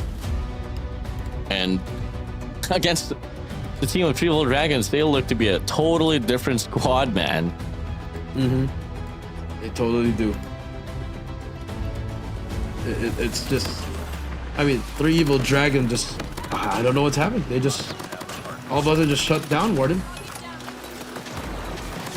Gang had a pretty late start as well. I mean, he was able to get a force spree right off the break off there, but you know, as time passed by, I think it was just utterly shut down by the rest of the crew here for the set of Tantrum.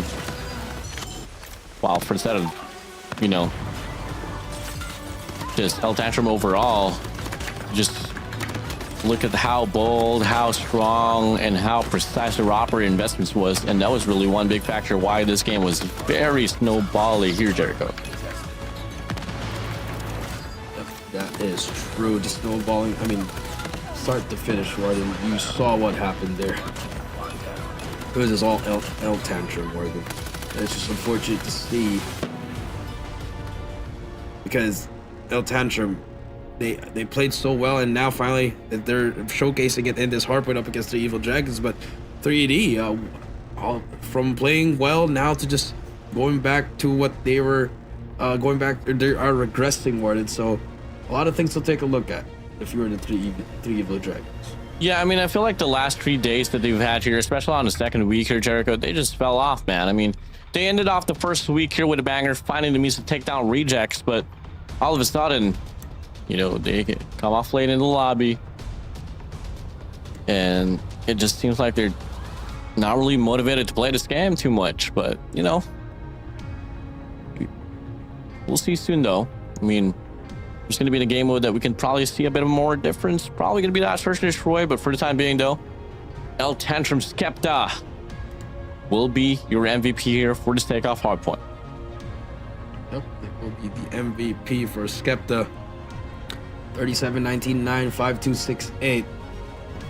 That is what you want to see from this team of Tantrum. And now, 1-0 in the hardpoint, moving towards to this S&D, where I think 3 Evil Dragons might just have a better chance since it's in firing range, unless the team of Tantrum did learn how to beat 3ED and is just to rush them and be up in their face.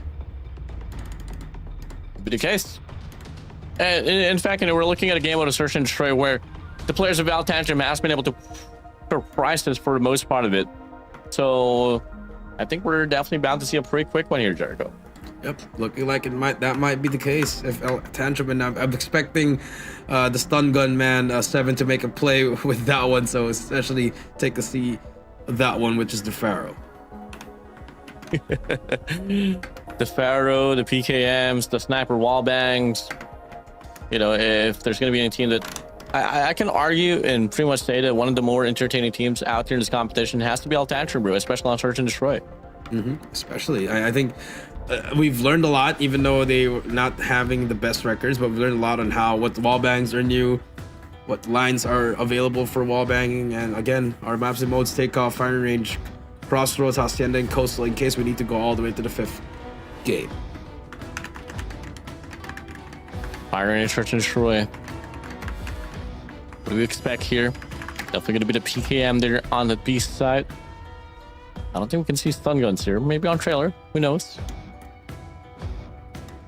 But this is a map chosen here by 3D. We'll see soon, though. As we move over. Transition to the game itself. Jericho. And we see Tantrum get the Search and Destroy game as well. Or can 3D respond back with their map pick?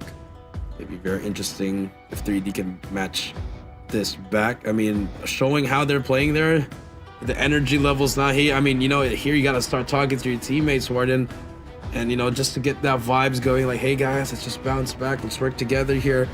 But from what I'm seeing from the body language, Warden, it's not really looking like it's a pretty fun team talk at the moment after losing 51 to 250. As we are about to load up here in our game number 2, Search and Destroy, Firing Range, Tantrum versus 380, game 2, Search and Destroy. Come on, 7, switch to the fire, man. Defend the objective. Can we see it? They have the bomb. Never mind. But yeah, first round here, up and to go. 3D looking to go for a push out now here on his ace side. Well, Tantrum, funny enough, makes the call here. They want to give this one away.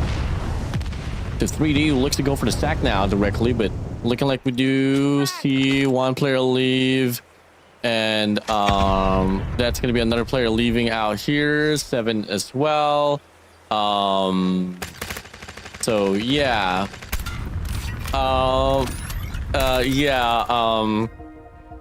bit awkward, you know. I was trying to prolong there, but my boy Jericho had to pick up something. But he has turned into the L Phantom. Get it? Because Tantrum, Phantom. You can't really see a Phantom because Jericho is gone right now.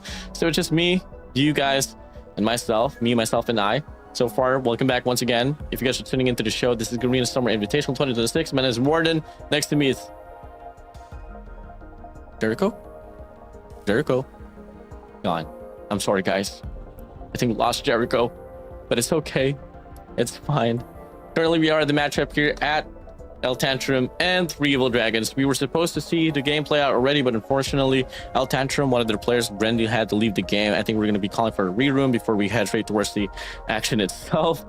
So, yeah. Huge shout out to everyone there from Facebook to TikTok to YouTube for showing all your love and support here in the comment section, and the rest has to come through. And if you guys missed out the initial action itself, I mean, we started things off with ALUla and Xenon Gang, Elevate and Tantrum, ALUla and Rejects, which every game so far has been a 3-0. We were kind of projecting, before Jericho was gone, you know, we were kind of projecting that in some way that, you know, that this game might just reach the long distance. But yeah, Jericho, it's a magic welcome trick. back, L Phantom. It's L Phantom, Danny Phantom. Sorry guys, there was a bit of a emergency on our end here. I had to get back to it, but again, yes, fortunately things happen here in the Call of Duty scene, and sometimes emergencies can only be prevented sometimes, but it's okay. It is what it is. Welcome back, Jericho. It was fine. It's just that Tantrum called for a reroom. Well, that's why L Phantom. That's me, L Phantom. I had to. L Phantom. Exactly. I had to go to the other room. Phantom. Yeah. There you go. Phantom. No, totally fine. Again, reroom's gonna happen any moment now, and we are gonna be fine with this, Warden. Thank you for holding it down. An emergency is an emergency. We have to go with it, ladies and gentlemen. This podcast has been the most interesting one back there. But yeah, once again, I don't know what's the hold up for the teams. I can't blame you, Jericho. I don't know why they had to call for a reroom. 7 and 8 seed, man. 7 and 8 seed calling for a reroom. You love to see it. That's passion right there, Warden.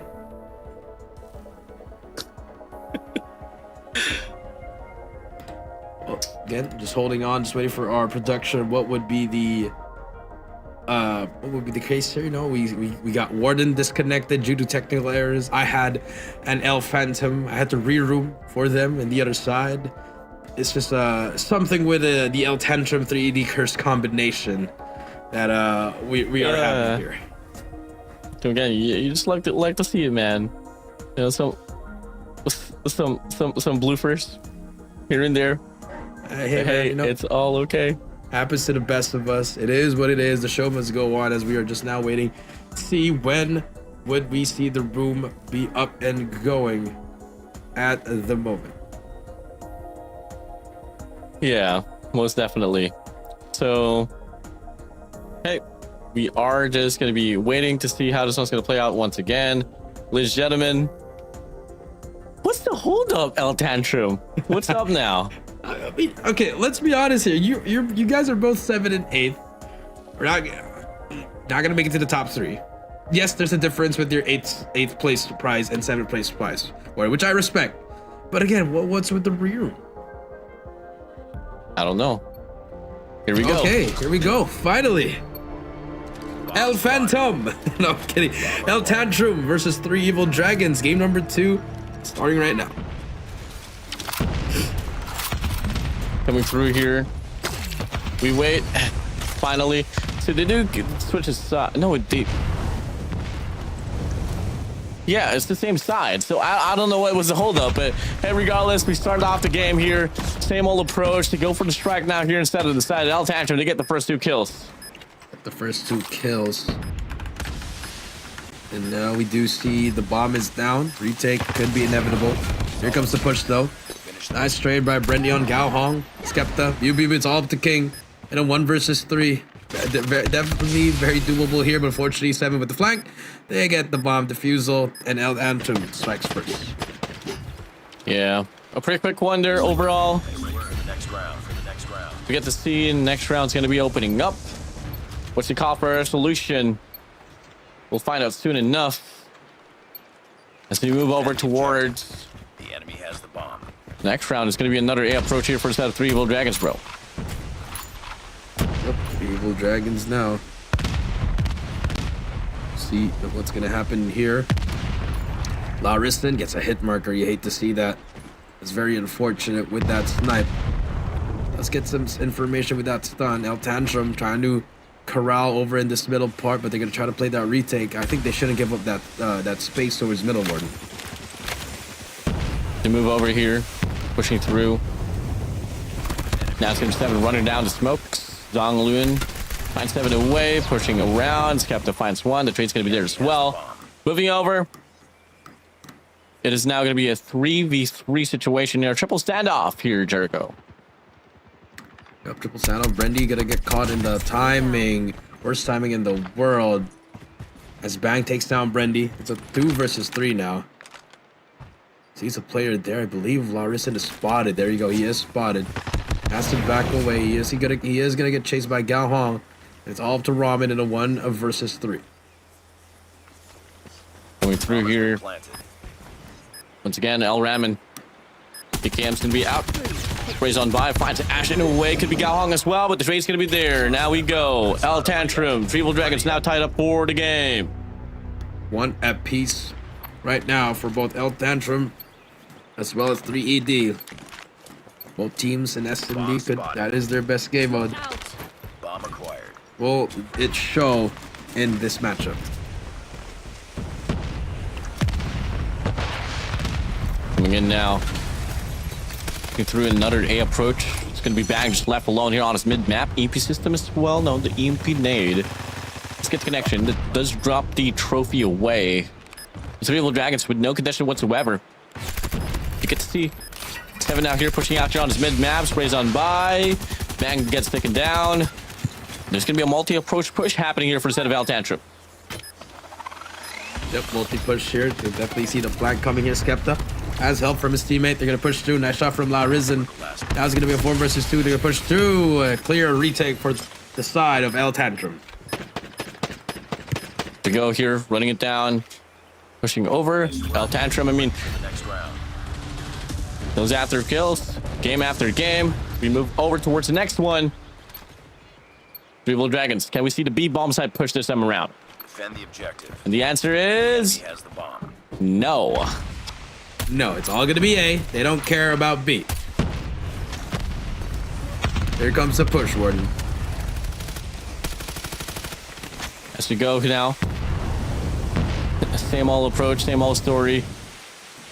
Just bang there from the back, double man stack there on the trailer, 2-man stack is one side of the side. Tantrum gonna deal with 3 players now here on the trailer side, but look at them forming up now here on the barrels. So could be a pretty heavy push, but O King finds ramming away. Bang there off the mid map, can't find a value out of that. But now Brandy good for 2. Checks up now here as well. He got the crossfire. They pull the trigger. King finds Larisen away. 7 finds Zonglin down from the back here on the barrel side. That will be Bang here. We're gonna pull the trigger as he finds 1 and the double. That will be 3 responding back with their own round. 2 for 2 we go. 2 for 2 we go, Warden, and now we are moving on to the next round. Tantrum on the back end. Both teams tied up at 2 apiece here. It's been punch after punch, counter punch. A has been the name of the game here. Really about to go for it. Tantrum waiting for the push. Larissa gotta get that kill. Just gets a hit marker on. Gets 2 hit markers. That is so unfortunate. And now he's gonna get pushed by Zolu again. No trade whatsoever from the side of Tantrum. And as we go, Tantrum Bomb has been planted. has to deal with a plan once again. Zonglin's gonna be there, pushed up down towards the American side. Backs away, stays alive. Looking to go for the cross as well. Perfectly done. They got 3 players there on the trailer side. Should be another round for them. 30 seconds remaining though. You're Tantrum, you need to find the picks now. Drill charge, can't find a connection. 2 drill charges out. Nothing accumulated there. Gonna go and make the play. Zonglin whips out. Walks into old Ramen. Ashton as well. Doubles it down. And that's gonna be another round here for the set of 3 Evil Dragons. 2 rounds in a row. 2 rounds in a row. If you're Tantrum, you want to put some people inside A now. Gotta try to stack it, but are we gonna go B? 380, they're gonna dictate this pace. Here we go. Enemy has dropped the bomb. And it's gonna be smoke middle, and we are still going to A. And no people in A once again for the side of Tantrum. Are gonna take this very, very aggressive push. I like this from number 5. That's gonna be 7. Not in a good position, but could definitely try to do something with it. Here we go. 7. He's gonna get caught in that. Oh, that's unfortunate. To play that head glitch. He's able to get 1 actually. So nice shots. Okay, looking good so far here. Tantrum able to get Bang as well. 4 versus 2 now. Massive kills. Massive kill. Now it's gonna be 2 to 5 situation. Tantrum, they're gonna have the numbers for themselves. They can't really do much. They don't really gotta do much now. All they gotta do is wait it out. View finds 7 away. Pushing through now. I mean, Tantrum, you don't gotta make any moves. Just gotta wait it out. Don't give King the opportunity. Same goes for Ashen. Boston's, what's up, Leb? Running it down. 53 seconds left on the clock. Range is ready to push up as well. They're on the power side. I mean, 3D. They're shaking. They do spot out 1 player already. Randy has a clear side and an angle, and he puts him down. Now it's going to be the Mighty King all alone, but it's kept up from afar. Puts him down. Once again, game's all tied up here, Jericho. 3 for 3. 3 for 3 now, but this is the round where one of these teams is going to break away and take the lead here, Warden. The objective. So we're about to wait and see who would be doing that. Nate's flying out here. Here we go. As we go. Big clash here on his ace side. Skepta 7. Good for 1 from themselves. Zonglin gets taken down, but on the process able to get 1. View. Finds Larissa away.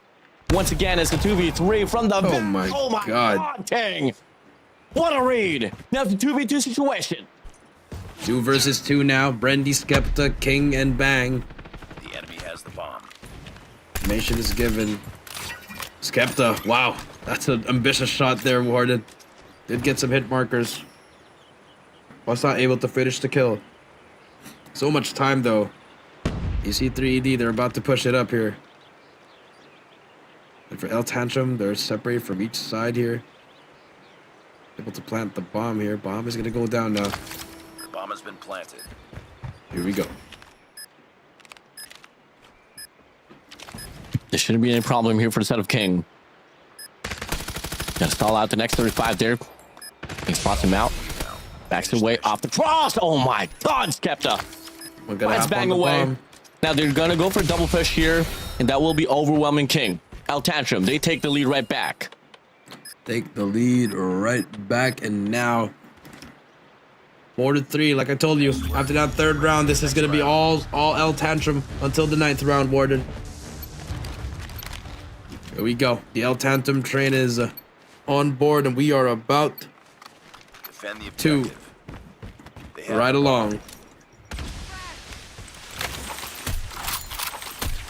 Right along They're route. out. Dude, the smoke Another doesn't really push. find anyone. Larson, can he get a play? Get anyone so far? Has to back away now. Bomb is gonna go down as well, but the nades are flying through. Do see number 5 at the bottom. They're gonna fight it out. Bang. He's gonna whiff everything though. SKS still in hand. Has to reach out. Ramen, Gaohong, both getting the trades. Skepta gets bang. It's a 4 versus 3. 2 for 3 we go. King once again finding new value out of the Tundra. Skepta has been good for 10 kills, make it 11 as he finds Gao Hong away. Pulling it down now. Ashen King for the set of 3 old dragons. 7. Ramen and Skepta. And they get it. Posted up there on the trailer side. They don't got to do much once again, Jericho. Just gotta chill here. Let the bomb get planted. If you're Ramen, all you gotta do is chill. You have everything you need. You just gotta chill now. 25 seconds left. King. Try to go for the bomb plant. Spots the player on his left. Skepta though. Able to kill him. It's all up to Ashton in a 1 versus 3. 7. Throws away his life there. 1 versus 2 now. But here they come. Skepta gonna try to clean it up. 15 seconds left. We gotta really chow this. Ashton has to go in. Here comes the fight. And Skepta, Ramen, able to get the kills. 5-3 we go. Switch of sides. Love to see it now. I mean, for projection, I mean, Tantrum, they are slowly breaking away, but, you know, you switch the Destroy sides. the objective. Tantrum on offense hasn't been the most prosperous for them. But if you are Tantrum, you just want to run down. You don't want to be too systematic, as you would like to say, Jericho. And so far, they do play for the picks. Play for picks. Trying to get what they need. Nade will get one. What a nade by Brendy. Shouts down Gao Hong. That could be the opening they need. Do they capitalize on that pick? Oh, so close to get a connection there from Skepta, but falls a bit short now. It's going to be a mid-swing here for the players of Tantrum as they have been able to take the trail shot for themselves, but there's going to be one player lurking there. That's going to be Zonglin, but no, King finds 7 away. Off the Americans, he's good for 2. Look at get the triple as well. There's still going to be 2 players there on the trailer side for the set of Tantrum. Ram as well there from the backside of Wooden. Bomb is dropped there out in the open towards the ace side, so 3D, they can just definitely play this crossfire, and they could definitely find another frag or 2. Yep, another frag or 2. 50 seconds left here. Bang has that corner locked as well. They know he's there. 35 seconds left. Start moving here. Tantrum. Let's start making a play here now.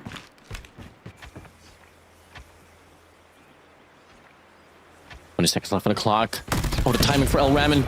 He does get taken down by Zonglun, and that's going to be a pretty detrimental kill, but Larisen finds 1 as well. Finds himself inside on the side. Goes for the bomb plant. King. Looking like he wants to shut down the bomb planter. Runs away for their life. Players free as well off the cross. Looking to go for another plant. As they run it down. Can't find the angle. Gets the hit marker, and that will be a close out there for King. 3 Evil Dragons. They drop the lead to 1. I think that's just pretty subpar. I mean, I think Ramen could have made the play there. Just got caught sprinting once again. 5-4 we go. First team to strike in that second half will be 3 Evil Dragons there. Defend the objectives. They have the bomb. Grenade out. Like to see it. Can we see the equalizer? Now here inside of this game. Tantrum, just waiting it out. They took too much time there on the previous round.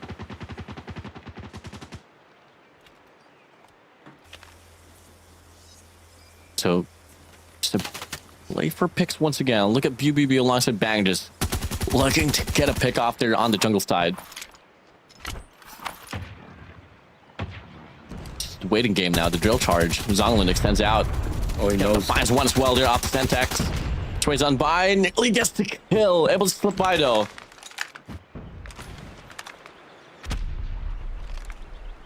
A lot of information there as well. As long as you don't go where King is, I think that's the strategy for the side of Tantrum, which has been working out for them but now they're gonna decide to go to B here. But look at the side of 3ED, they're gonna give it up. 7 shots are fired already. Spots 1. He's gonna get tagged up. Number 2 does not get in. Smokes is out. Decide to plant the bomb here. 35 seconds left here. One's watching the bomb carrier, and it's a free kill. No trade. There you go. Trade by Skepto. 25 seconds left. They gotta start moving. Number 1 for the flank. Ramen can definitely make the flank, but he's gonna get shut down by Bew. Just like that. Beautiful shot. Bomb is down. Retake now for the side of 3ED. A lot of individual gunfights. They don't really have an option to post out together. Zonglin has to come out massive here to take down 7 as well. They're holding things down there from the backside. Skeptic can just react to where the push will be as he plays out the cross, goes for the reach out. 7 puts him down. King all alone off the mid-map, sprays on by, finds the first, looking to get the second as well from the cross. Larisen puts him down. Now Tantrum up by 2 rounds. Last 3 to go for them to close out the search and destroy firing range.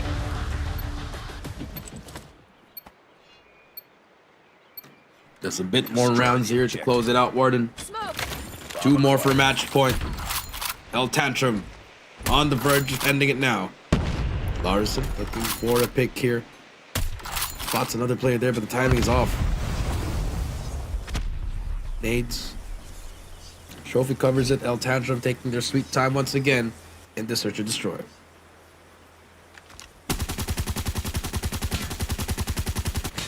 Play for picks. 30 seconds so far. No bloods dropped, not just yet. He's going to fly on by there, but the trophy should be able to deflect whether it is going to be in the direction of player 2 and player 5. But Ramen finds King away. That's and you huge. found King already.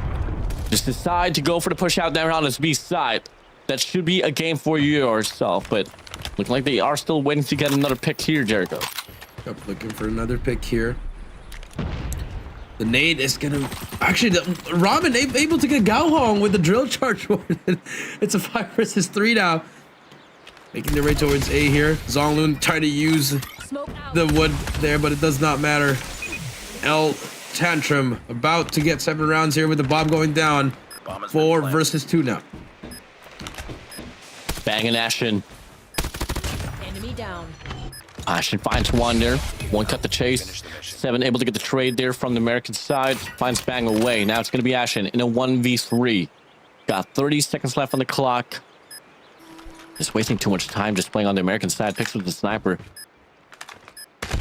And 7's going to be able to swing out, and we'll be able to put him down. 1 more round here for Tantrum to be on match point. Be on match point. You are right. Here we go. Destroy the objective. 7-4. Tantrum on the back foot of this. Here we go. Skepta. Spouting 1. Oh no. Oh no. Oh no. That's 4 down. Yep. It's off King the is just kick like, now. What are you guys doing? What happened? are you guys doing? What's up now? Drill charge. Will not get it. There's gonna be a player in front of him. That's 1. 1 versus 3 now. Time's not gonna be on King's side because Bomb will go down. A lot in his hands here, King, trying to clutch it up.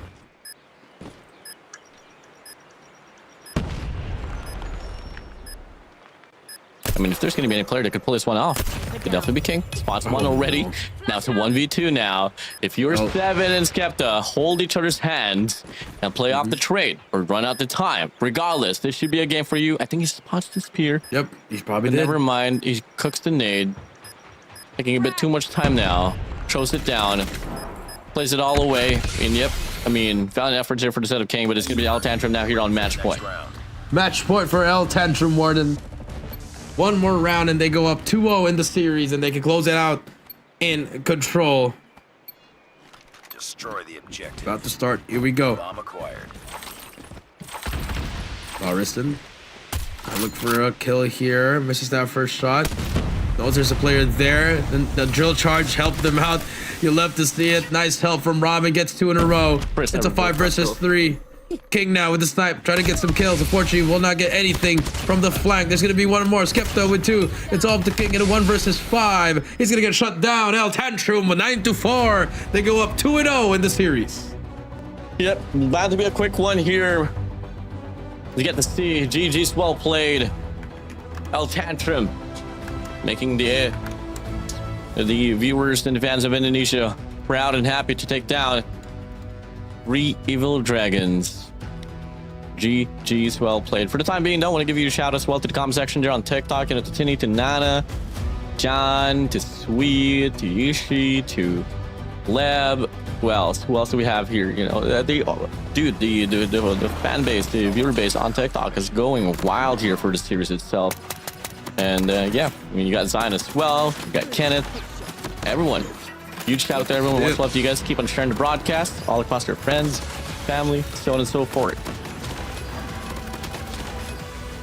You'll love to see it here. Now, let's just take a look at the highlights here of what's going to happen. If there's anything else that's going to happen with 3ED versus L Tantrum, but these are the highlights of this matchup.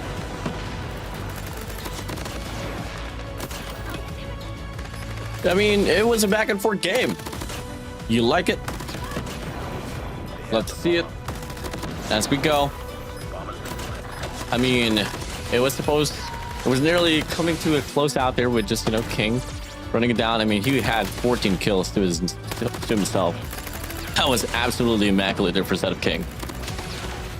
It was very, very immaculate. You love to see it.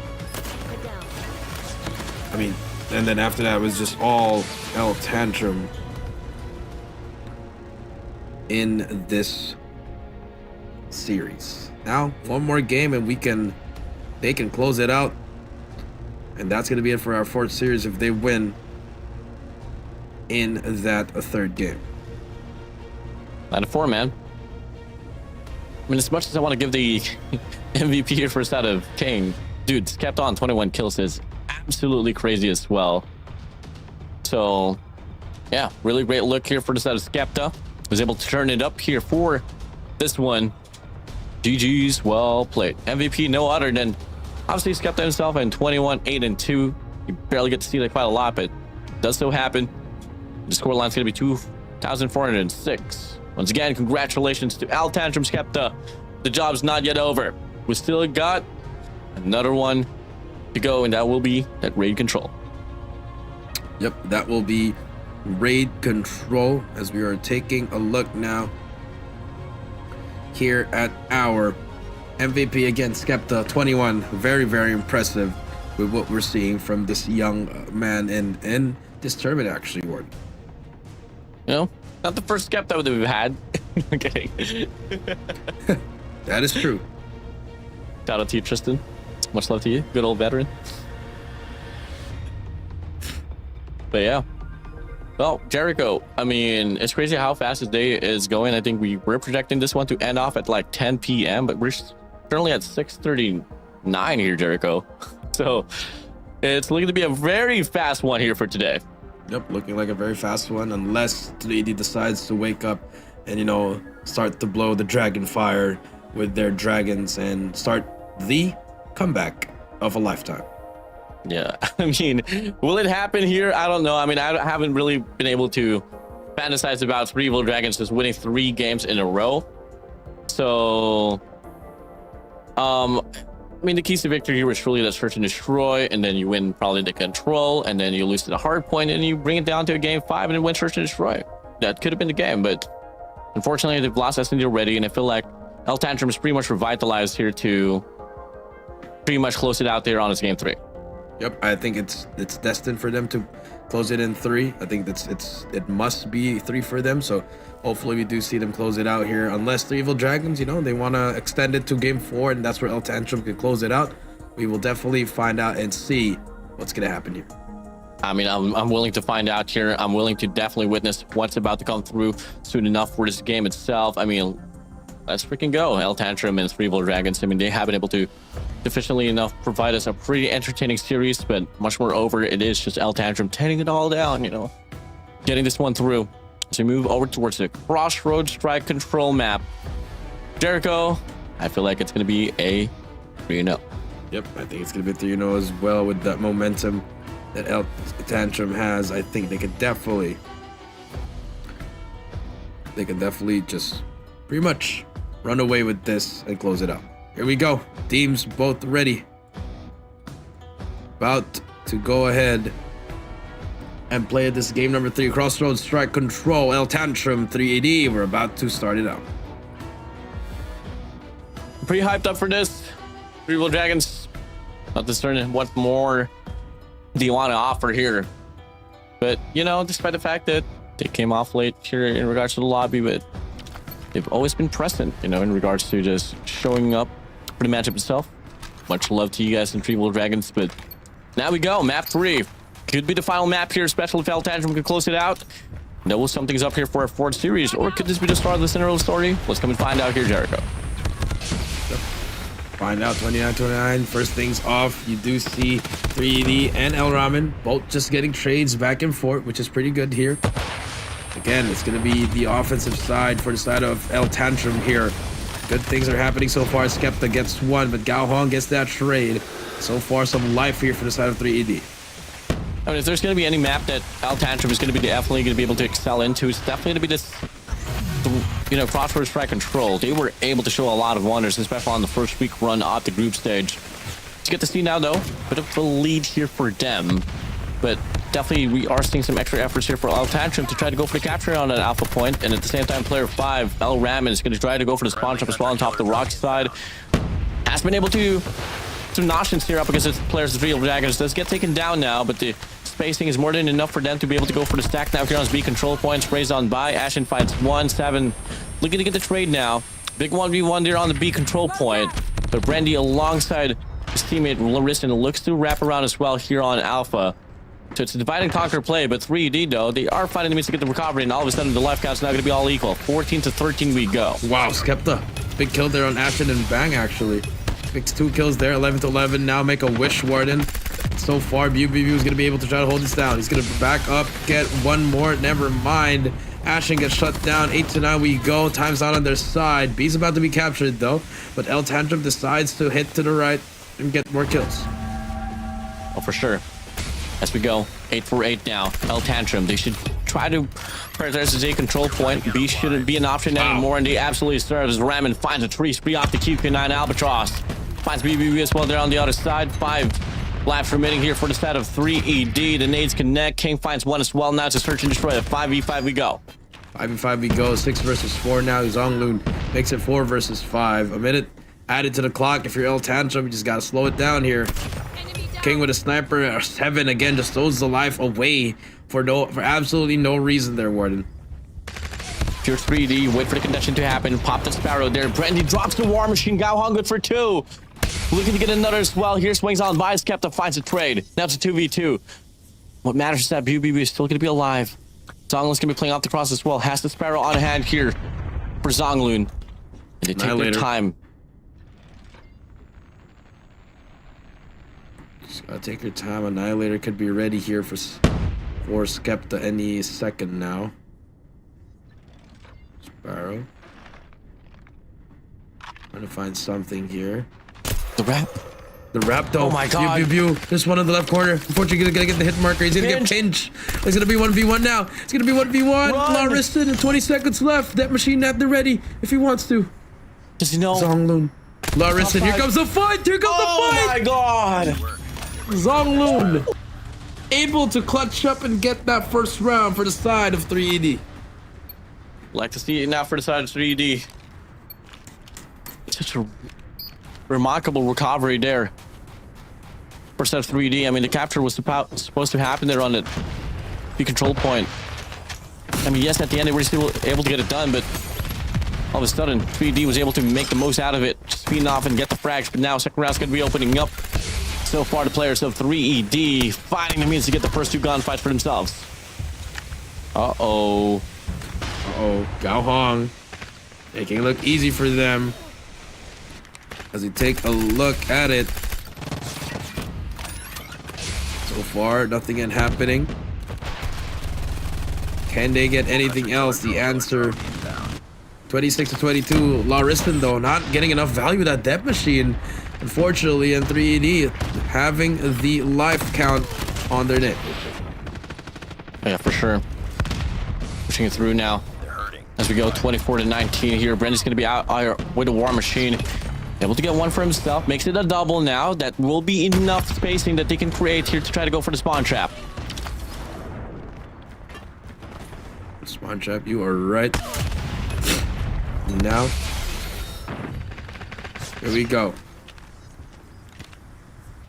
Looking at it, 22 seconds to go. 3ED, they got to start capturing this. And for the side of El Ramen, they're able to actually just hold it down here. So 10 seconds to go. This is still looking like El Tantrum's game to win here on this round, but big kills by Bew there. 15 to 12, 8 seconds to go. Warden, they got to hop on the point. Yeah, this has been a problem here for set of 3D. Yes, they can definitely get the kills, but they lose track of the time. The train of thought not really clicking for the side of 3D, and they are slaying it out. Bew inside of the hill. If you're El Tantrum, yes, you're down by 7 lives. I mean, you just have to take the gamble and push them back away, but no. All of a sudden, Bang now here going to be hopping inside of the B control point as well. The death machine is going to be out. 4 lives remaining out here for the set of El Tantrum. 3 will refuse to die. El Ramen, you got to get that player out of B. He just let him go, try to go for the spawn trap. This is a miscommunication for both of these players. Additional minute added here now. El Tantrum. I mean, Ramen went all the way side just to get 1 kill. That was just a rookie, a noob move there by Ramen. There could have...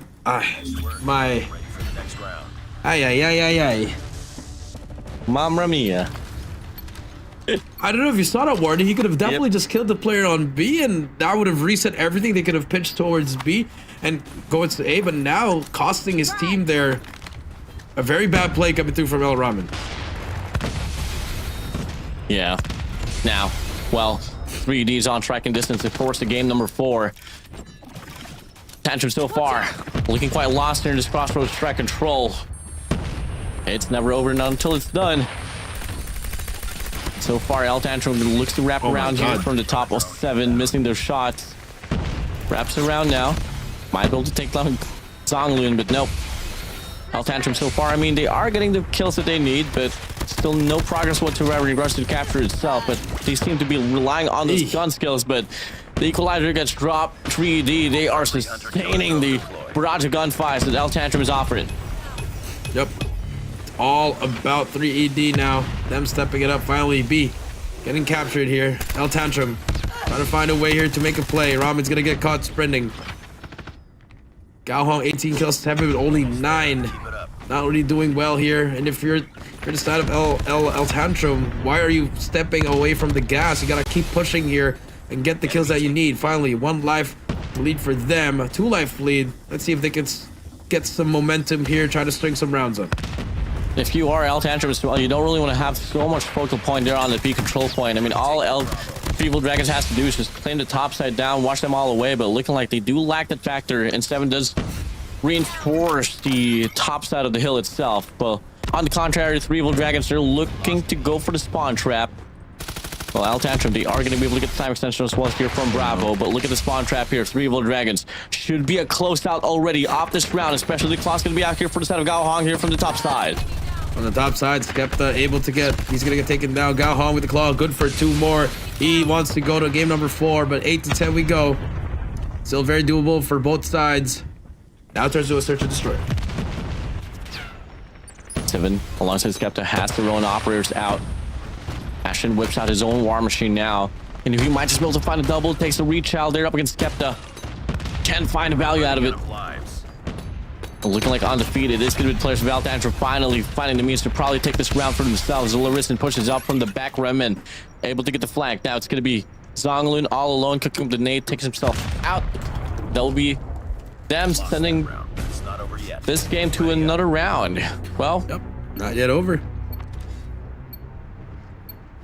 Not yet over till it's over. Here we go. Round number 4. 380 versus the side of Tantrum. Brendy, good kills from Brendy there. That's what you want to do with that value. You see them trying to start that spawn trap. 7 and the crew are going to be inside this point. You see them in the spawn looking for players to take down. Predator missile able to get one more. 27 to 24 we go. It's looking like Tantrum, they want to force a round number 5. 7's going to get shut down though, but 26-24. Skepta still alive there.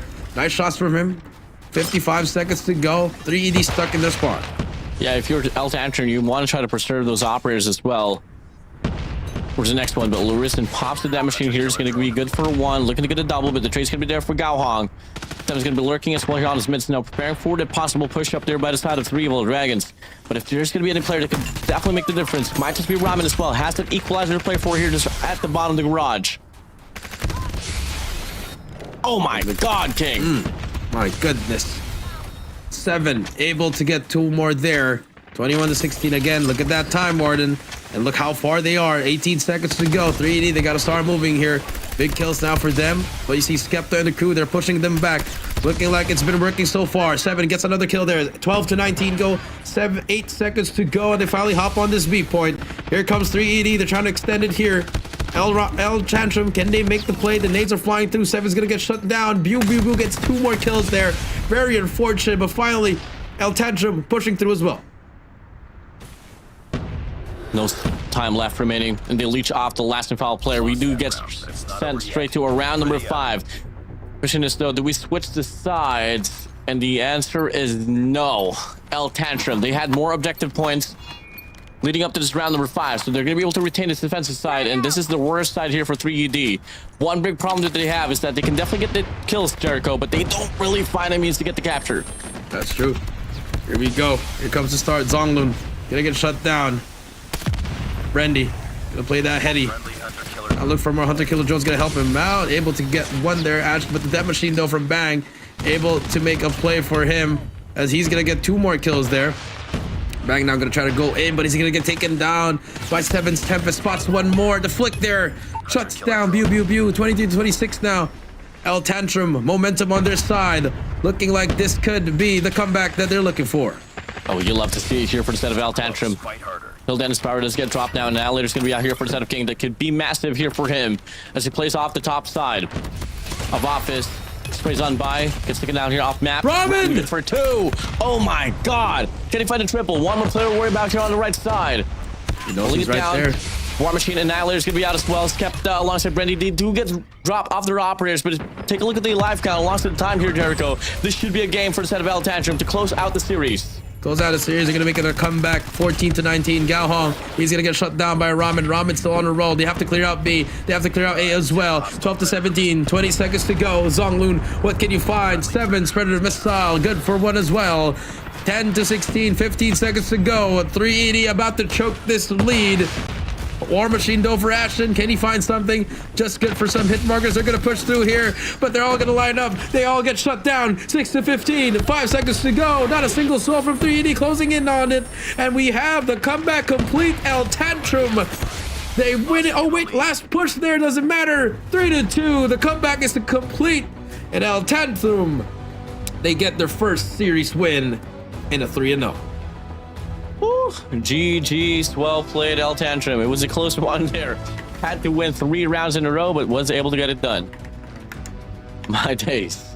A little my blunder for day. sure for Tantrum on the first 2 rounds, but hey, they were able to make up for it. You know, Ramen had a pretty questionable decision making there on the second round itself, but well, fortunately enough, he was able to bring it back there on the last and final round. It could have been a 3-0 right off the get-go, but Tantrum from 3D, they decided to shoot back pretty well. Nope, they decided to shoot back, and they had to do it the hard way, Warden. But hey, at least it's not going to a game number 4, Warden. It's all gonna end in 3-0, so the streak continues for our series, all 3-0, Warden, and it could be the same for game number 5. For series number 5. I mean, that one right there is going to be the most interesting one here. I mean, that will be a matchup between the Red Rebellion Elevate up against Team Star Magic. Yeah. Get it on the road as they push through soon enough. Well, take a look at the tally of the highlights. I mean, you guys get to see that 3D was on match point, but all of a sudden round number 3 came along. It translated to round 4. And in the 5th round, Tantrum just had a better look at it. And one thing that definitely benefited the players of Tantrum quite a lot was truly them able to get most of the captures on the first 4 rounds.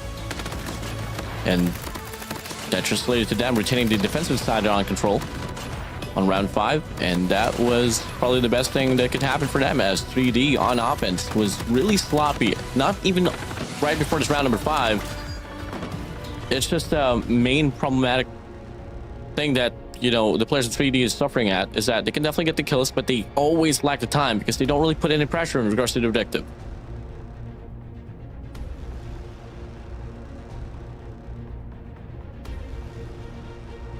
That is very true, Warden. Take a look at this score here.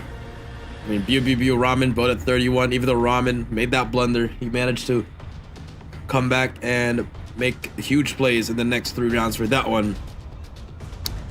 And then our MVP is going to be Ramen, 31 and 16 and 6 with a score of 4,011. Job's well done here for the side of Tantrum. If I'm not mistaken, that should be them up in the seedings as well. Probably. We'll just have to wait and see later on. But yeah, really props here for them. And that being said, if you guys are just tuning into the show, once again, guys, welcome everyone to the second to the last day of the Garena Summer Invitational 2026 group stage. We still got one more game to go, and that will be a matchup between Elevate, the Red Rebellion, against Team Star Magic. That's definitely true. That's going to be our last series for the day. 4 down, 1 more to go. There's a lot of great things to happen in this day. It's pretty much one of our fastest days, actually. You know, unlike last week, it went to the distance, most of our games. But for this Saturday, for day 5, it's pretty fast. But with that being said, this is 2026 GSI by Call of Duty Mobile. We'll be right back.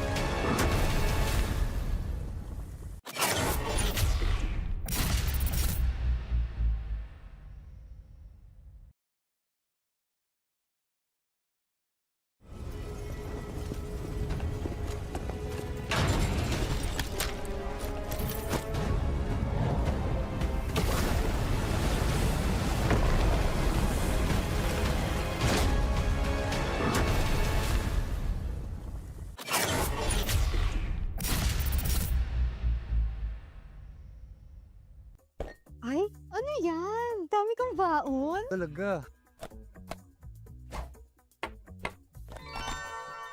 Ikaw, may baon ka? Ito baon ko. Huh? Bago sa Shopee? Paano? Oo, perfect to for students like us. Punta ka lang sa Shopee Pabaon page at pwede kang makakuha ng 300 peso daily allowance sa Shopee Pay Wallet. Gusto ko rin. Get a chance to claim your daily Shopee Pabaon now.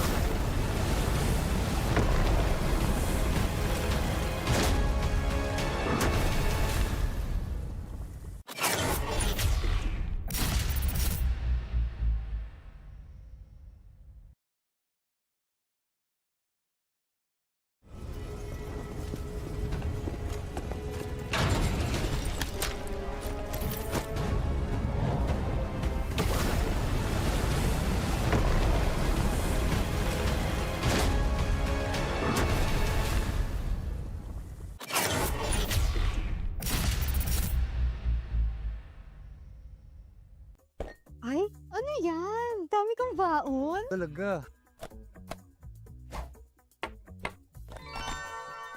Ikaw, may baon ka? Ito baon ko. Huh? Bago sa Shopee? Paano? Oo, perfect to for students like us. Punta ka lang sa Shopee Pabaon page at pwede kang makakuha ng 300 peso daily allowance sa Shopee Pay Wallet. Gusto ko rin. Get a chance to claim your daily Shopee Pabaon now.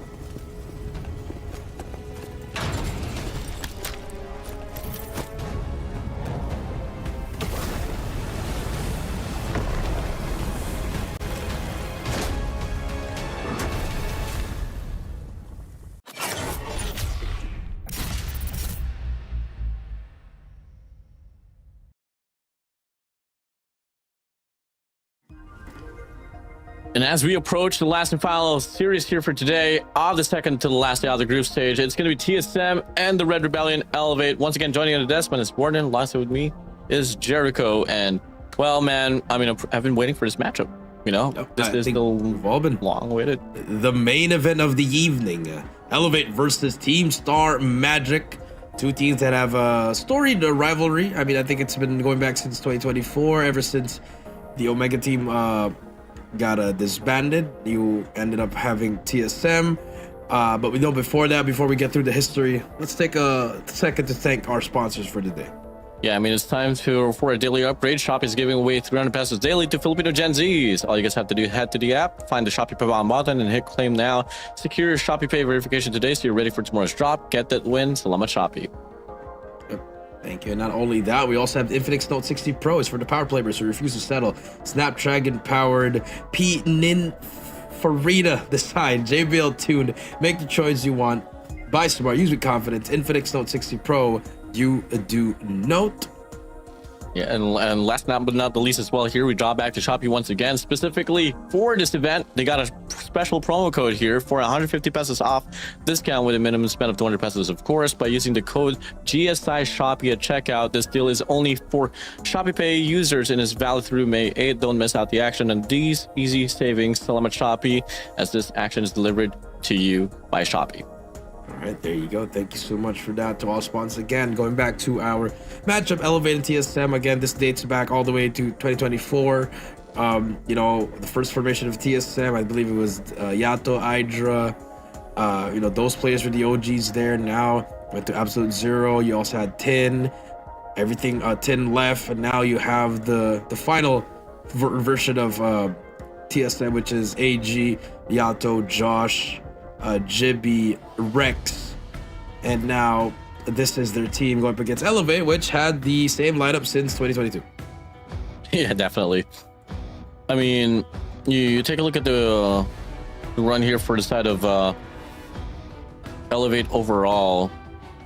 I mean, in Team Star Magic, one correlation that they have in regards to roster changes was that Team Star Magic, they used to have Kendi. The last time that Kendi played for TSM was back in the... I believe that was the first yeah, iteration. it was the SPS. No, it was the SPS series there on the Asia Pacific. Unfortunately for them, they didn't really qualify. Kendi, the lineup there was Hydra, Kendi, Jello, Kevs, and they also had a guy named, that was Rage alongside that. So, I mean, Team Star Magic overall, they have had a lot of those talents that really shifted up to, you know, squads like Elevate. So we take a look at the map vetoes now. We start things off with Arsenal Hardpoint.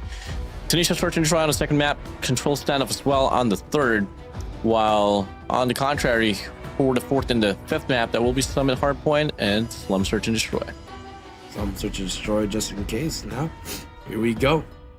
TSM going to go for an Arsenal Hardpoint once again. I don't think that's a good idea up against Elevate, but I think that is their best chance here. And you'd rather have Arsenal over than Hacienda here. So Elevate getting ready now for their match here against TSM. Again, both teams are already qualified for the playoffs. This is already the top three teams as we're about to move on and see what's going to happen here next. Teams are about to load up. Game number one about to start.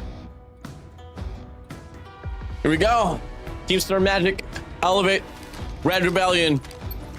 The blockbuster match of the night. TSM, they could definitely do something or change something up, especially if they can win the series, but it all starts here in this map of Arsenal Hardpoint. Well, go to P1 now. First 5 kills might just be the most important one here. Yep, here we go. Give me the first one. Sasano Kendi takes down Jibby and Rex. Yato AG gets the trade as well. Last 2 players alive. It's going to be TSM AG. But there's going to be one place over that window. Rex is going to get taken down, but Elevate gets control of the hill. As we go now, well, it took a bit of time here for the side of Elevate to be able to get the clearance, but they are able to get it done. As we go, Rex now here from the top side looks to try to get the slice, but unfortunately, no, the SKS not too really favored to win the gunfight. As you get to see the players of Elevate here just locking every corridor down. Yep, that is true. 25-0 so far. Now we do see 10 seconds remaining here. Elevate Hardpoint is ours. coming through here, but the contest coming through for TSM, trying to get it as well, but unfortunately, Kalo is there on a 5-kill streak, looking towards to get that EMP. 2 seconds to go, and just a perfect contest for the side of Elevate, preventing TSM to get any point there. Yeah, very stale run there from the side of TSM, but they do try to call it back as well to get the early rotation here on the speed 2.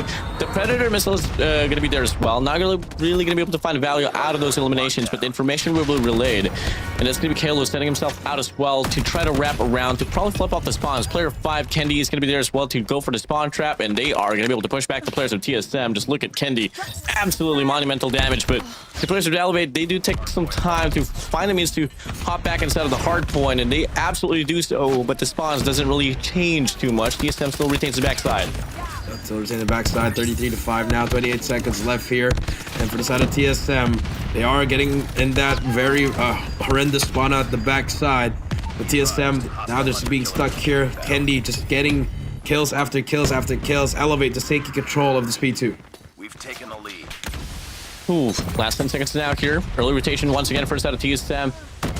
Not too certain what was the call here for the side of TSM actually to force this map here on Arsenal. I mean, I've been able to see them play this map here numerous amount of times, especially up against a squad like Elevate, and winning for sure. They haven't really been able to find the best time in it though, but they do send out Jibby here to play the cut here from the side of P5. Rex gonna be anchoring down the spawns as well here from the back, and so far they do win the first initial live count, and that's gonna be them having the first 20 seconds as well here on the speed 3. Yep, on the speed 3, 61 to 60 we go. AG now looking for it. AG trying to see what he can find. Gets one on PJ as well. 40 seconds left here. See if they can make a play here. AG missing those shots, getting those shots, but now Elevate trying to go barge in Yato and Batman. Yato's claw, Batman's equalizer, able to push them through, and now TSM answering back here with a push on their own over at this P3.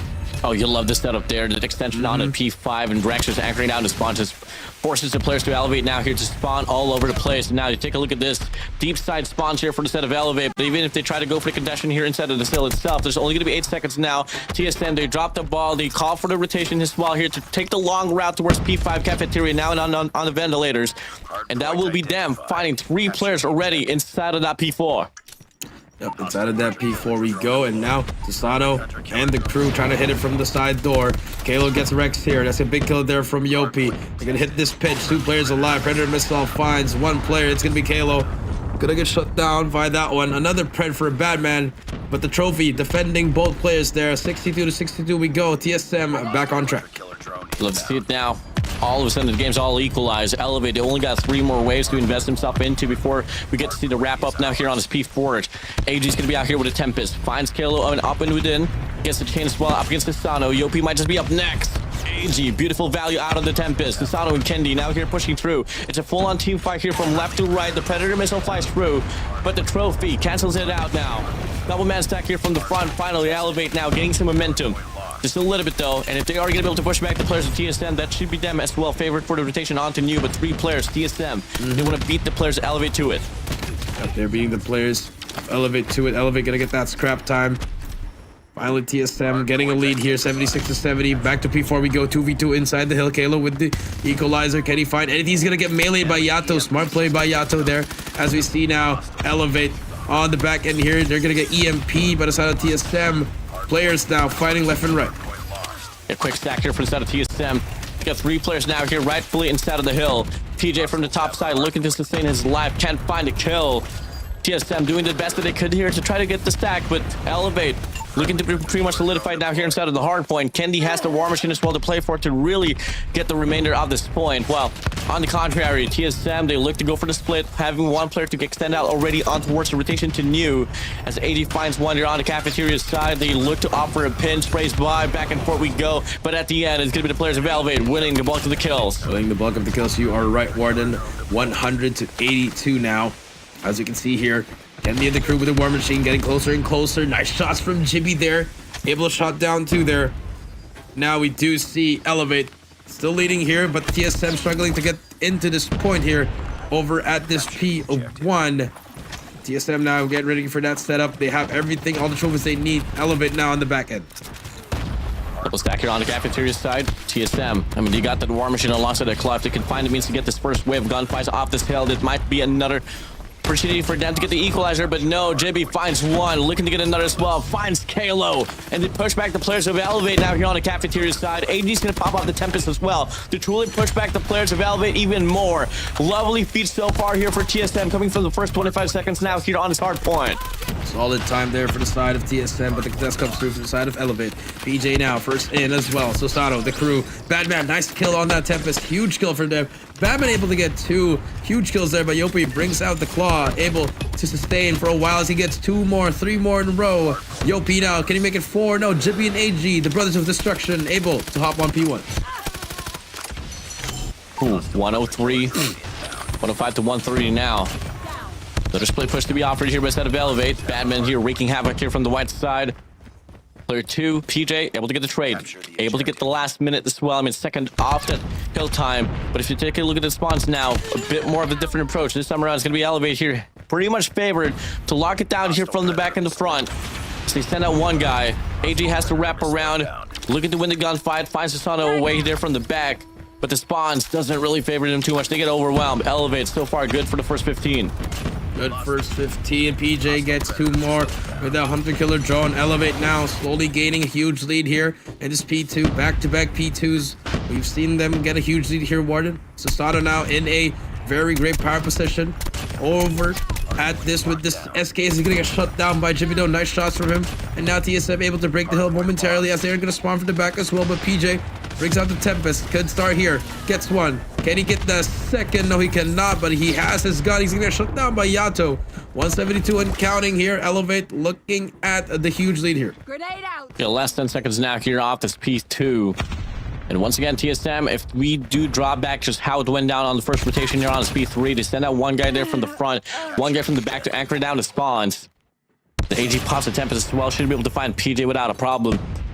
Pushing through now Sasano as well, alongside player 4 and 2. PJ and Sasano here wrapping around to try to flip off the spawns, but no, it doesn't really favor to their way. They go for a double stack now here on the white side, and they do get taken down here so far. Once more, TSM doing wonders work here at the start of this P3. Beautiful shots there. Jippy now with the War Machine just trying to hold down the enemy. Jippy, last player alive, has help from Rex at the back. Yopi's gonna get shut down. Kalo waiting as well. AG on defense. So this is a good triangle defense here, but Kalo able to clear him out. Kennedy's War Machine, his turn to clean the enemy out. And now Elevate looking to chain that P2 to this P3 Money Hill with these operators being used properly. 4 points remaining for them to be able to enter that 200-point mark. TSM, valiant efforts, but unfortunately, it's not really felt now here, coming in from the last 2-3 hard points. Elevate has been able to break loose now. The TSM, though, they're going to be able to find himself early on the rotation once again here on his artilleries. As they quickly go for the push out, JB able to find one. They find the first 2 there off the rotation. Now they gotta find a means to get the sustaination here for the first initial time here inside of this hard point. They gotta find a means to get the money heal here, Jericho. Yep, they gotta be able to break this. Yopi now, claw in hand. Beautiful movement from Yopi. Trying to make a play here on his name. Finds one, finds 2. 50 seconds left here. TSM, Elevate, 45 seconds. Elevate now looking to end it here. PJ with the Tempest. Able to hit him from that far. Nice shot from PJ. 22-23 and counting. Sasano's Death Machine, his turn to break it down. Yeah, sprays by. Gets the clearance. More than enough time for them to close out the deal. That being said, that might just be the dagger to close this one out here on his artilleries. Last 15 seconds. Player 2 from TSM. Rex out with that machine, but he does get stunned. But he finds Sasano away there on the other side. Offers a pinch now. Last 8 points. TSM. They look to try to get the break. But they gotta find a means to sustain this and drop it to only sub 4 seconds for them to force another rotation to new. But no, it might not happen anytime. Last 3 points, TSM able to survive this hill time. But if you take a look at the map, the players of Elevate already locked in for P5. Already locked in for P5. We go. Huge play here. 1 more second. Elevate able to take it in game number 1. 250 to 137. That's gonna be the score of this game, and 1-0 in the series. Yeah, pretty quick one there for them. GG's. Well played. I mean, take a look at the players, man. Looking quite unfazed. Got it done to close it out. That's going to be a game with rightfully going towards their side. I mean, if there's going to be a game with that they can definitely just dominate, it's definitely going to be this. hard point, especially in Arsenal, man. Especially in this hard point, you see the side of Elevate.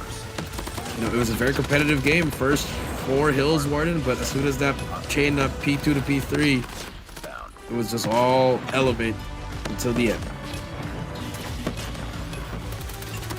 I mean, definitely gonna work on the P3 if you're Elevate, but I mean, at the same time, when the second P3 came along, we were able to see that the players of Elevate was able to just get the initial adjustments for them to not allow the players of TSM to get a money hill once again. So, and that's the problem that you kind of have to face, you know, especially when you're against a squad like Elevate. You know, their adaptation is just so quick. You really can't play the same cards twice.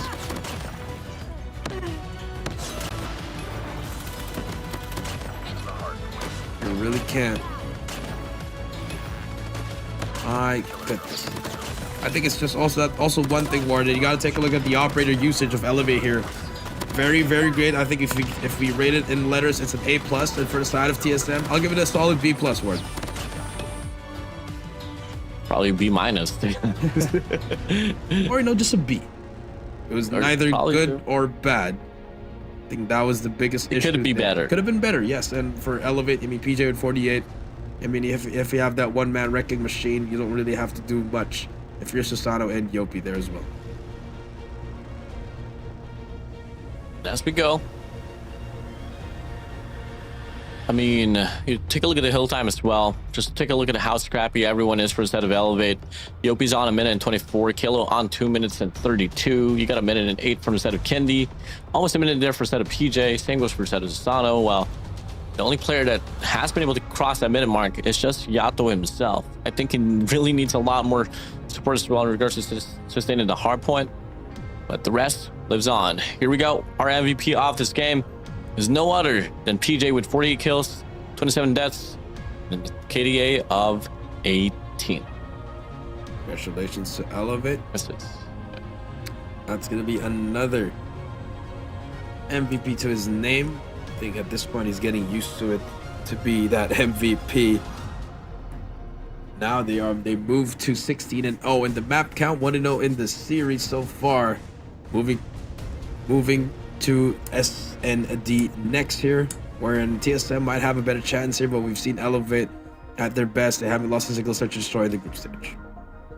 Yeah, I mean, if there's going to be any game mode that I feel like, you know, TSM probably has a chance into, it's probably that control, funny enough, because I mean, I've seen witness once again in regards to how they have been able to play this, you know, stand of control. And something about them is, you know, they do have really good breakoffs. And once you do let them slip by and get the first 5 kills, they're bound to really make use out of the map. I feel like they're really relying on the nature of the standoff control, of it being pre-curveball-y. And much fortunate thing for them is that, you know, they were able to actually just decipher and just choose all the maps that come from 1, 3, and 5, so they were able to win the coin toss. So it's definitely a gamble that they're willing to take. For the time being, though, you move over towards the Tunisia map, which is obviously Elevate's pick. So this might be a quick 2-0. I'm not going to be expecting to respond here for a side of TSM here on this Tunisia. Got to wait it out there on the game 3 itself. Yep, that is true. Now, here we go. Game 2 about to start. Is everybody ready for it, Warden? Looks like Elevate is ready, and for the side of TSM, gotta bounce back here. Again, whatever the result here is, Warden, TSM will be in the playoffs as well. Yeah, regardless, I mean, I think both teams are bound to be into playoffs, regardless of what's going to be happening. Get to see this one play out. Players now loading inside of the game. Move to a map of Search and Destroy Tunisia. Here we go. Red Rebellion. They lead the series by 1. GSM find a responding here on a Search and Destroy up against Elevate's map pick. We'll find out soon enough here, Jericho, as we open things up here on the first half. It's going to be Elevate here on the offense. Here we go. offensive side on the elevate. You see them pushing to Kendi. Nice shot by Kendi there. That's the first blood on Yado. And they push up now. It's going to be one player inside. It's going to be Batman. Gets that first one. Needs another help from him as well. As Kalo's going to spot him. Push up actually here. Kalo going to chase him down all the way to the bottom. Kalo. Oh my god. Just chasing him down. Running him down. 3-2 now. Jibby. Rex. All alone in 2 versus 3. There's absolutely no hesitation, but big shots from Jibby. Forcing it down now to a 2v2, but look at Yopi. Lurking down the other side. Kalo's going to be right around as well. Does Kalo check this? And the answer is no, but the spear's out. Oh my god. Ready up. Yep, first round there, first set of elevate. There you go.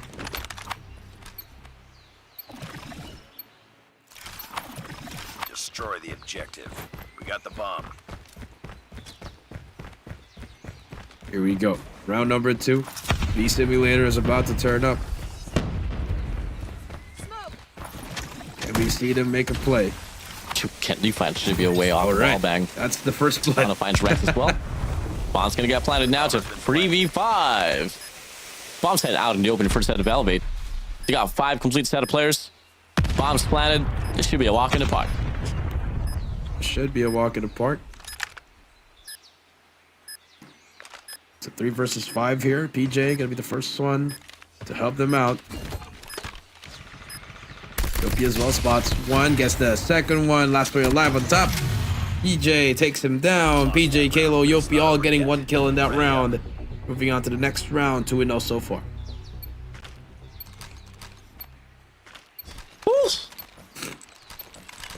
Destroy the objective. Pretty heated up run now.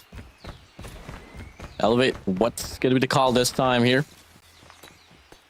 Looking to be up play for picks once again here, Jericho. Play for picks once again. AIDS flying out as well. They play right above him. Jibby. PJ gets AG. Now Jibby waiting for PJ to drop down here. 5 versus 4. First blood is complete already. Bomb acquired. I mean, you've taken the S&D specialist away. No lurks whatsoever going to be happening now. They're going to be pushing up down here on towards this beast side. Rex going to be there. Pushing through. Candy looking at the angle. And you got to worry about 2 players pushing you down. Yep, that should be Kalo finding the kill. Or it could be Yopi as well. The response is going to be there as well for the side of JB as he tries to put himself down. Slipping by the way. But nope, Kalo finds him away. Badman's now going to be in a 1v4 situation, but the timing is suffice. As he checks out, sprays on by PJ. Get taken down now. It's a 1v3. It is a 1 versus 3 now. Posado, nice shot on Batman. 3-0 so far Ready up. for the side of Elevate.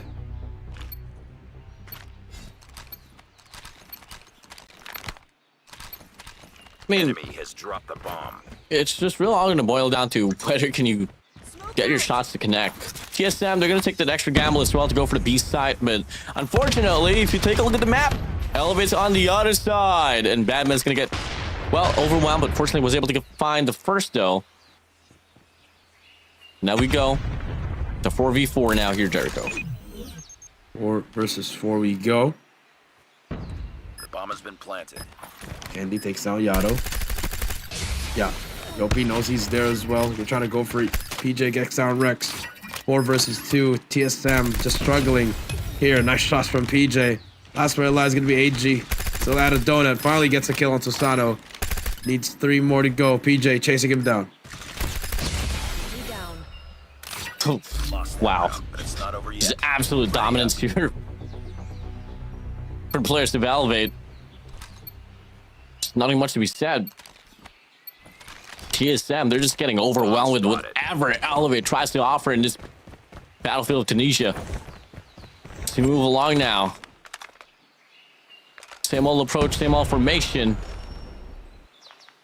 What's going to be the destination now, Elevate? It's going to be a destination. And so far, it's another play for pick. That's the want the knee, but Susano, I think he'll be able to get the drop here We got on the two of bomb. these players. Wants to go for it. You see it. You feel it in Susano's screen. He wants to go for it. Just buying so much time here. Elevate. That's what they're trying to do right now. Oh.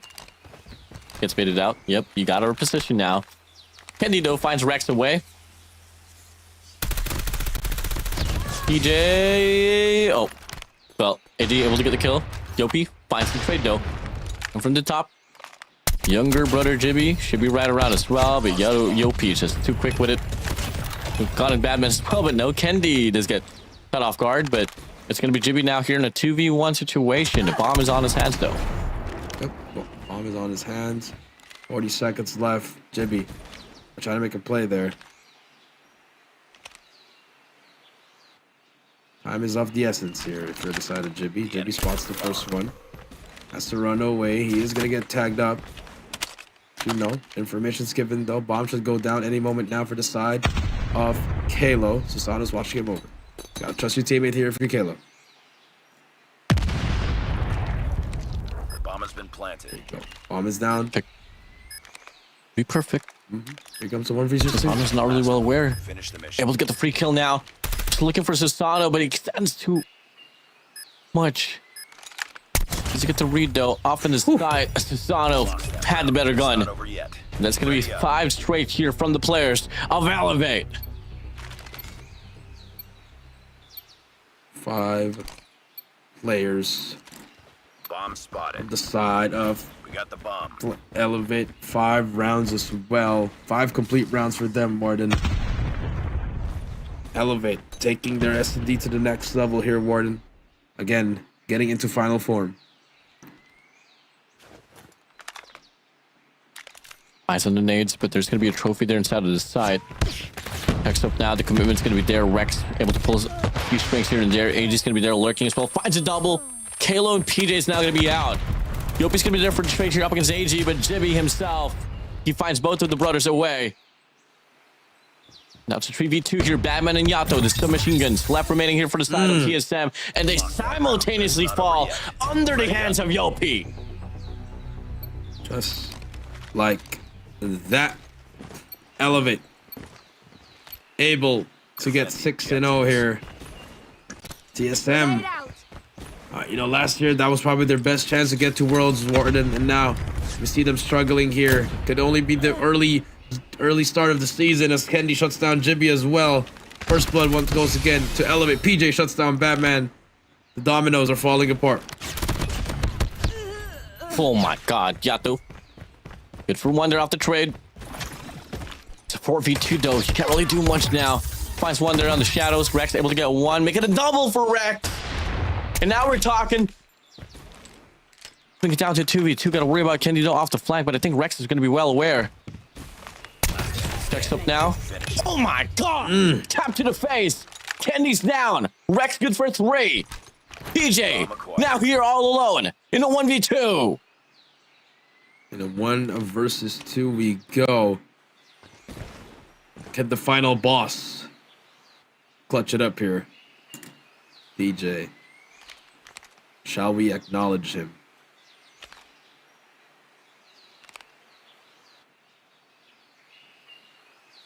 DJ trying to look for the proper spot here.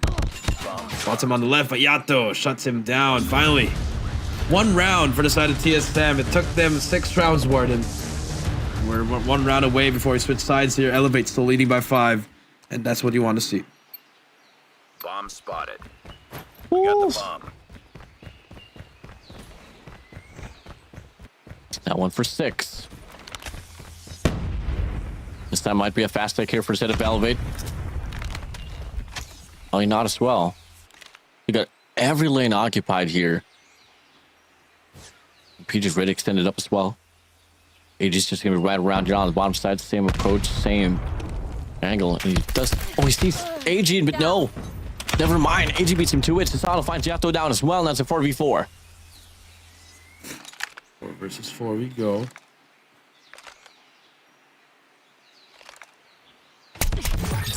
Down. Sana takes down Rex. Gonna be 1. They clear out everything. Jippy's gonna get stunned here. Kenny takes his time there to shut him down. Let's put it on the left. Kenny's gonna get shut down. Information is given. This should be a round for Elevate. Most absolutely. It'll be tough though. AG pushing through now. Kalo might just be more than enough to shut him down, and that will be the answer. 1 for 7. The last final round here for the set of Elevate to claim to be on match point.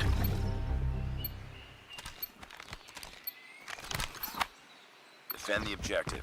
Match point we go. Elevate now switching sides here. Jibby takes down Candy. Finally. Signs of fly for Jibby there. 7th kill to his name. Susano getting ready to face 3 enemies here over at this B side.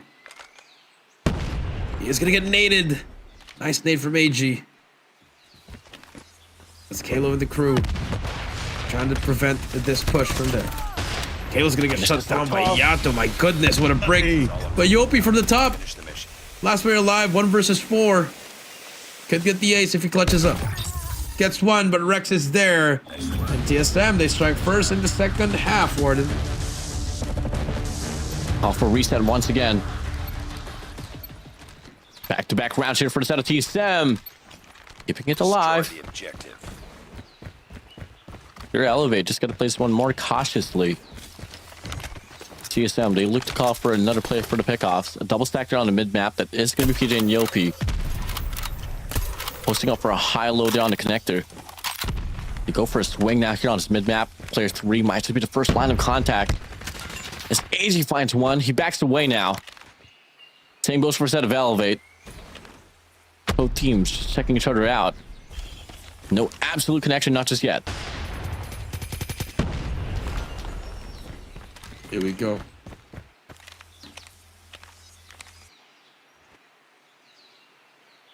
Nothing at the moment here, Warden. Again, just gotta chill out here. Yopi's gonna be forced to go out there. 2 we go. The enemy has the bomb. Information. I'll have information for both of these teams, Warden. It's all about TSM. When do they want to go and push? That's gonna be the question. As we go, Sano's gonna be all alone here inside this B side. The stun's gonna be out as well. Finds the connection. Hello? We can't hit the shot on the first spot. Jimmy's gonna be there for the trade. PJ off the cross, finds one as well, alongside Kendi from the top. PJ good for 2. Jimmy's now gonna be all alone in the 1v3. As he finds one, Yopi will put him down. Match point here for the side of Elevate. Match point for them. Defend the objective. They have the bomb. Here we go. Batman push Here we on the B go. side. Yep, I think that's gonna be it. Susano, does he get a clip? Gets 1. Needs help from his teammates. Able to get away with his life. Has to back away now. Susano, good for 1 only. Quick retake could happen. A double pitch for both sides. Here we go. Sun's gonna be out here. A double man push here from the back. Double man push as well from the top. Rex good for 1. Kalo as well. JB has to hold his ground here, looking for some support from his teammates, but unfortunately he does get checked out. But no, they don't see him. Finally they do. Now it's a 2v2. Yopi finds himself away with a kill off Badman. Now it's going to be Rex now here in his 1v2. The defusal is going to be there. He doesn't have an angle. Yopi puts him down, and that's going to be 2-9 here. Elevate on series point here for the series. I mean, it's just unfortunate here for South TSM, man. The gap is pretty evident. It is very evident.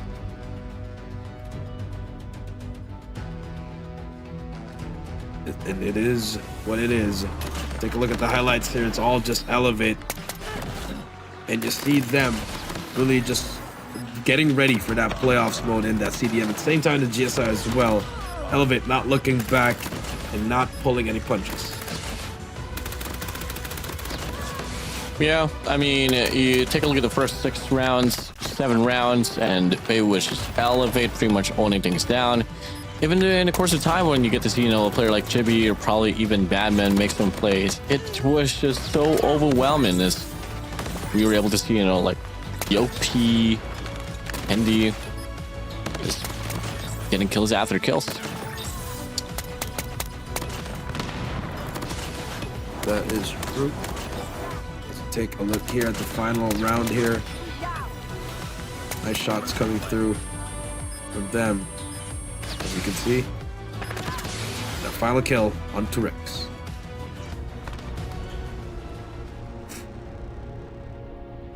Yep, I mean 10 kills here for instead of Chibi, 17 from instead of Yopi. No questions asked. Should be the MVP of this game. Had to see more here from inside of Yato, but unfortunately, just didn't really had the best of time there in this map of Tunisia. Well, fortunately, we still have another lifeline, and that will be happening in control later on, but definitely going to hurt them quite a lot as you're down by, well, 2 games. It's going to be difficult, but hey, no, if you're going to go for that comeback, it starts here in control with our MVP, Yopi. 17-3-3, a 2-3-9-7 score. Congratulations to Yopi. I mean, this guy was wielding everything, man. I mean, he starts off with this submachine gun. Sano gets taken down, picks up the SKS. Kendi dies, picks up the sniper. Never knew Yopi could snipe.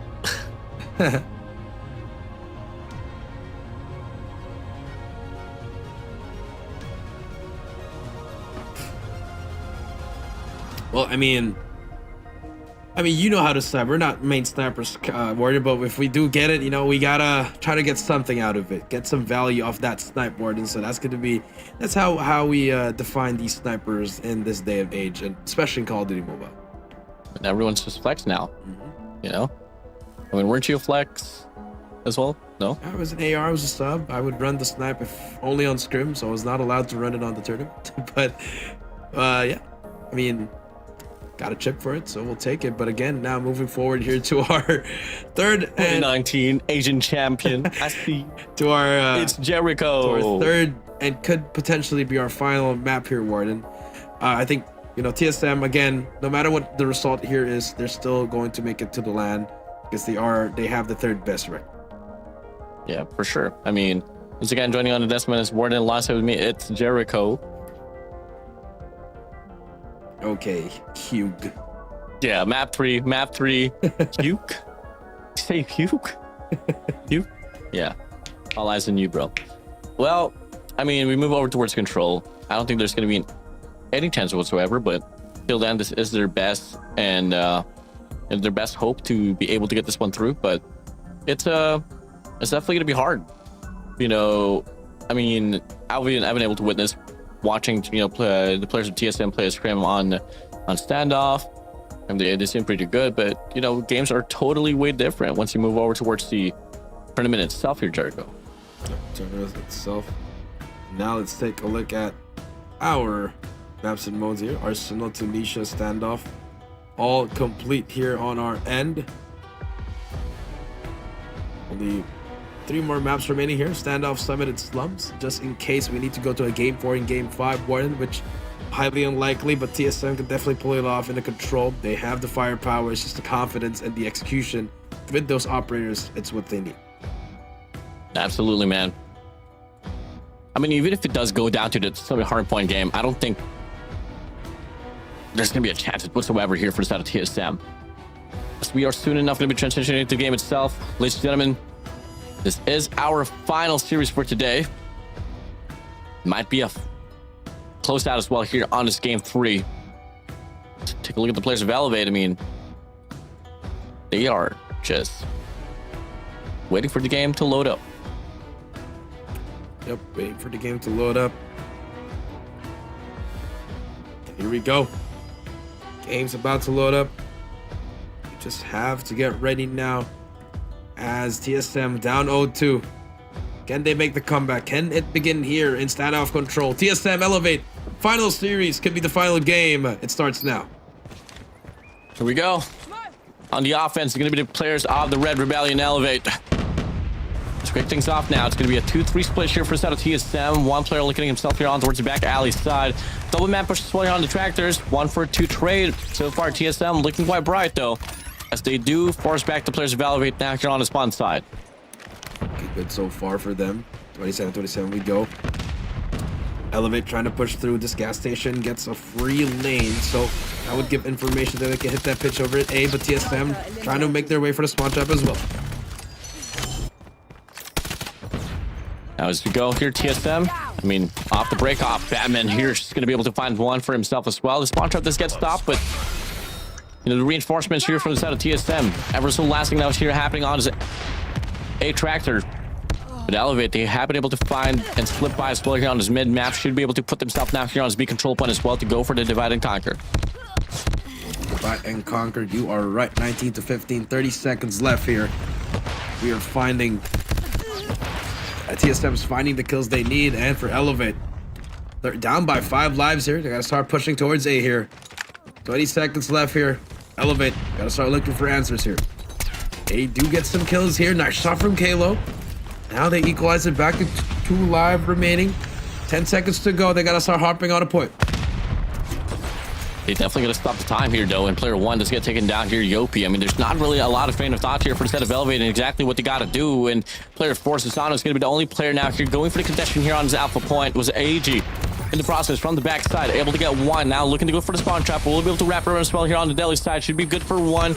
Might be able to get another as well as they clean up this A control point. The time gets drained away from the players of Elevate. Nice work. Does get drained by the players of Elevate, and now TSM. What they know so far in this control. Elevate, a little bit of a problem there, not focusing on that point. That's they played it a bit too slow there. Kind of something ironic, you know, that could happen here for a set of Elevate, but hey, it's okay. This time around, it's going to be their turn here to play on the defensive side, and they do get washed away, ready for the first 2 live counts. Susano's going to be there for the trade. The Predator missile as well is going to be out as well here for the set of AG, and now we go. They do have a lot of information to hold on to. They can definitely just divert their attention on that alpha point. I mean, towards Bravo instead, and wrap around towards Tractors, or instead just take the gamble out towards Grannies, and so far they do exactly both. And TSM here up on the lead once again. Up in the lead, you're right. 25-24 we go. Yato now, he is going to be able to get some free kills over at this L wall. AG as well over at this tractor. Annihilator out. Batman, Rex, both getting kills. Kalo now closing into the equalizer, but the death machine for the side of Rex, and they are pushing, putting all their operators in their hands as Rex now, he's going to get shut down. The reset is on. Batman though still has equalizer. They've invested 4 operators already now. Batman's going to be running it down as well here with an equalizer, but fortunately PJ and Kenny shuts him down. Now it's going to be 18-14 here, despite the fact that 4 operators was used up. Elevate still keeping the game a bit closer. Too much for the likings of the players of TSM, but Jimmy finds a 3 spree, and that should be suffice enough as well for them to make the call to go for the capture now here on his Bravo point.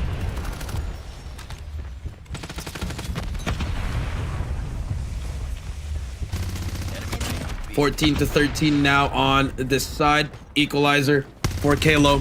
Try to make this happen for him as the spawn trap could happen. Elevate about to flip the tables here. Kalo can definitely make the play. Not good for anything there. But PJ on the other side. Susano as well. Getting more kills. 6-7. 27 seconds to go. 25 to go. TSM now. Last 5 lives remaining. Nice shot from Kendi. Yeah, 4 lives remaining now here. 6 lives. What more can you do, TSM? A big close up there on the Della side. Kendi roaming around, but the trade should be right around. Kalo finds Yato down, and it's going to be Batman all alone, which is Kalo. Good for 3. Elevate. They respawn back with their own round. Elevate ties it up at 1 apiece. They are not going down without a fight. Game 3, round number 3. Both teams tied. Yato with his operator, PJ also with his operator. Let's see, do we see a different kind of style here for Elevate? Back alley, triple man push. They're gonna take his player out. AG gets shut down. Yato with the Tempest gets shut down as well. The spawn trap could begin. Both sides getting to be able to push to the areas that they want to. AG now in a 1v1 against PJ. Takes down PJ as well. They clear out this P2. Now it's all up to the side of Elevate. Yeah, I mean, down by 5 lives here for a set of Elevate. Make it 6 now, pushing through. So far, TSM Wow. doing remarkable work to just push back the players. What is happening? Even more. Take a look at this. To elevate. Spawn trap. Players 3 AG still looking to get some more as he finds PJ away. Make it Yopi is through. And TSM, man, no questions asked. This should be a round for themselves. Be around for themselves. 24-14. Kendi finally gets that kill on him. Spots another one. He's gonna get shut down. Batman gets traded out. 22-11 now. Gotta start moving here. Elevate. Struggling here in this round number 3, especially on this offensive side. As it's starting to push up now. Kalo will spot one as well. Spots another one player behind him. Needs help. Batman, the last player alive over this 8 point. They can start that capture as Batman pushes up. 9 lives now. No way we get to see the players pull this no. one off. Yopi drops the Tempest. Susano is going to be all alone off that B control point. As Batman wraps around, sprays by off the GS. Good for one. Looks to find Yopi as well. Oh my god, Batman. Putty buff is real. 5 lives remaining now here for the set of Elevate. Last 3 4. lives now. Yopi and Kalo and Kendi. What more can they do? They try to go for the capture on the alpha point, but it does get denied. Last 2 players here on his ace side, and they do get washed away. TSM on match point. TSM on match point, but we're gonna have a switch of sides here. And so far, both teams have only one on the defensive side. TSM, 4 operators at the ready. PJ Susano, they have their operators ready. The final boss only at 9 kills, a bit struggling here, but definitely should see that turn around. Here we go. Number 3, you see Kalo gets 1. He's gonna get traded out by Batman. Yopi Susano getting some forward position towards his middle point. Kendi's gonna get traded out. Annihilated by AG. So far, so good. So far, so great. Wow. TSM, man. Something always about the standoff control that they have been able to pull up from. Take a look at the spawn trap. Operator's going to be out once again. Up by 6 lives. Elevate. Looking quite lost in exactly what they got to try to do. As Batman's going to be here hunting for you. But finally, Kalo able to put him down. TSM having really great progress in this while they're on the B control point. Time is not going to be a problem here for Sato TSM. Maybe probably PJ on the flank though. He's gonna get shut down by Batman again. Just the awareness of Batman there, very, very huge. As he's also gonna get traded out. B's gonna be captured. That's the first point we're gonna see. Now here comes a Tempest for them as Kendi is looking for Jibby on that right corner. He's gonna miss that shot, but the G and no, he's gonna get turned on. 20-12 now. We may see game 4 on the horizon here. Batman shotgun. 20-11 we see now. Do we see Elevate fall in the group stage? That is gonna be the question here for the 1-1 map. But Yopi's still alive here with that Tempest. See if they can make a play out of it. Gonna be one more. Jimmy's gonna get shut down. Last 5 lives remaining. TSM, they might have done it. PJ. 5-15 we go. War Machine for Kendi. Looking for some players. Able to get 1. How long can you hold it down? That's gonna be the question. Kendi, good for 2 more. Looks more on the left. He's gonna get shut down. It's all up to Kalo. 1 versus 12. TSM finally gets a game on the board. And we are going to a game number 4. Yeah, finally. You know, the curse has been broken. We've seen donuts over and over again. We love some breadsticks. Yeah. I mean, it's not the first that I've been able to witness TSM dominate, elevate in the map like standoff control, but it's a bit of a shocker. Not much of a difference. Bring it to how it went down the first time around that, you know, we were able to witness this. I was able to witness one play out. But yeah, remarkable here for a set of TSM, and quite fortunate enough, I mean, if they are playing their cards right, that game 4 is also their map pick. I'll Summit. Summit's gonna be next. Now, here we go. On to this game mode. Gonna be game 4 Summit here, where this is where Element could definitely end it in that way.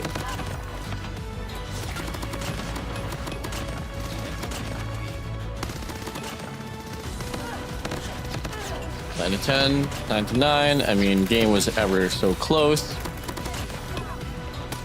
As we go. I mean, it was a pretty Nice run there for the set of TSM. I mean, the breakoffs was insane. I mean, once I did make the call as well before the initial map itself there, Jericho. I mean, you give the first 5 lives here for the set of TSM. They're going to go for the spawn trap. They're absolutely freaking great at it. So, hey, we get the extension. Get to see a map 4 now. And if they can translate the momentum that they were able to accumulate here on this map 3, then Jericho, I'm definitely open for a map 5. Definitely open for a map 5. I mean, this is what we expected in this final series. You know, it's not going to be an easy fight, and we expected this to at least go to a 4th game, and we were not expecting Control to be the game that was going to be victorious for the side of TSM. We expected S&D, but now let's take a look at the scoreboard here. And finally, Badman, MVP for the game, 29-18, definitely really stepped it up for the team here. Yeah, for sure. Now we go for this one. I mean, Badman with the Cody buff. I see you, Badman. Would have struggled overall here for the set of PJ once again. Not too certain what's wrong with set of PJ, but he has been somewhat bottom feeding here at the game with either Control or Search and Destroy. Yeah. Huge shout out to Badman. Shout out to Cody as well from GNR. Just making things happen. You can definitely tell that, you know, Badman himself is pretty motivated, Jericho. Pretty motivated with that big smile. 29-18 at 3-6-2-3 score. Now for TSM, you gotta get ready for that game number 4, because that hard point, you saw what happened in game number 1. It was a pretty atrocious map for the side of TSM. Yeah, for sure. Now, someone's going to be up next. One player that kind of has been struggling at most has been Yato, but if they want to take the game for themselves, Yato has to bring back that, you know, good old El Clasico Yato, Summit Yato.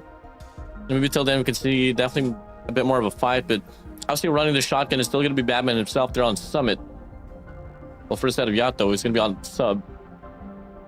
We'll just have to see soon and how this one's going to play out, but for the time being, well, huge props here for the side of TSM. They're not going to end off in a blowout. They still have another fighting chance, and that will be in game number 4, Summit. If they take that win, well, go to that's game 5. map 5 for us here, Jericho. Yep, everyone's happy. So game 4, but I think this is going to be a bit more decisive for the side of Elevate here as standoff Control. I mean, you saw what happened in Arsenal Hardpoint. What more in a small map like Summit, wherein that is where Elevate thrives, in, which is chaos. But it's something that as well that actually, yeah, some of it forced by the side of Elevate could definitely be a quick one. I mean, you kind of get to tell as well that TSM has been trying to avoid, you know, CQBs. They did ban away combat and hardpoint as well. This is the card that you are left to deal with. We'll just have to see about it. To move over, Elevate, absolutely stunned. And then how that game went down. Now we move over, loading up inside of the game.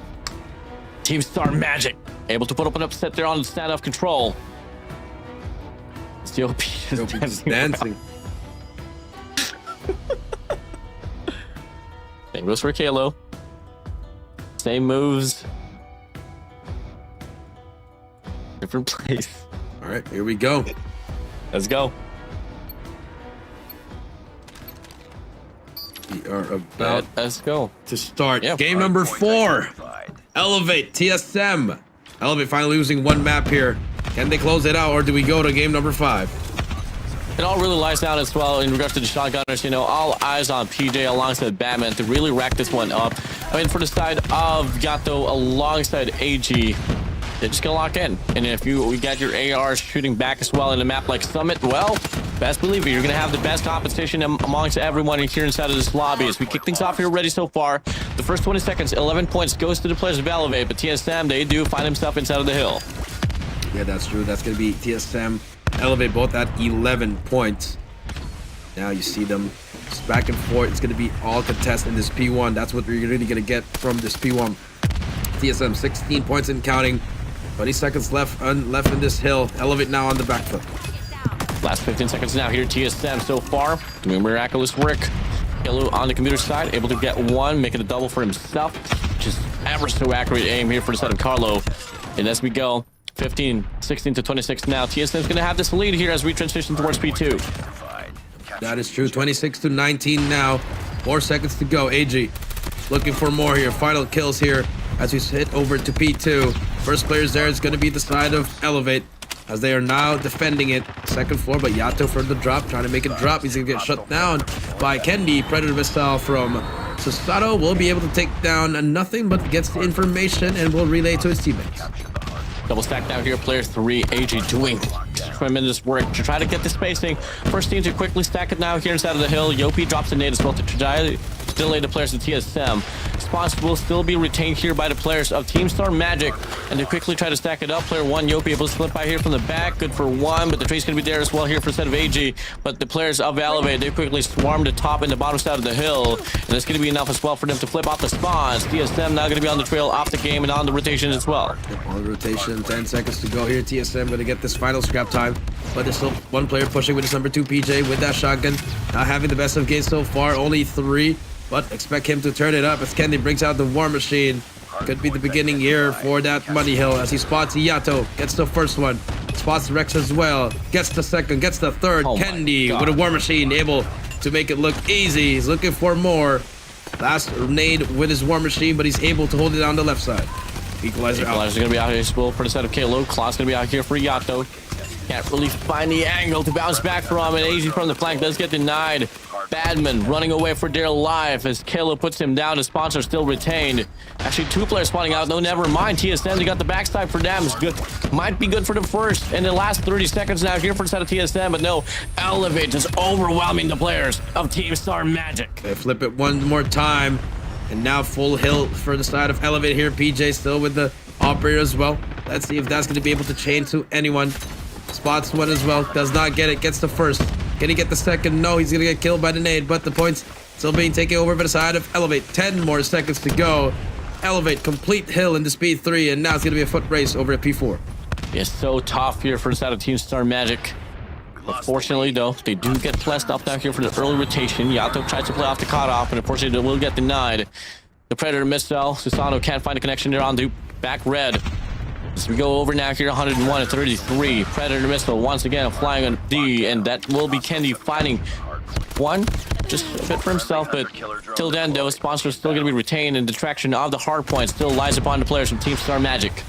And I see them using all the operators they have, Tempest, Death Machine, Equalizer, but also you're going to get shut down. Susano able to get some kills here. That's going to be 2 for him. Going to make it 3, 4 in a row actually for Susano. Nice shots from Justin, getting that kill. 101 to 51. TSM now still getting the points that they need though, so it's still a solid hill for the side of TSM. They're very much needed for them. They can probably drop the lead to just sub 30 seconds if ever they can claim the remainder here off this time. Kalo fails to get the conversion off against Asian from the back. Will get taken down. Last 10 seconds now here for this P4 as it closes out.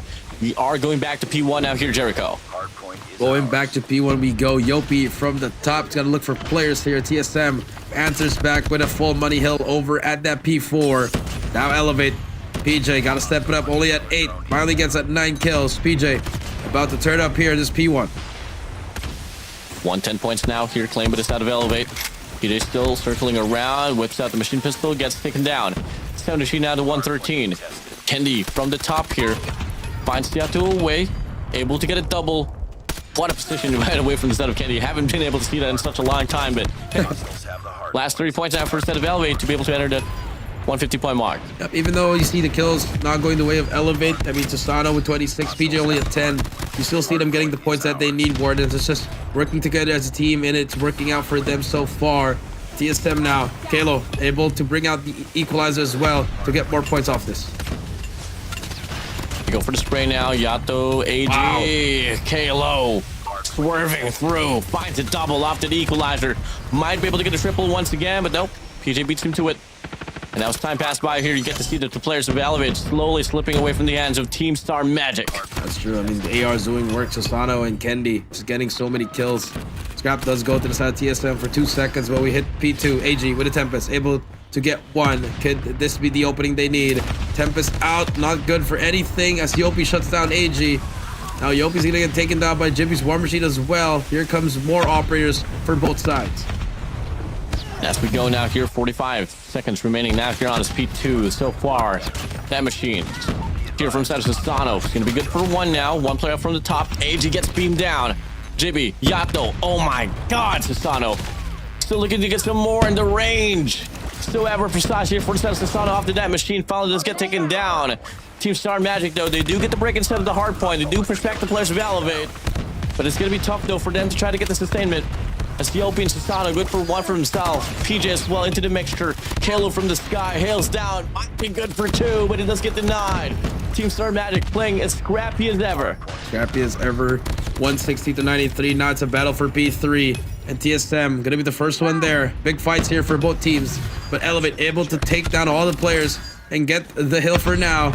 Big kills now. Kendi looking for more against Batman. They shut him down. It's gonna be a retake. P3 about to open up. As we go, PJ here running it down. AD gets the Punisher. Kendi alongside player forward. That will be Sasano here developing a push here from the back. That machine's going to be out here for the set of Rex. Oh my! Down for Kendi. Oh my god. Until then though, damage has been done, but they're still not going to be able to get the break inside of the hill. In fact, the players of Team Star Magic quite solidified inside of this P3. It's quite solidified. You are right. Now you do see someone from the back trying to make it push, but Chibi, they clear out. But Kendi shuts down the War Machine, and Batman now with the equalizer. See him just running down. He's just running him down, and this is a solid hill for TSM. He's going to come down to the wire here, Warden. Ooh, boy. Oh.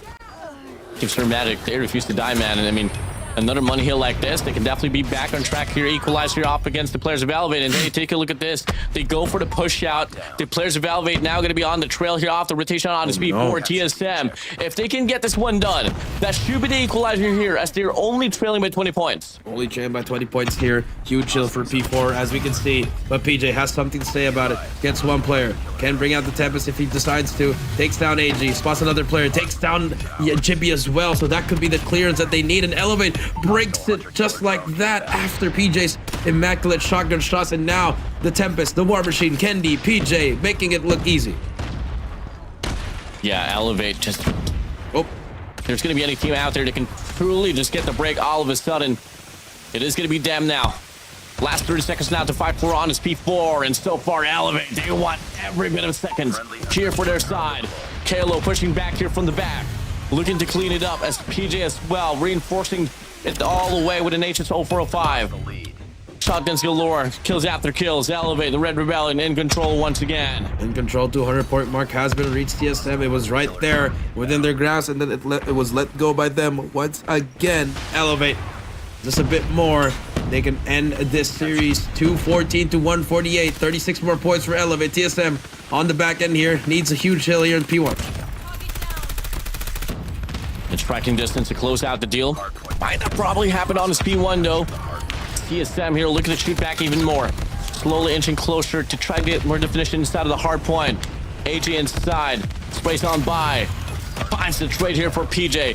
Double man pusher on the connector side. Jimmy good for 2 to his name. Making a triple overall. Kayla on the staircase though. Still going to be able to get the trade. But Team Star Magic once more showing some signs of lives. Showing some signs of life here.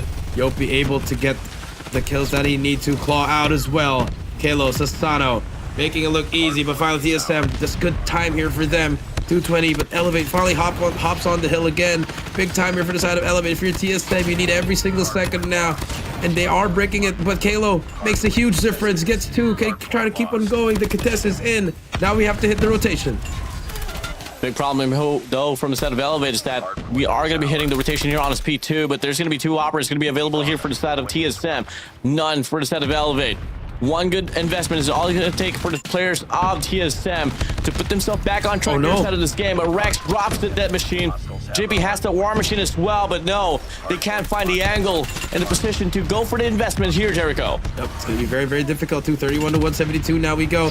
Batman trying to get some equalizer, able to get one. But look at that, 230s into 172. Batman inside the hill has to play time, but the Tempest of PJ able to get one. And you see Susano just getting some time off this, and slowly inching to the end here. 240 to 173. It's being stacked now, but the players of Elevate. Susano being the last line of defense as he gets one more. PJ in front as well. The contest has to go in now. 5 more points to go. Elevate, they are looking at the end here. Jimmy Rex able to shut it down. TSM, they live to see another day.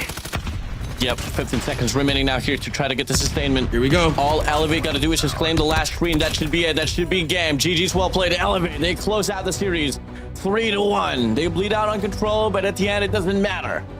3-1. Elevate lost their first map in control, but it doesn't matter. Undefeated, still in hard point and in search of destroy. Congratulations to Elevate. They take the series 3-1. Woo! Pretty hot, pretty heated up game. Well, fortunately enough, this hard point was definitely much closer than how it went down on their own personal map pick. But yeah, that's something's up here for our series broadcast here for today. TSM, Elevate. Well, one thing I learned about this series here, Jericho, is that the gods can definitely bleed.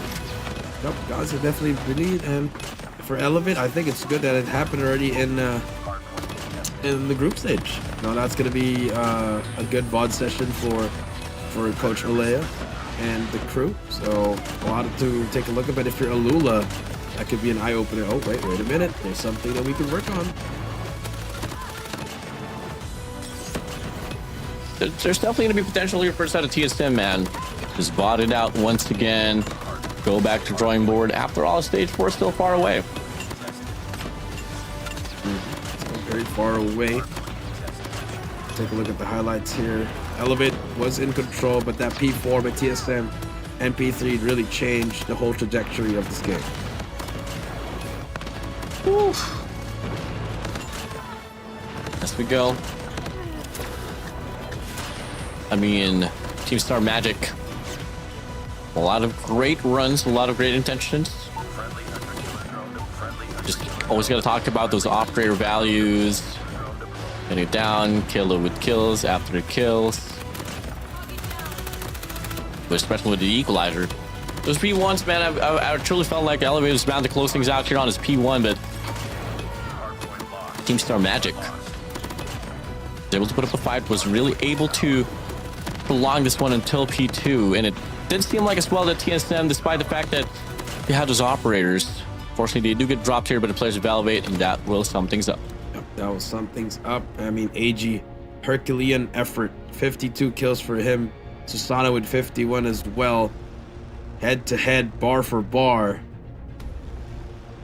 Oh, that is the MVP of the game. Definitely it could be Susano and AG, could be a co-MVP. Let's find out and who's going to be the MVP.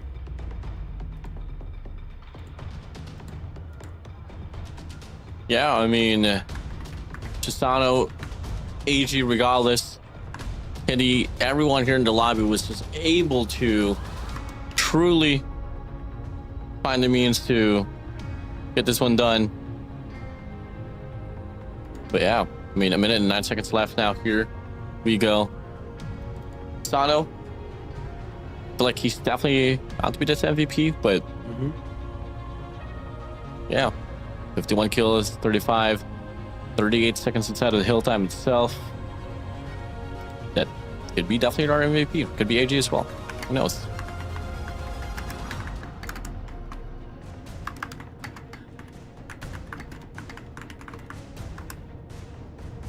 Okay, here we go. We're about to load up here. Well, I mean, I if you're gonna ask me, Warren, I think I would never get an MVP from a losing team because that's like a participation award. I think it really has to go to the winning team, no matter how the kills are. I know AG has a lot kills, but I think we're gonna award it to Susano here. Impact. Yep. 109 as we go. So Susano will be the MVP here. 51 to 35 we go. Score line of 6,234.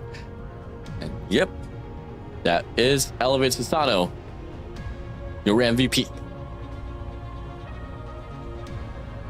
Congratulations to Susano, and thank you for our 5th day of the group stage. We do have one more day for tomorrow, Warden, and that's going to be our last day on Sunday. But before that, let's take a look at the standings here, at what's happening with the standings for this update. Yeah, so we're just gonna wait it out in just a little bit as well. Once again, tomorrow will be the last and final day before we close things out here for the group stage and finalize who will be the top 3 teams. But even then, though, to beat you guys to it, it will be Elevate, ALUla, and Team Star Magic. Especially TSM now, as they were able to bleed out the gods. You know, they found one map against Elevate. Yep, one map. On stand up and take a look here. Elevate ends the day 5 as number 1, ALUla at number 2, TSM at number 3. Rejects, they are going to have 2 games tomorrow, so a lot of important matches there. Maybe they could still try to make it through, but they have to get a double 3-0 in order for them to get to the LAN. Scary at 5th place, as well as Xenon Gang in 6th, Tantrum in 7th, as well as 3D at 8th place. Yeah, most definitely, man. I mean, hey, we'll just see soon about it soon enough. I mean, if you guys are wondering what will be the initial schedule for tomorrow, I mean, we're going to have a matchup between Team Star Magic and Rejects, Xenon and 3D, Rejects versus Tantrum, Xenon versus Scary. Alongside that, our last and final matchup might just be our grand finals matchup as well on LAN. It is going to be Elevate versus ALUla. Go. Our matches for tomorrow. That's pretty much it for today. Solid day today, Ward. I mean, first 4 games, 3-0, 5th series. We had a little bit of a fight there, a puncher's chance, a fighting chance for the side of TSM with their game 3 victory against Elevate. Yeah, I mean, it was really immaculate for them. But, well, with that being said as well, before we close things out, we want to call in our sponsors once again, calling all Filipino Genjis as well to get the 300 pesos daily power up on Shopee. All you guys have to do is just tap claim now on the Shopee Bound page. Make sure Shopee Pay is verified so you guys can add the card with zero stress. Once again, thank you so much, Shopee. Salamat Shopee. Not only that, we also have the Infinix Note 60 Pro is for the power players who refuse to settle. Snapdragon powered, pin Inforina designed, JBL tuned. Make the choice you want. Buy smart, use it with confidence. Infinite Note 60 Pro, you do note. Thank you so much, Infinix. And we also have one more again from Shopee, actually. Yeah, I mean, all of this, well, Shopee is delivering the action to you guys to get 150 pesos off your minimum 200 spend with the code of GSI Shopee. This voucher is exclusive for our stream viewers and valid until the 8th of May. So make sure you guys use Shopee Pay at checkout to claim your savings. Once more for today, Salamat Shopee. And that sums things up for our run and the broadcast here for Garena Summer Invitational 2026, second to the last day of the group stage. We still got the last day for tomorrow, so better make sure you guys are staying tuned. Follow our page from Facebook, YouTube, and TikTok. But for the time being, though, we're going to be closing out the night. Thank you so much for watching. Have a good night, everyone. See you guys tomorrow. See you tomorrow. Bye-bye.